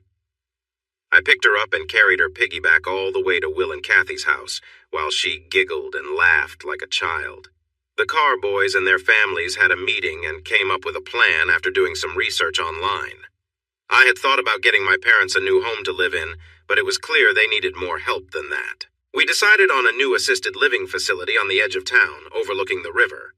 It might take a court order, but neither of my parents could really take care of themselves, and it was obvious they were not eating well, despite the food my brothers and their wives brought them. I agreed to cover the costs for 1 year at the facility as long as my brothers took care of any other medical bills and extra expenses. They quickly agreed since they all had Alex's insurance. We planned to handle the paperwork at the place tomorrow, and the women would help persuade them to make the move. If they hesitated, we could start getting a court order by asking for a wellness visit from Human Services. Though they may not have been the best parents, they needed to find a different way to handle their lives as they approached their 50s. My lovely nieces and nephews were asleep on the 2 sets of bunk beds in Will's home, while my caring sisters-in-law were sure their husbands needed a rest too. They were preparing hot dogs for the kids in a couple of hours. With a busy day ahead, I urged my family to hop in the Denali so I could show them around the charming Cowtown and its surroundings. I think everyone else preferred taking a nap, but I was too excited, so they got in with me as the driver, and off we went. Our father, William Alexander Carr, stood out in the Carr family. We come from a long line of pioneers who settled in the U.S. before 1770. They fought in the Revolutionary War, became successful farmers and ranchers, and even served in state and national legislatures.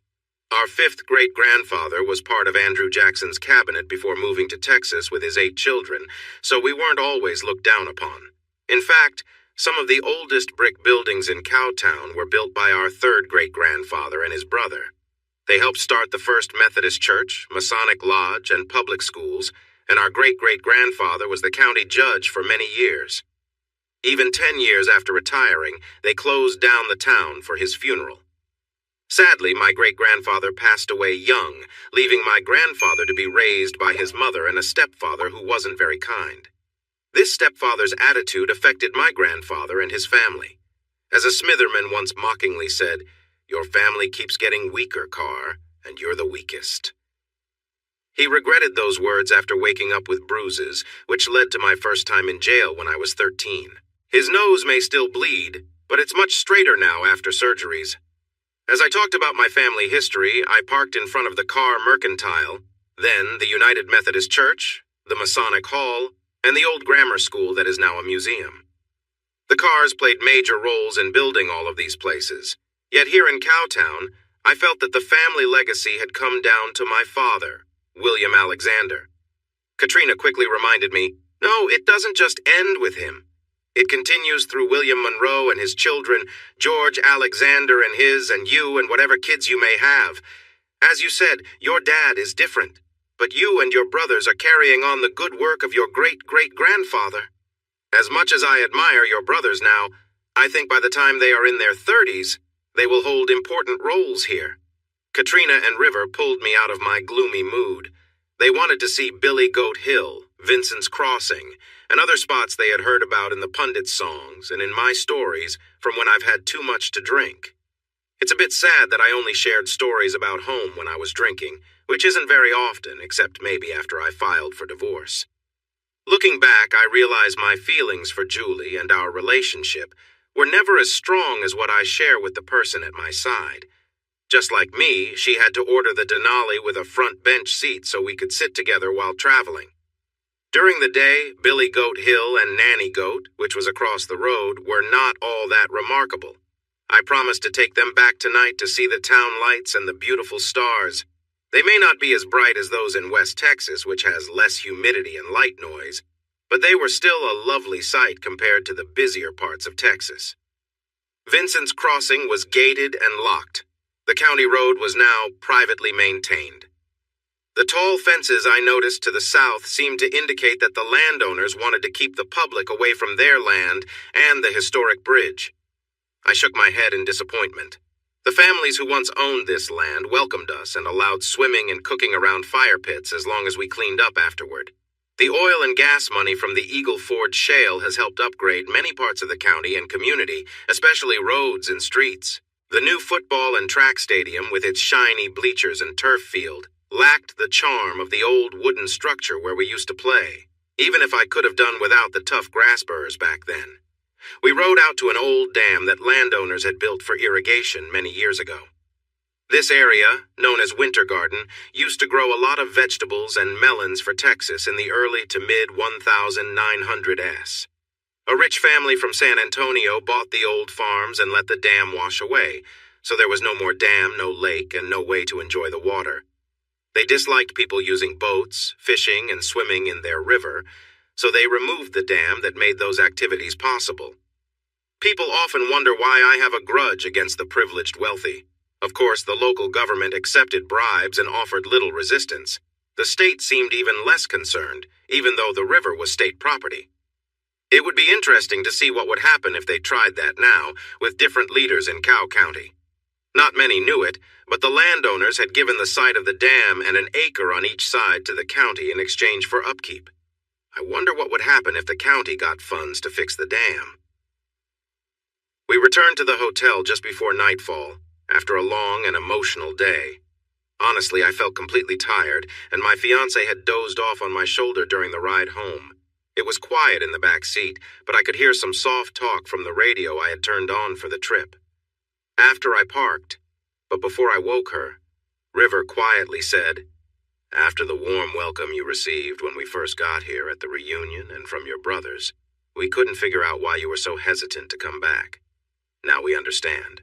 You have many happy memories from here, but also some sad ones, along with a tough relationship with your parents. If the family that ran this place like their own kingdom was still in charge, we are sure it would be unbearable. But now you have good friends. You made a mark on this town and your high school. Your brothers and their families are doing well, and you are succeeding in your career. Plus, you have this wonderful young woman with you, and nothing here can harm you. Take care of what you need to do tomorrow, enjoy the music and good company on Wednesday night, and we'll head home on Thursday. Your feelings about your hometown need some time, but one thing is important before we leave. Your brothers need to support you when you get married. Do what you need to make that happen." My fiancé was just as tired as I was. We showered together gently and then slept through the night. Breakfast was tasty and the conversation even better, which helped me visit Will and Kathy without the anxiety I expected. We loaded 2 vehicles, left the kids with their favorite babysitter, and toured the assisted living center that offered advanced care. I was impressed, as were my brothers. River and Katrina asked questions about caring for elderly people with mental health issues and received answers we wouldn't have thought to ask. I gave them a deposit, and they offered me a nice discount if I paid for the year up front, just as I had hoped. Alex and Will were taking care of the medical and psychological evaluations needed, while the girls came up with a plan to encourage our parents to give it a try. As it turned out, the idea of free meals and living in a new home with new furniture was just enough to get Dad to agree to check it out. Mom seemed a bit out of it, so she got into the car with them. The 3 Carr brothers and River went through the house. They decided there was not much to take unless it meant something special to our parents. We ended up choosing a few framed pictures, 3 photo albums, and their medicine. We planned to buy them new clothes and shoes once we figured out their sizes, since what they had was old and worn. The doctor said they were dehydrated and not getting enough food, but otherwise, they were in decent health. The results from the mental health check were not great, but the staff psychologist believed a psychiatrist could help with medicine and therapy. This was the first moment I felt that someone at the facility might not be completely honest with me, but she seemed genuine. They had toured the place, snacked in the cafeteria, and spent time in their new rooms. Mom didn't want to go home, while Dad wanted to eat before heading back. Unfortunately, their new house would not be ready until tomorrow, so we took them out for dinner and got a couple of meals packed up for today and for the morning. Once we got home, Mom looked very sad, and Dad slumped in his chair staring at the TV. Maybe 3 meals, new clothes, medical care, and a new home would really help. Maybe the psychiatrist would see that Dad had some issues to address instead of just being grumpy. The girls went to the mall in Laredo to shop for clothes for both, while we looked online at Alex's to see if we could sell some of the old graders and dump trucks he had around that still worked. The rest we could sell for parts. River took a few minutes to check out items for the upcoming Ritchie Brothers auction. We needed different equipment and pickups for the new crews we would soon be hiring, and he found several items to bid on. Alex and Will were not familiar with online auctions, so River taught them how it works. The women returned around 9 p.m. with more and better clothes than our parents had ever owned, plus a few things they wanted for themselves. The kids were fed and in bed, and we were relaxing on Alex's deck with some drinks. But we were all tired, so we went back to the hotel, and Will and Kathy went home. On Tuesday, over coffee, I reached out to a few of my groomsmen to see if anyone would mind helping out as ushers for my brothers. The first two I called were excited to help, but wanted to make sure they were invited to the bachelor party and the rehearsal dinner. I promised they would be invited to the rehearsal dinner, but I forgot to mention there wouldn't be a bachelor party, even one as quiet as the last one. When I saw them, I asked my brothers to be groomsmen, and they agreed, thinking we would get them nice suits, since they didn't have any. I said we would and told them to send us their sizes. Next, we went to get our parents. They didn't seem upset about leaving their home for the last time. When we arrived, Mom went through her closet and dresser, checking her new clothes. She looked happy and hummed while they prepared a nice bath for her and laid out a new outfit. Dad grabbed a few snacks, looked at his clothes, and agreed to take a shower and change, even though he complained about waiting to eat lunch. Alex had told him he needed to, and it worked. In some ways, Dad acted more like a child.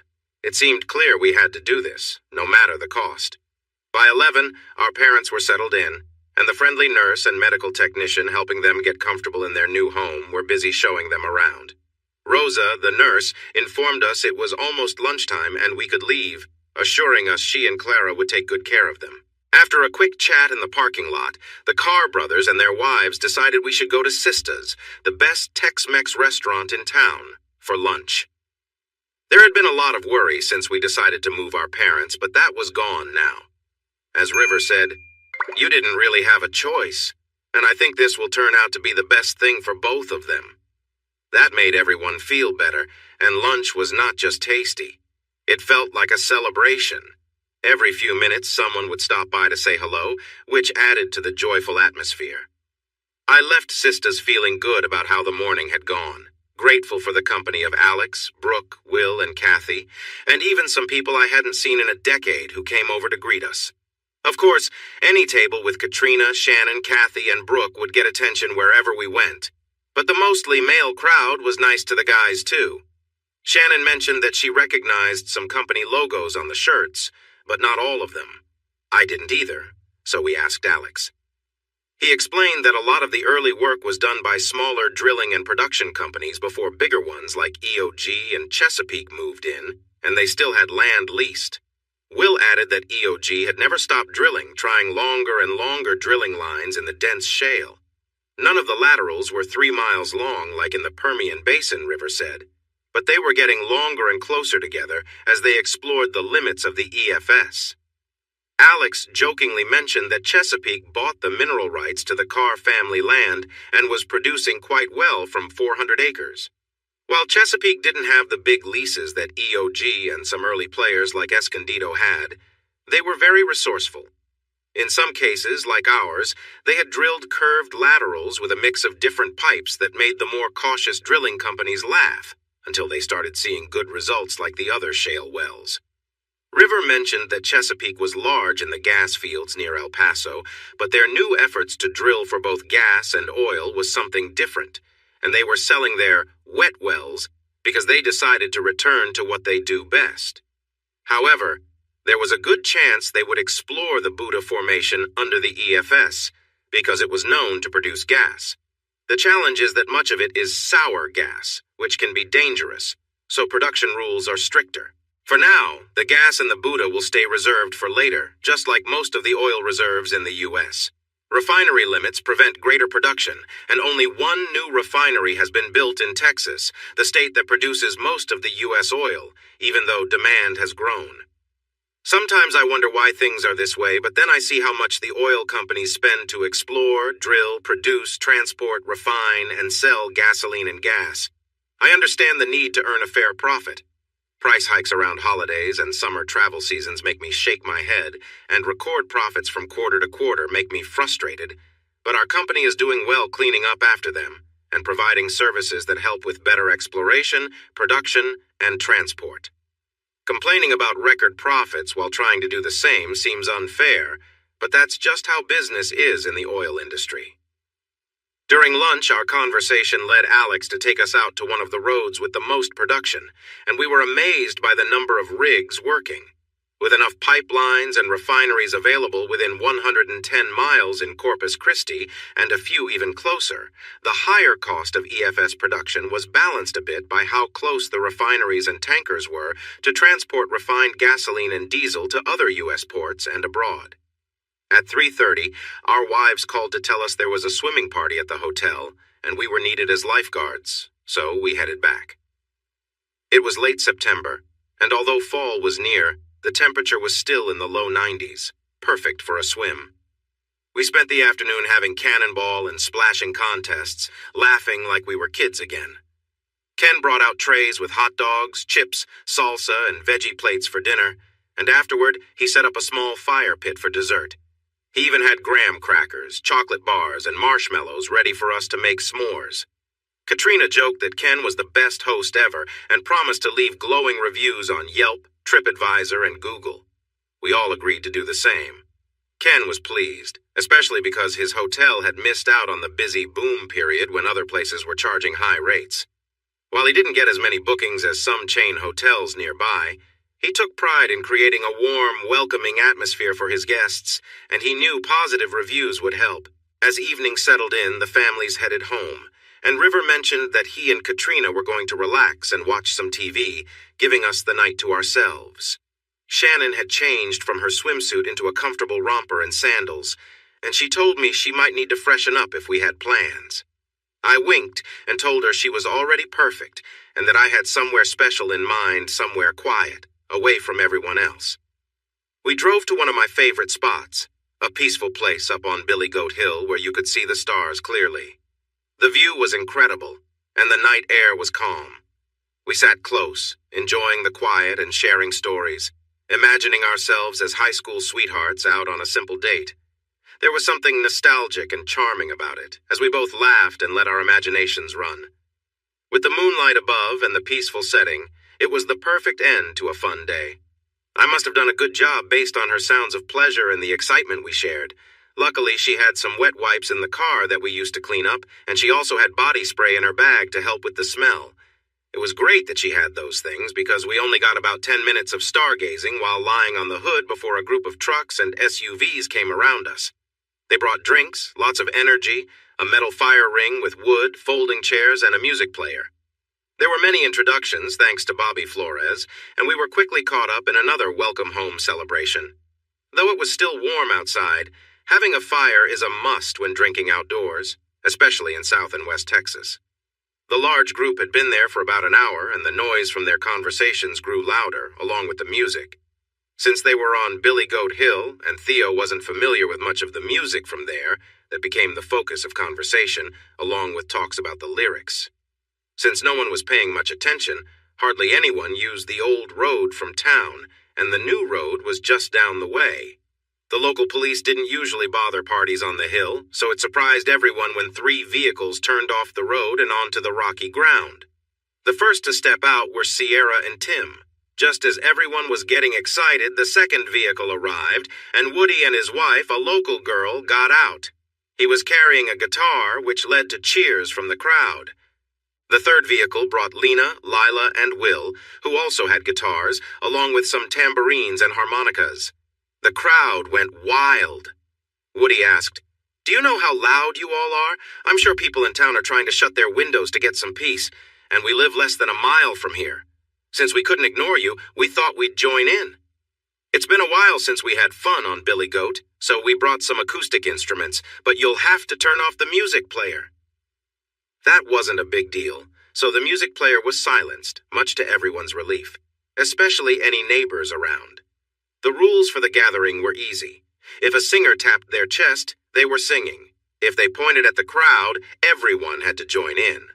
So far, the crowd had been singing familiar songs together until Will tapped his chest, strummed his guitar, and said, "I just finished this song, although I might change it in the future." The working title is "Can Time and Beauty Tame the Beast?" though we weren't sure it would stick. Anyway, listen to it, and let us know what you think once it's done. Will's deep, rugged voice blended with Lila and Lena's soft, soaring harmonies, creating a surprising contrast. The lyrics, switching perspectives from verse to verse, added to the effect. Halfway through, Shannon turned to me and whispered, "So, I'm the beauty, and you're the beast?" I nodded with a grin. The last verse mentioned the angry young man, which made everyone chuckle as they clapped Theo on the back, showing their appreciation for his contribution to the song. Shannon joined in the laughs, though her friends gave her plenty of friendly hugs and shoulder pats in their excitement. Will waited until the energy calmed down, then asked, "So, sounds like you liked it. Got any thoughts on how to improve it?" Shannon replied that she might have some ideas, but she'd share them tomorrow. After about 20 more songs, Woody wrapped up the evening with an invitation. "We've got to get going, and you all probably do too, but tomorrow night we're hosting a songwriters round and everyone here is invited. Be there by 7 and bring your own drinks." It took a while for the crowd to disperse, and finally, Shannon and I found ourselves by the fire, still flickering in the night. She took her phone out, found a song to play, and set it on the hood of the car, giving me that familiar, playful smile that always promises a fun time. When the music began, she started dancing lightly around the fire. The flames flickered, casting a warm glow that caught in her hair as she moved. It was captivating to watch her dancing freely in the moonlight, relaxed and joyful. We stayed by the fire a little while longer, enjoying the calm, peaceful night. The day had been full of laughter, music, and friendship, and it felt like the perfect end to a perfect evening. I waved for her to come over, but she stayed on the other side of the pit, swaying and teasing me. When I could not take any more, she giggled and said, "Catch me if you can." I began to move to my right around the pit. She quickly dashed to the left, jumped into the Denali, and shut the door. I grabbed her clothes from the ground and went after her, only to find her stretched out inside. She had one leg over the front seat and the other over the back. I knelt between her legs and she pulled me closer with a smile. What was happening was wild and passionate, and she made joyful sounds that echoed into the night. I was surprised at how quickly things progressed, both of us feeling a strong connection. As she held me closely and whispered sweet words, I felt a deep bond forming. Her laughter told me that my fiancé was back with her playful spirit. She jokingly said we would need to clean the new Denali before anyone could sit in the back or the front. We used the remaining wipes to tidy up, and I checked the fire to make sure it was safe before we headed to the motel. The next morning, we enjoyed a big breakfast and quickly went to the auto parts store for deodorant and leather cleaner. Her legs and outfit caught a lot of attention, but she seemed focused on cleaning her gift and didn't notice the distractions around her. Occasionally, she would glance and grin, showing she was aware of her effect. I walked around to see what everyone else was looking at and was impressed. She stood proudly, and those little shorts highlighted her shape. It was clear she drew attention. When I returned to my spot, she looked over and said, "We need to finish this soon and get back to the room, or we'll have to start all over. I'm still feeling excited and all this attention is getting to me, so let's wrap this up." I teased her about being a little exhibitionist, and she laughed, saying she couldn't help it because she was a cheerleader. She told me to hurry, or there would be some playful consequences. We managed to grab our things and head back to our room in no time. An hour later, we found River, Katrina, and Ken waiting for us. Katrina smirked and said, "We've been waiting for you two since you got back. Are you feeling better now?" She rested her head on my chest, and I just smiled back. The others laughed, got up, and walked to the SUV with us. "Wow, this new car smells really clean," Katrina added playfully, and River joked that he had never liked a car scent so much. River blushed a little, but I understood and nodded in agreement. The weather was expected to be really warm, reaching close to 95 degrees, and my brothers and their wives had taken another day off to show us around. River wore casual shorts and a t-shirt, while my brothers and I wore comfortable shorts and t-shirts too. The four women dressed in light shorts and sleeveless tops, and there was something noticeably distracting about their outfits. In Cowtown, known for its hot weather, people often wore light clothing without much thought. Katrina and Shannon definitely fit in with that style. In those outfits, Katrina was looking great, and my sisters-in-law were doing just fine too. We were in a passenger van that Alex had bought for his growing family. He was driving while Will acted as our guide. I was seated beside Shannon, enjoying the view while River was in the back seat looking too.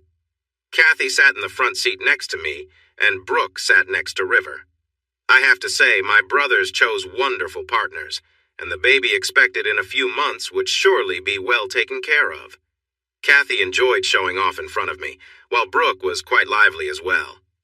Shannon playfully nudged me a few times, and Katrina laughed at our fun. We were all teasing each other, but it was a good time. Caught up in the moment, I didn't notice when we turned onto a paved road until Will asked, "Do you remember this place?" My stomach tightened as I saw the Smitherman Industries building. To me, it symbolized the troubles faced by many workers in Cow County. Those who worked here dealt with long hours, low pay, poor conditions, and little security, which could hurt them and their families.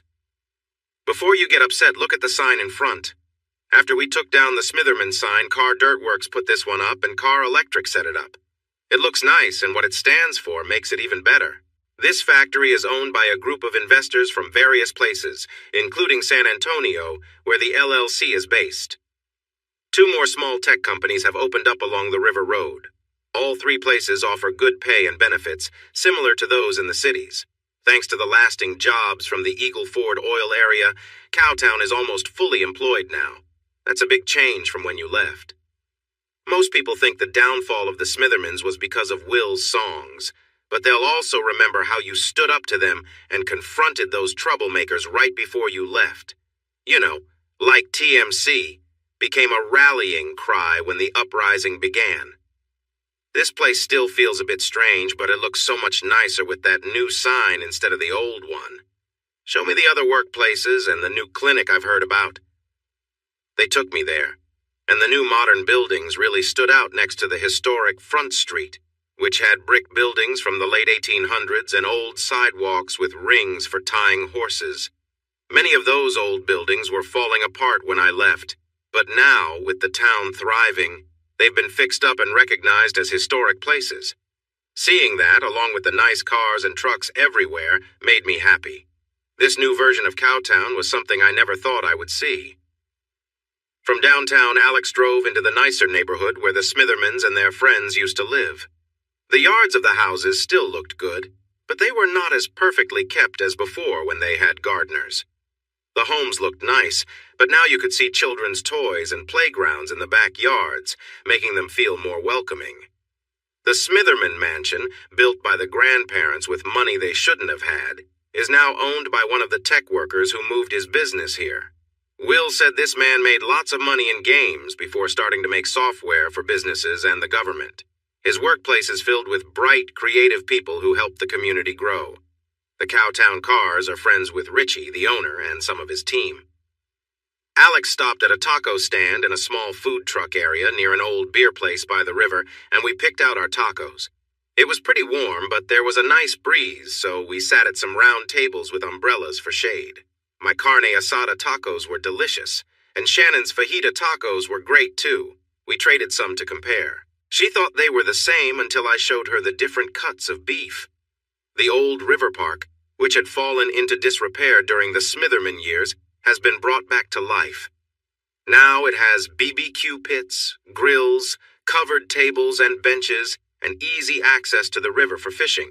Swimming is not allowed because the water can change quickly, with some areas flowing fast and others being still and unsafe. But that's okay, Kathy said cheerfully, because there was an indoor-outdoor pool in the park about a mile away. Overall, this seemed like a good place to raise a family, and my brothers were happy here. Who would have thought? After a nice nap and a shower, we got ready for the songwriters event at Will's place. It was still warm outside, but I found some jeans and a blue polo on the bed after my shower. I decided to change it up and chose a fun shirt with bright Texas peppers on it instead. I swapped the jeans for some comfortable Wrangler shorts and put on my clean athletic shoes. Kathy looked at me with a raised eyebrow, then her expression softened to curiosity, and finally she gave me an approving nod. I know I look good in jeans, but my strong legs seem to attract compliments in shorts. The casual shirt shows off my shoulders and arms nicely. I felt confident I fit the spirit of the Songwriter Festival. Then I noticed what Kathy was wearing, a mid-thigh denim skirt and a white blouse that hugged her figure, just reaching the waist of her skirt. It was easy to see she took care of herself. She looked amazing, and I could not help but admire her. Alex arrived on time with the van. He and Will watched Shannon and Katrina, who was in a denim romper, with keen interest. River shook his head at Shannon with an amused look and said, "Wow." I climbed into the van and noticed Kathy's sundress and another friend's short sleeveless outfit. I paused for a moment and leaned over to ask, "Where's the protection? Do we need anything?" Will caught on and replied, "We might want to grab some baseball bats just in case. These musicians can be overly confident, and I worry they might be trouble." "I don't have bats," Alex said, "but I do have some tools under the third seat and a knife on my belt. That should be enough to handle any situation. I doubt Will or Lila will let things get too wild, though." The girls were teasing us by now, with Kathy leading the charge. "If you're worried about us, you're too late. Besides, wouldn't it be fun if I dated a country star?" "Oh, that would definitely be interesting, especially with your charm," I replied jokingly. Kathy squealed and hugged her husband from across the seat. Shannon smiled at me and seemed ready to ask something, but I interrupted her. "Don't even go there.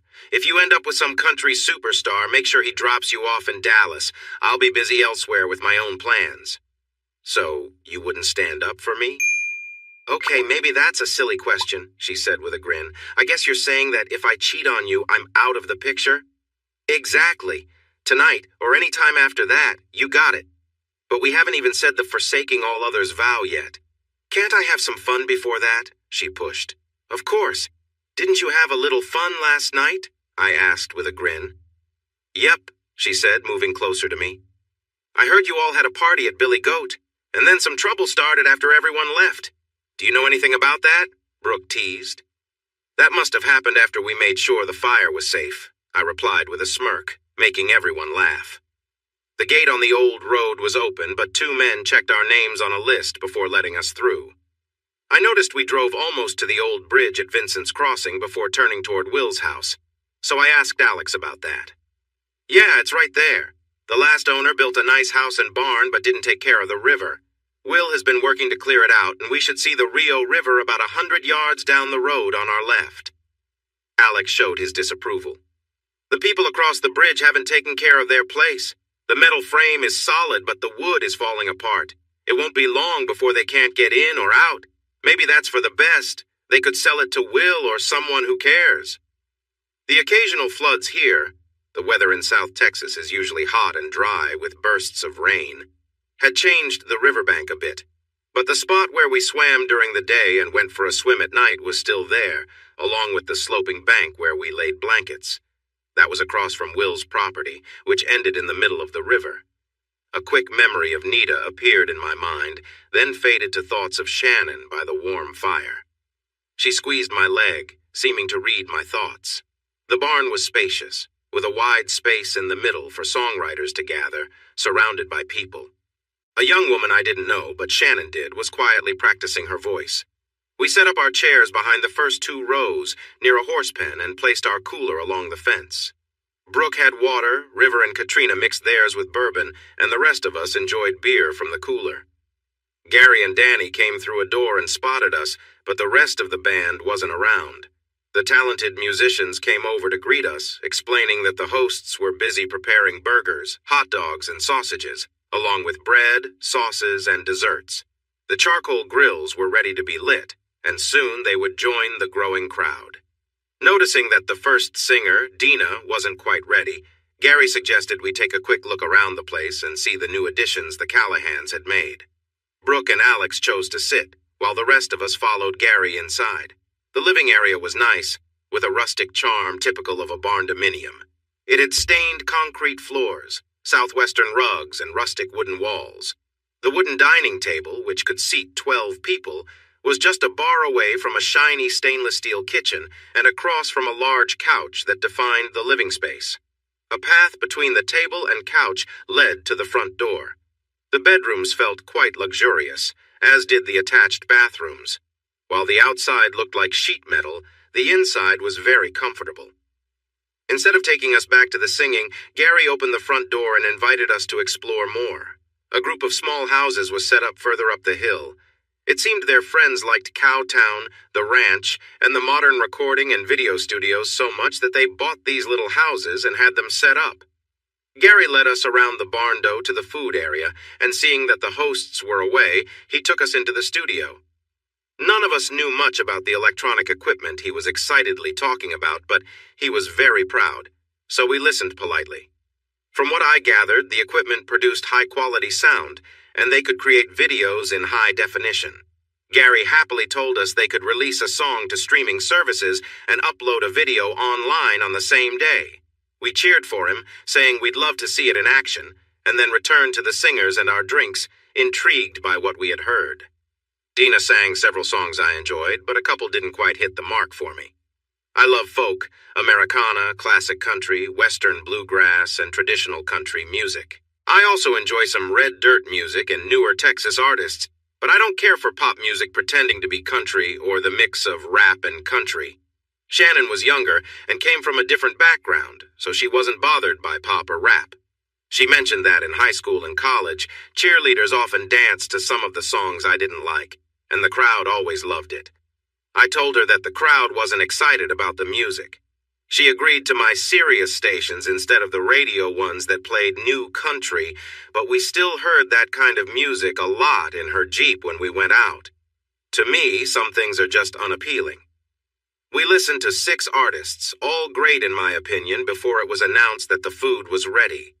People quickly formed lines, so we waited and listened to 2 more artists before we decided to try our luck at a shorter line. I chose a burger, but the cook insisted I also try his homemade sausage and red cabbage, so I ended up with a full plate to balance on my lap. I grabbed some cold beers and shared them out, giving Brooke a bottle of water. We listened to a talented trio, a woman with a guitar and a smooth voice, an amazing musician who played many instruments and sang well, and a guy from Australia who played the mandolin and didgeridoo. They played funny, sad, and haunting songs, sharing personal stories about each song and its writer. After they finished, I approached them and let them know I would be streaming their music in the future. I couldn't wait to hear how they sounded with all their instruments together. They were older than me by about 10 to 15 years, but they were very charming. I stood behind the crowd chatting with them while others stayed to watch the next artist. The following act was made up of 2 young rappers. Though I could appreciate their rhymes, adding guitar music did not make it country or folk music that I would enjoy or pay to hear. I caught Will's eye. He rolled his eyes and subtly shook his head while looking at Shannon, Kathy, Alex, and Brooke, who were eagerly watching and moving to the beat. He motioned for us to head out.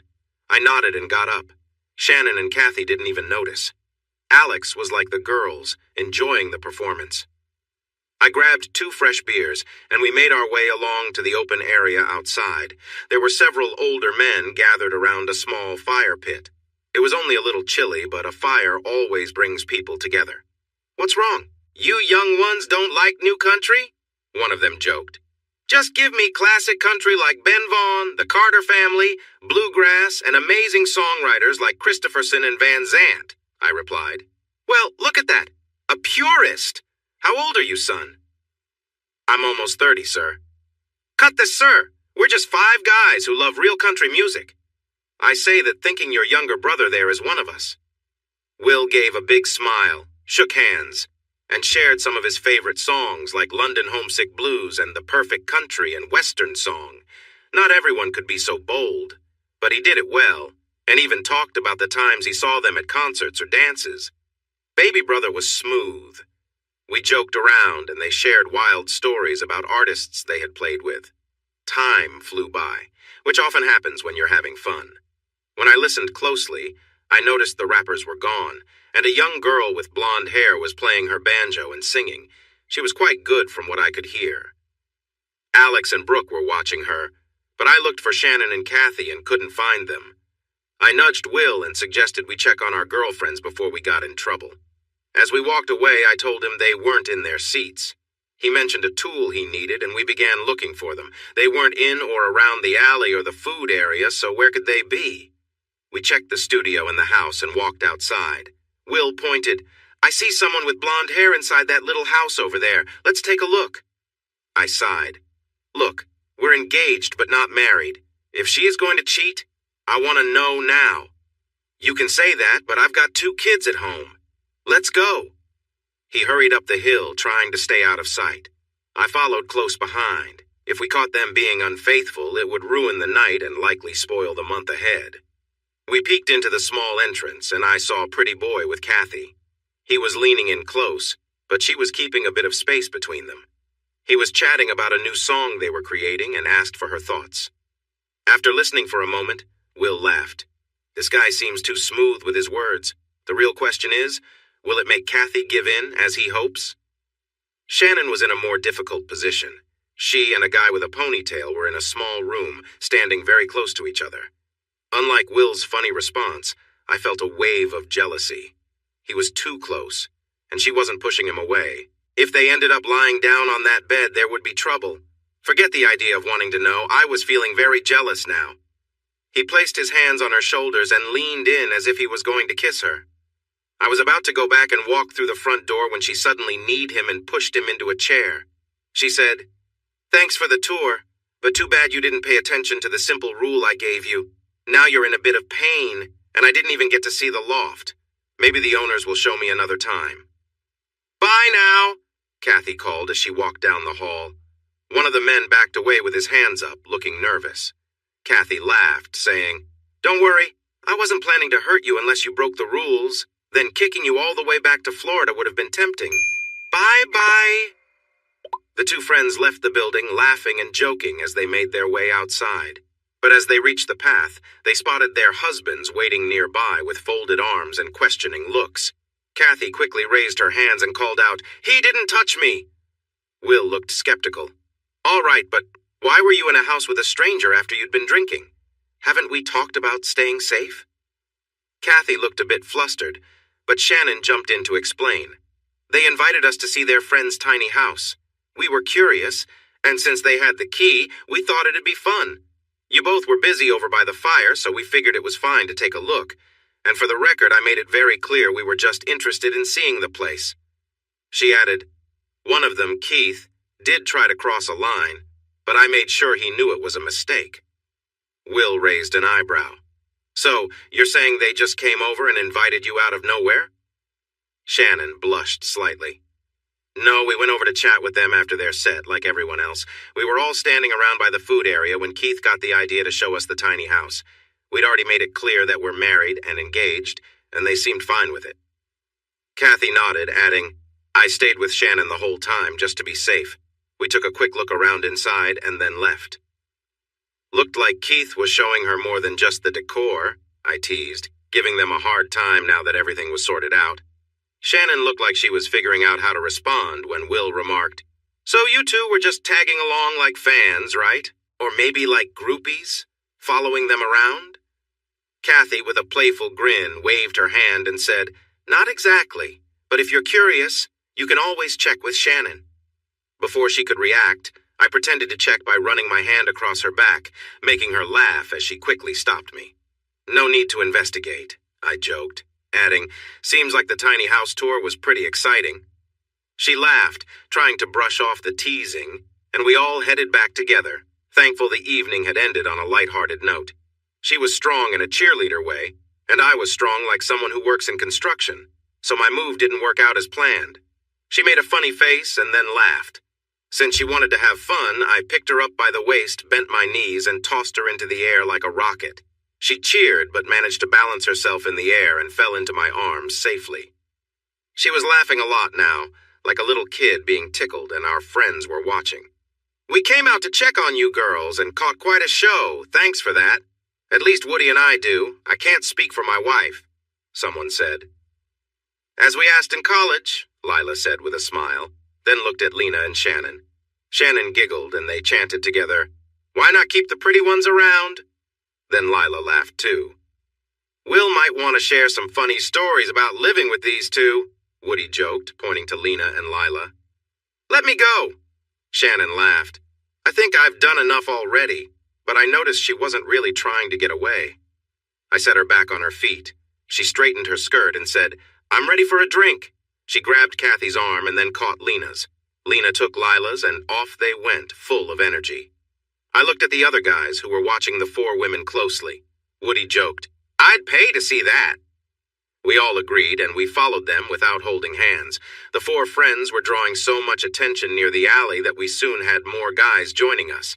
A group of country rockers had started playing music in the alley. They sang songs by famous bands and encouraged everyone to get up and dance. Some songwriters hadn't taken their turn, but no one seemed to mind.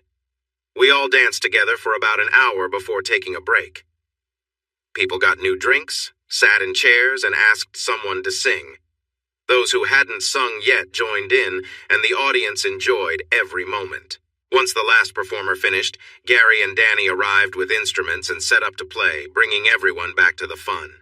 They included a few slower songs, and we danced with whoever was nearby. 10 songs later, Lena found herself in my arms. I had lost track of Shannon in the crowd, which was full of people swaying and having a good time. Lena pressed herself against me and seemed curious about how quickly I would respond to her closeness. It did not take long. Feeling pleased, she asked, "See that black cowboy hat?" She pointed to a guy in the crowd. "He's dancing with her. He may not be all that, but he sings well for someone from downtown Miami, and he thinks he's quite the charmer. We can go over there and switch partners, or you can stay close to me and trust that your fiancé won't mind. What do you want to do?" I placed my hand on her back and pulled her even closer. "Do I get to enjoy this too?" Instead of replying, she let out a soft sound and moved against me. "Just stop before things get a bit out of hand and don't let me pull you away." "What if I pull you away?" I asked playfully, holding her a little tighter. Her hands were resting gently on my shoulders, and she led me further into the crowd, creating some space between us. Before we knew it, we were near the guy in the black hat and his partner. She was playfully pushing him away while giving him a teasing look. "Here," Lena said to her, "he's too much for me. I'll take this one and you can have him, but be careful. He's a handful." The girl looked at me, smiled, and asked, "Think you can keep up with me?" I replied, "Maybe, maybe not, but I'll enjoy the challenge." I didn't actually struggle, but I would have been pleased if I had. Whatever fun energy Shannon had at the barn was something special. She made everyone laugh, and when we finally squeezed into the van with Brooke driving, she started joking again. This time, she wanted to go back to the Billy Goat place and dance around a fire, saying that people had been doing that since ancient times.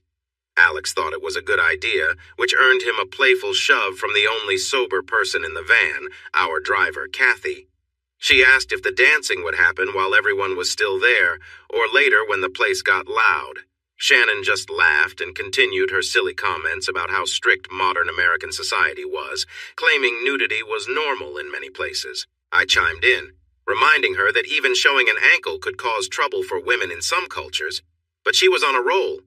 Next, she speculated that cheerleaders and gymnasts were beloved because they wore so little during performances, yet even a hint of nudity in films earned them higher ratings. "How is it fair," she asked, "that violent actions in movies are okay, but a little human nature isn't?" My brothers and their wives had never seen her tipsy before, and I hadn't either. We found her very funny and laughed at her silly behavior, but her fiancé seemed a bit worried. It was clear there were things I hadn't experienced yet. Brooke dropped us off at the hotel and told us to come to her house at 8 for breakfast and another discussion. There were still some decisions to make. As we walked into the hotel holding each other, I realized that a Shannon who had drunk a little was quite different.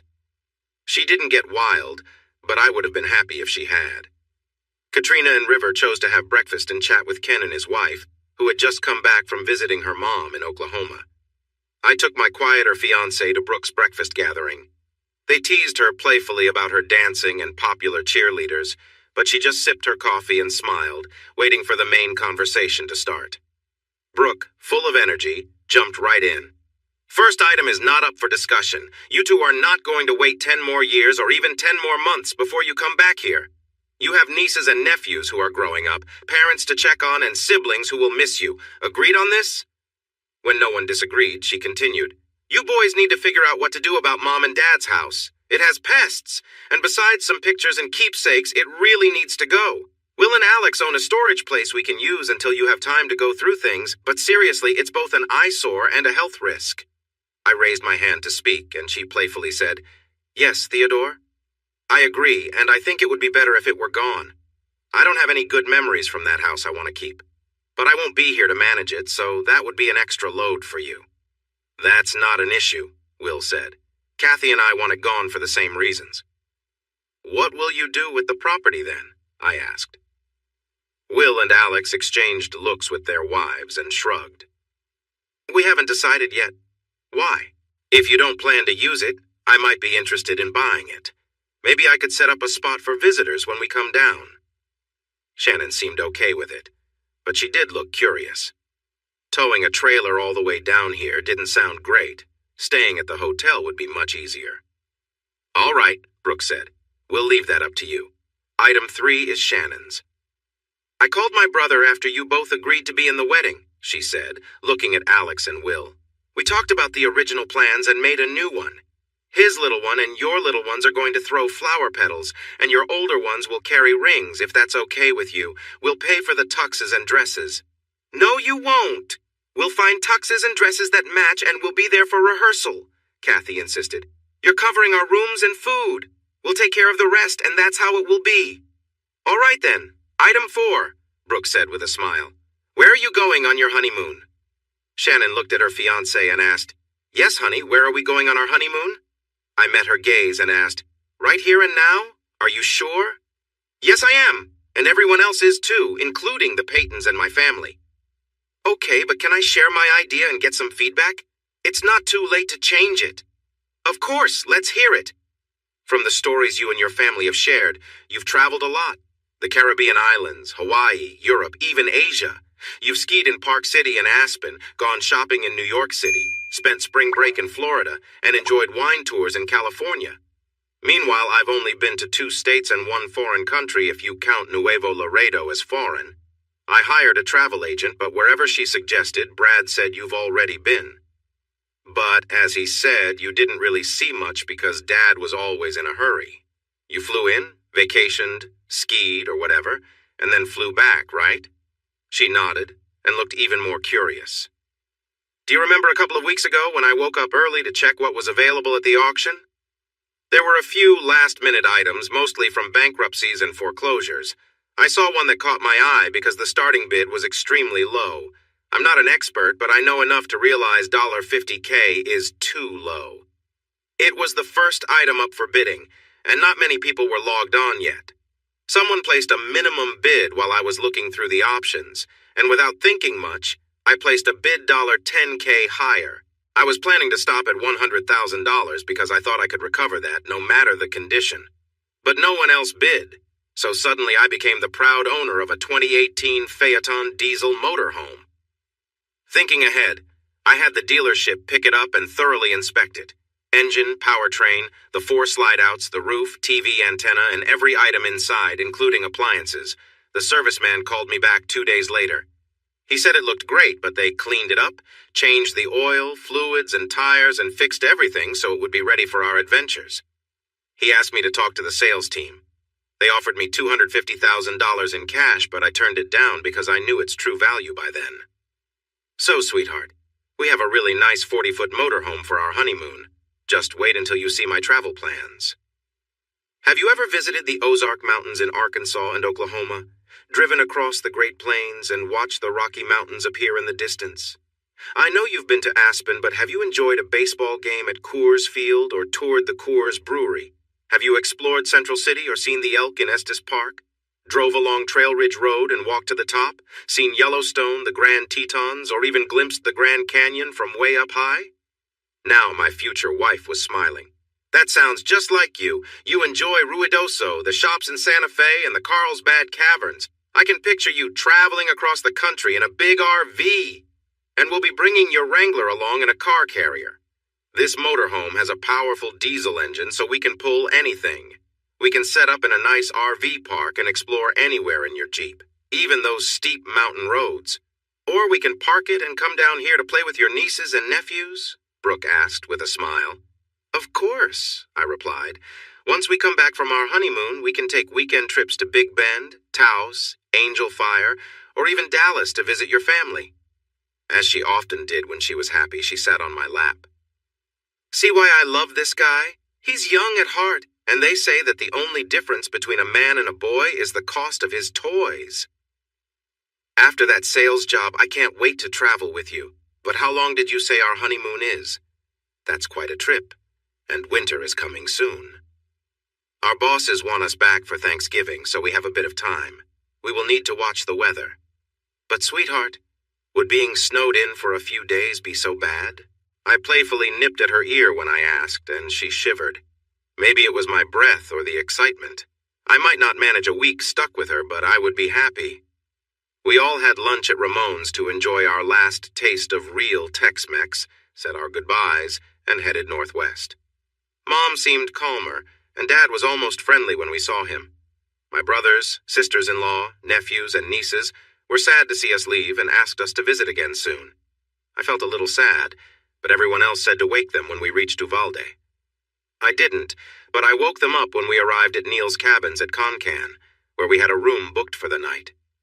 It was too late and too cool to enjoy floating on the river, which is why it's called the Frio River. So we had sandwiches from the cooler and decided to relax for the day. The next day, we explored beautiful places like Garner State Park, Leakey, Barksdale, and Rock Springs, then continued our journey towards Junction and beyond. The speed limit on I-10 is 80, but you really need to drive faster to keep up with the traffic. I followed a driver with lots of radio antennas who was zooming along, and we passed through towns like Sonora, Ozona, and Fort Stockton before saying goodbye and heading towards Pecos and home. They wanted to see pictures of our honeymoon journey, so Rivers showed them how to find the photo gallery. Shannon gave me that familiar, amazed look and said, "Not bad, not bad at all." I worked hard for 2 weeks, but Shannon flew from Midland to Dallas the day after we reached Orla. It turns out, getting ready for a wedding takes longer than expected. Despite her mom's concerns about how to behave in public, my greeting from my FaceTime friend was very lively when I got to Love. It got even more lively once we set aside some time with my luggage in my room. That took a whole hour, almost making us late for dinner hosted by some friends of her parents. The conversation was a bit formal and dull, but the food was really good. After some time, we excused ourselves and returned to my room. Shannon took a moment at midnight to text her mom to let her know where she was, and that was the last update we had from her for a while. We used the morning to check on our motorhome and take it for a drive. From behind the wheel, it felt good for such a large vehicle. It had plenty of power, and everything seemed to work well. From Shannon's perspective, she said, "This is a dream vehicle, so much better than flying. The furniture is cozy, the bedding is nice, and I love the mattress, so comfy. I can't wait to try it out." I didn't have time to manage it myself, so I hired someone to arrange and stock the RV fully, and it seemed to meet Shannon's standards, which deserved a good tip. Shannon had some suggestions for improvements, but overall she was happy. We planned to pick it up the morning after the wedding and head to Hot Springs, Arkansas, a place neither of us had been before. I might not be able to reach the heights of my father, but I can show her new things and make her feel wonderful experiences. I hope that will be enough. Compared to all the Bridezilla stories I'd heard, Shannon was surprisingly calm. A worried florist who was short on a specific flower for the celebration? "No problem, what do you have that matches our colors?" A caterer who hesitated to offer kid-friendly meals? "That's all right, I can find someone else. Just return the deposit on your way out." Oops, maybe this isn't my usual approach, but I can try someone else. "You have an hour to confirm." When I asked her, she said, "Do you have any idea how many dances and events I have organized? There's always another way, and in 100 years no one will care anyway." As stunning as she is, there's much more to Shannon Alana Barnes than what you see at first glance. This is going to be quite a journey, and we kick off the official events in 2 days. My family of 6 adults and 4 kids arrived in the afternoon from different places and gathered at the hotel. Her sorority sisters and cheer team members with their dates came that evening, along with her family, and we took over the bar. When one of her bridesmaids asked about the band she wanted, Shannon smiled and said she didn't get that one, but found an even better band they would love.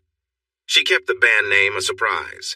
Her lively sisters brought along their semi-serious, Kelly, and serious, Angie, boyfriends, and since they had shared experiences with the sorority sisters and cheerleaders, they were having just as much fun. As they were leaving, Shannon's mom asked when she would be home. When Shannon replied, "Later tonight," her mom looked surprised, but that was agreed upon. A short break to make our honeymoon even more special. Shannon's wedding party included her sisters as maids of honor, her college roommate and best friend Allison, and her closest cheer friends from college, Salah, Kim, and Michelle. They represented 10 months of the Playgirls of Texas Tech calendars, which featured several of them. They were bestsellers in Lubbock and online, and seeing them in person, it was clear why. My best man was River, and my groomsmen were Will, Alex, Brad, Abe, and Beto, the representative chosen by the group who had supported me all these years in the oil industry. I wanted them all to come, but they were just as hesitant as before, even though they all loved Shannon, and she loved them too. The rehearsal went perfectly, even though Shannon adjusted who was walking with whom based on height and other qualities. The dinner, hosted by my parents, River and Katrina, mixed fun stories and heartfelt speeches. Everyone in the wedding party, all 4 parents and Shannon's grandparents, shared toasts and heartwarming memories. There were no funny or awkward stories from the hen party or bachelor party this time because we didn't have either. Instead, we all went to our rooms by midnight. I missed her sweet scent and the soft feel of her skin in my bed even more than being close. 2 nights apart felt long, especially compared to the 2 weeks she spent in Dallas while I was in New Mexico. She called me early on Saturday, our wedding day, just to hear my voice. After she reassured me that she wasn't nervous and that she missed me, we talked about the day ahead. The guys were headed out for golf while the women planned a spa day and then had their makeup done. Golf was Brad's idea, and I ended up having a great time. With Brad, his dad, granddad, and River, we weren't very good at golf. I had played more mini-golf than real golf, and the closest golf course to Cowtown was 50 miles away. I wasn't sure if Beto had ever held a golf club, but River was surprisingly good. It seemed many business deals in Midland were made on golf courses. I'm not great at keeping secrets, but it didn't seem odd when Will, Lily, Woody, his wife Shannon, Gary, Danny, Lena, and the sound guy from the BGH Pundits joined us. They said they were playing a gig in Dallas and that my Shannon recommended this course during their songwriters' night. They played better than my brothers and me, though that wasn't hard. They also brought some laughter to the game. My in-laws were careful not to tease me too much, but they did wonder how guys like us could be so clumsy on the golf course. We didn't mind. We were really bad and knew it. In our hometown, there were always more important things to do than spend 6 hours playing golf. Lila, Shannon, and Lena had to leave after playing 9 holes. When we finished, a tray of sandwiches awaited us at the country club. It was there that I learned about the business idea River and the Barnes had successfully developed. My first real lesson came from Will Callahan himself. I hear you guys are thinking about setting up an RV spot on your parents' land. Is that true? It seemed like a simple question. Yes, I recently got a motorhome and we want to come down occasionally to stay close as a family. So, you and Cowtown aren't in any trouble anymore? Woody asked with a smile. I always thought of the song You're Always 17 in Your Hometown as a warning because of the mess I made when I left for the Northwest. But it looks like I wasn't as looked down upon as I once thought. I reconnected with my brothers and some old friends and got to know your band better. Those reasons, along with some delicious Tex-Mex food, make my lovely wife and me want to visit from time to time. At least that's what she says. We also heard you have some money saved up from a deal with New Mexico. Is that true? I looked at River's serious expression and sensed there was more to this than met the eye. Honestly, I'm not sure. River handles that part of the business. He gives me checks now and then, which I send to my investment advisor, and he guides me. Why are you asking? I know about a nice piece of land for sale right across the river from me. The owner was not careful with his fast food businesses and needs money quickly. I glanced at River, then back to Will. What size is the land? Where is it exactly? And how much do they want? It's just a section of land, like I said, right across the river from me. I think you used to swim there. So, across the bridge from the Calicans, at a spot we called Vincent's Crossing. Now I know the location and size, but what's the price? The land is around $3,000 per acre in that area. I'm not a math expert, but that's nearly $2 million. Is that the price for someone with extra time or for someone who needs money fast? That's what a similar property not across a bridge that needs fixing sold for after being on the market for a year, Will said with a smile. Even if River and my advisor agreed, I wouldn't pay that much without checking the condition of the bridge first. Everyone at the table smiled, and Alex chimed in. I have a crew that builds and repairs bridges. I recently made an offer to the owner of that land and his neighbor. Depending on who can use the land and the river, I might be able to lower the price a bit. Now, everyone was smiling. Well, it seems I got quite the surprise. Walking out with River, Will, Alex, Brad, Abe, and Beto felt thrilling. I looked out over the church. As I expected, the bride's side was almost full. Turning to the groom's side, I thought it might be mostly empty, with some people spilling over from the bride's side. However, the groomsmen and 4 of Shannon's cousins had placed Katrina, Kathy, and Brooke in the family row. Not surprisingly, after the morning, they were surrounded by the Billy Goat Hill group. What surprised me was seeing so many of my old classmates and teammates filling the seats behind them, along with about 40 of my friends from Orla, all dressed up nicely. I looked at River, who had a big smile on his face, and I might have felt a bit emotional. Katrina's eyes were already shiny with tears, and Kathy and Brooke were also getting teary as they watched the group of young children and the 2 ring-bearers. The kids walked gently down the aisle, where the groomsmen stepped forward to take their arms and walk beside them in their spots. When the beautiful maids of honor were in their places, the music paused, and then the wedding march started. Daddy Barnes looked as proud as could be as he took his youngest daughter's arm and made sure they walked together, taking that first step. The bride looked more stunning than anyone I had ever seen, which is why she seemed to float down the aisle with her dad supporting her. She, along with the few hundred guests, said I looked like I was in The Look of Love as I watched her, but I just felt amazed. Dad managed to say her mother and I when asked, but he stumbled a bit as he walked the 3 steps to the first pew, probably because of the tears in his eyes. Mom, equally emotional, reached out to comfort him, and he wrapped his arm around her. The bouquet was gone, and I found myself holding her soft hands and gazing into her deep green eyes, knowing I was with someone truly special, and that I was incredibly lucky. I don't always have the right words, but when I was asked to promise to love and care for this wonderful woman for the rest of my life, my voice was strong and genuine. Her melodic voice matched mine, and our first kiss as a married couple felt magical. We took countless pictures with what felt like 1 million guests, and my family pictures took just as long as hers because she insisted on including our friends from Cowtown and the oil patch. Her family, both close and far away, welcomed me into their pictures with the bride, which made me feel so appreciated. These were well-off, cultured folks, yet they accepted me and my family as their own, even insisting on a big group photo outside. When we headed to the reception hall to start our celebration, her family, friends, and my family and friends were all mixed together on the buses, sharing stories. While I won't go into detail about the wedding reception, I must say the food was delicious.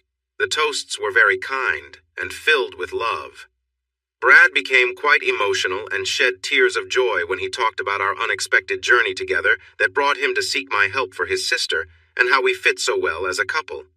Katrina cried as she recounted how I had shown up at 19, angry and looking for work, and of Shannon's first internship. Our bittersweet farewell and her amazing return 5 years later were beautifully shared by my oldest friend, Juan Jose Aguilar. I did face some teasing for being a bit sentimental from the other guys, but since it was mostly in Spanish, not everyone understood. I hope not too many did. Woody introduced the band, and Will shared how the bride convinced him in just one dance that this was the perfect band for their wedding. Once the laughter, applause, and cheers about her charm faded, the couple came together, and the pundits played a song Lila wrote about their first meeting and strong connection, which pulled them apart and then brought them back together in lasting love. We finished that song with a warm hug and a sweet kiss.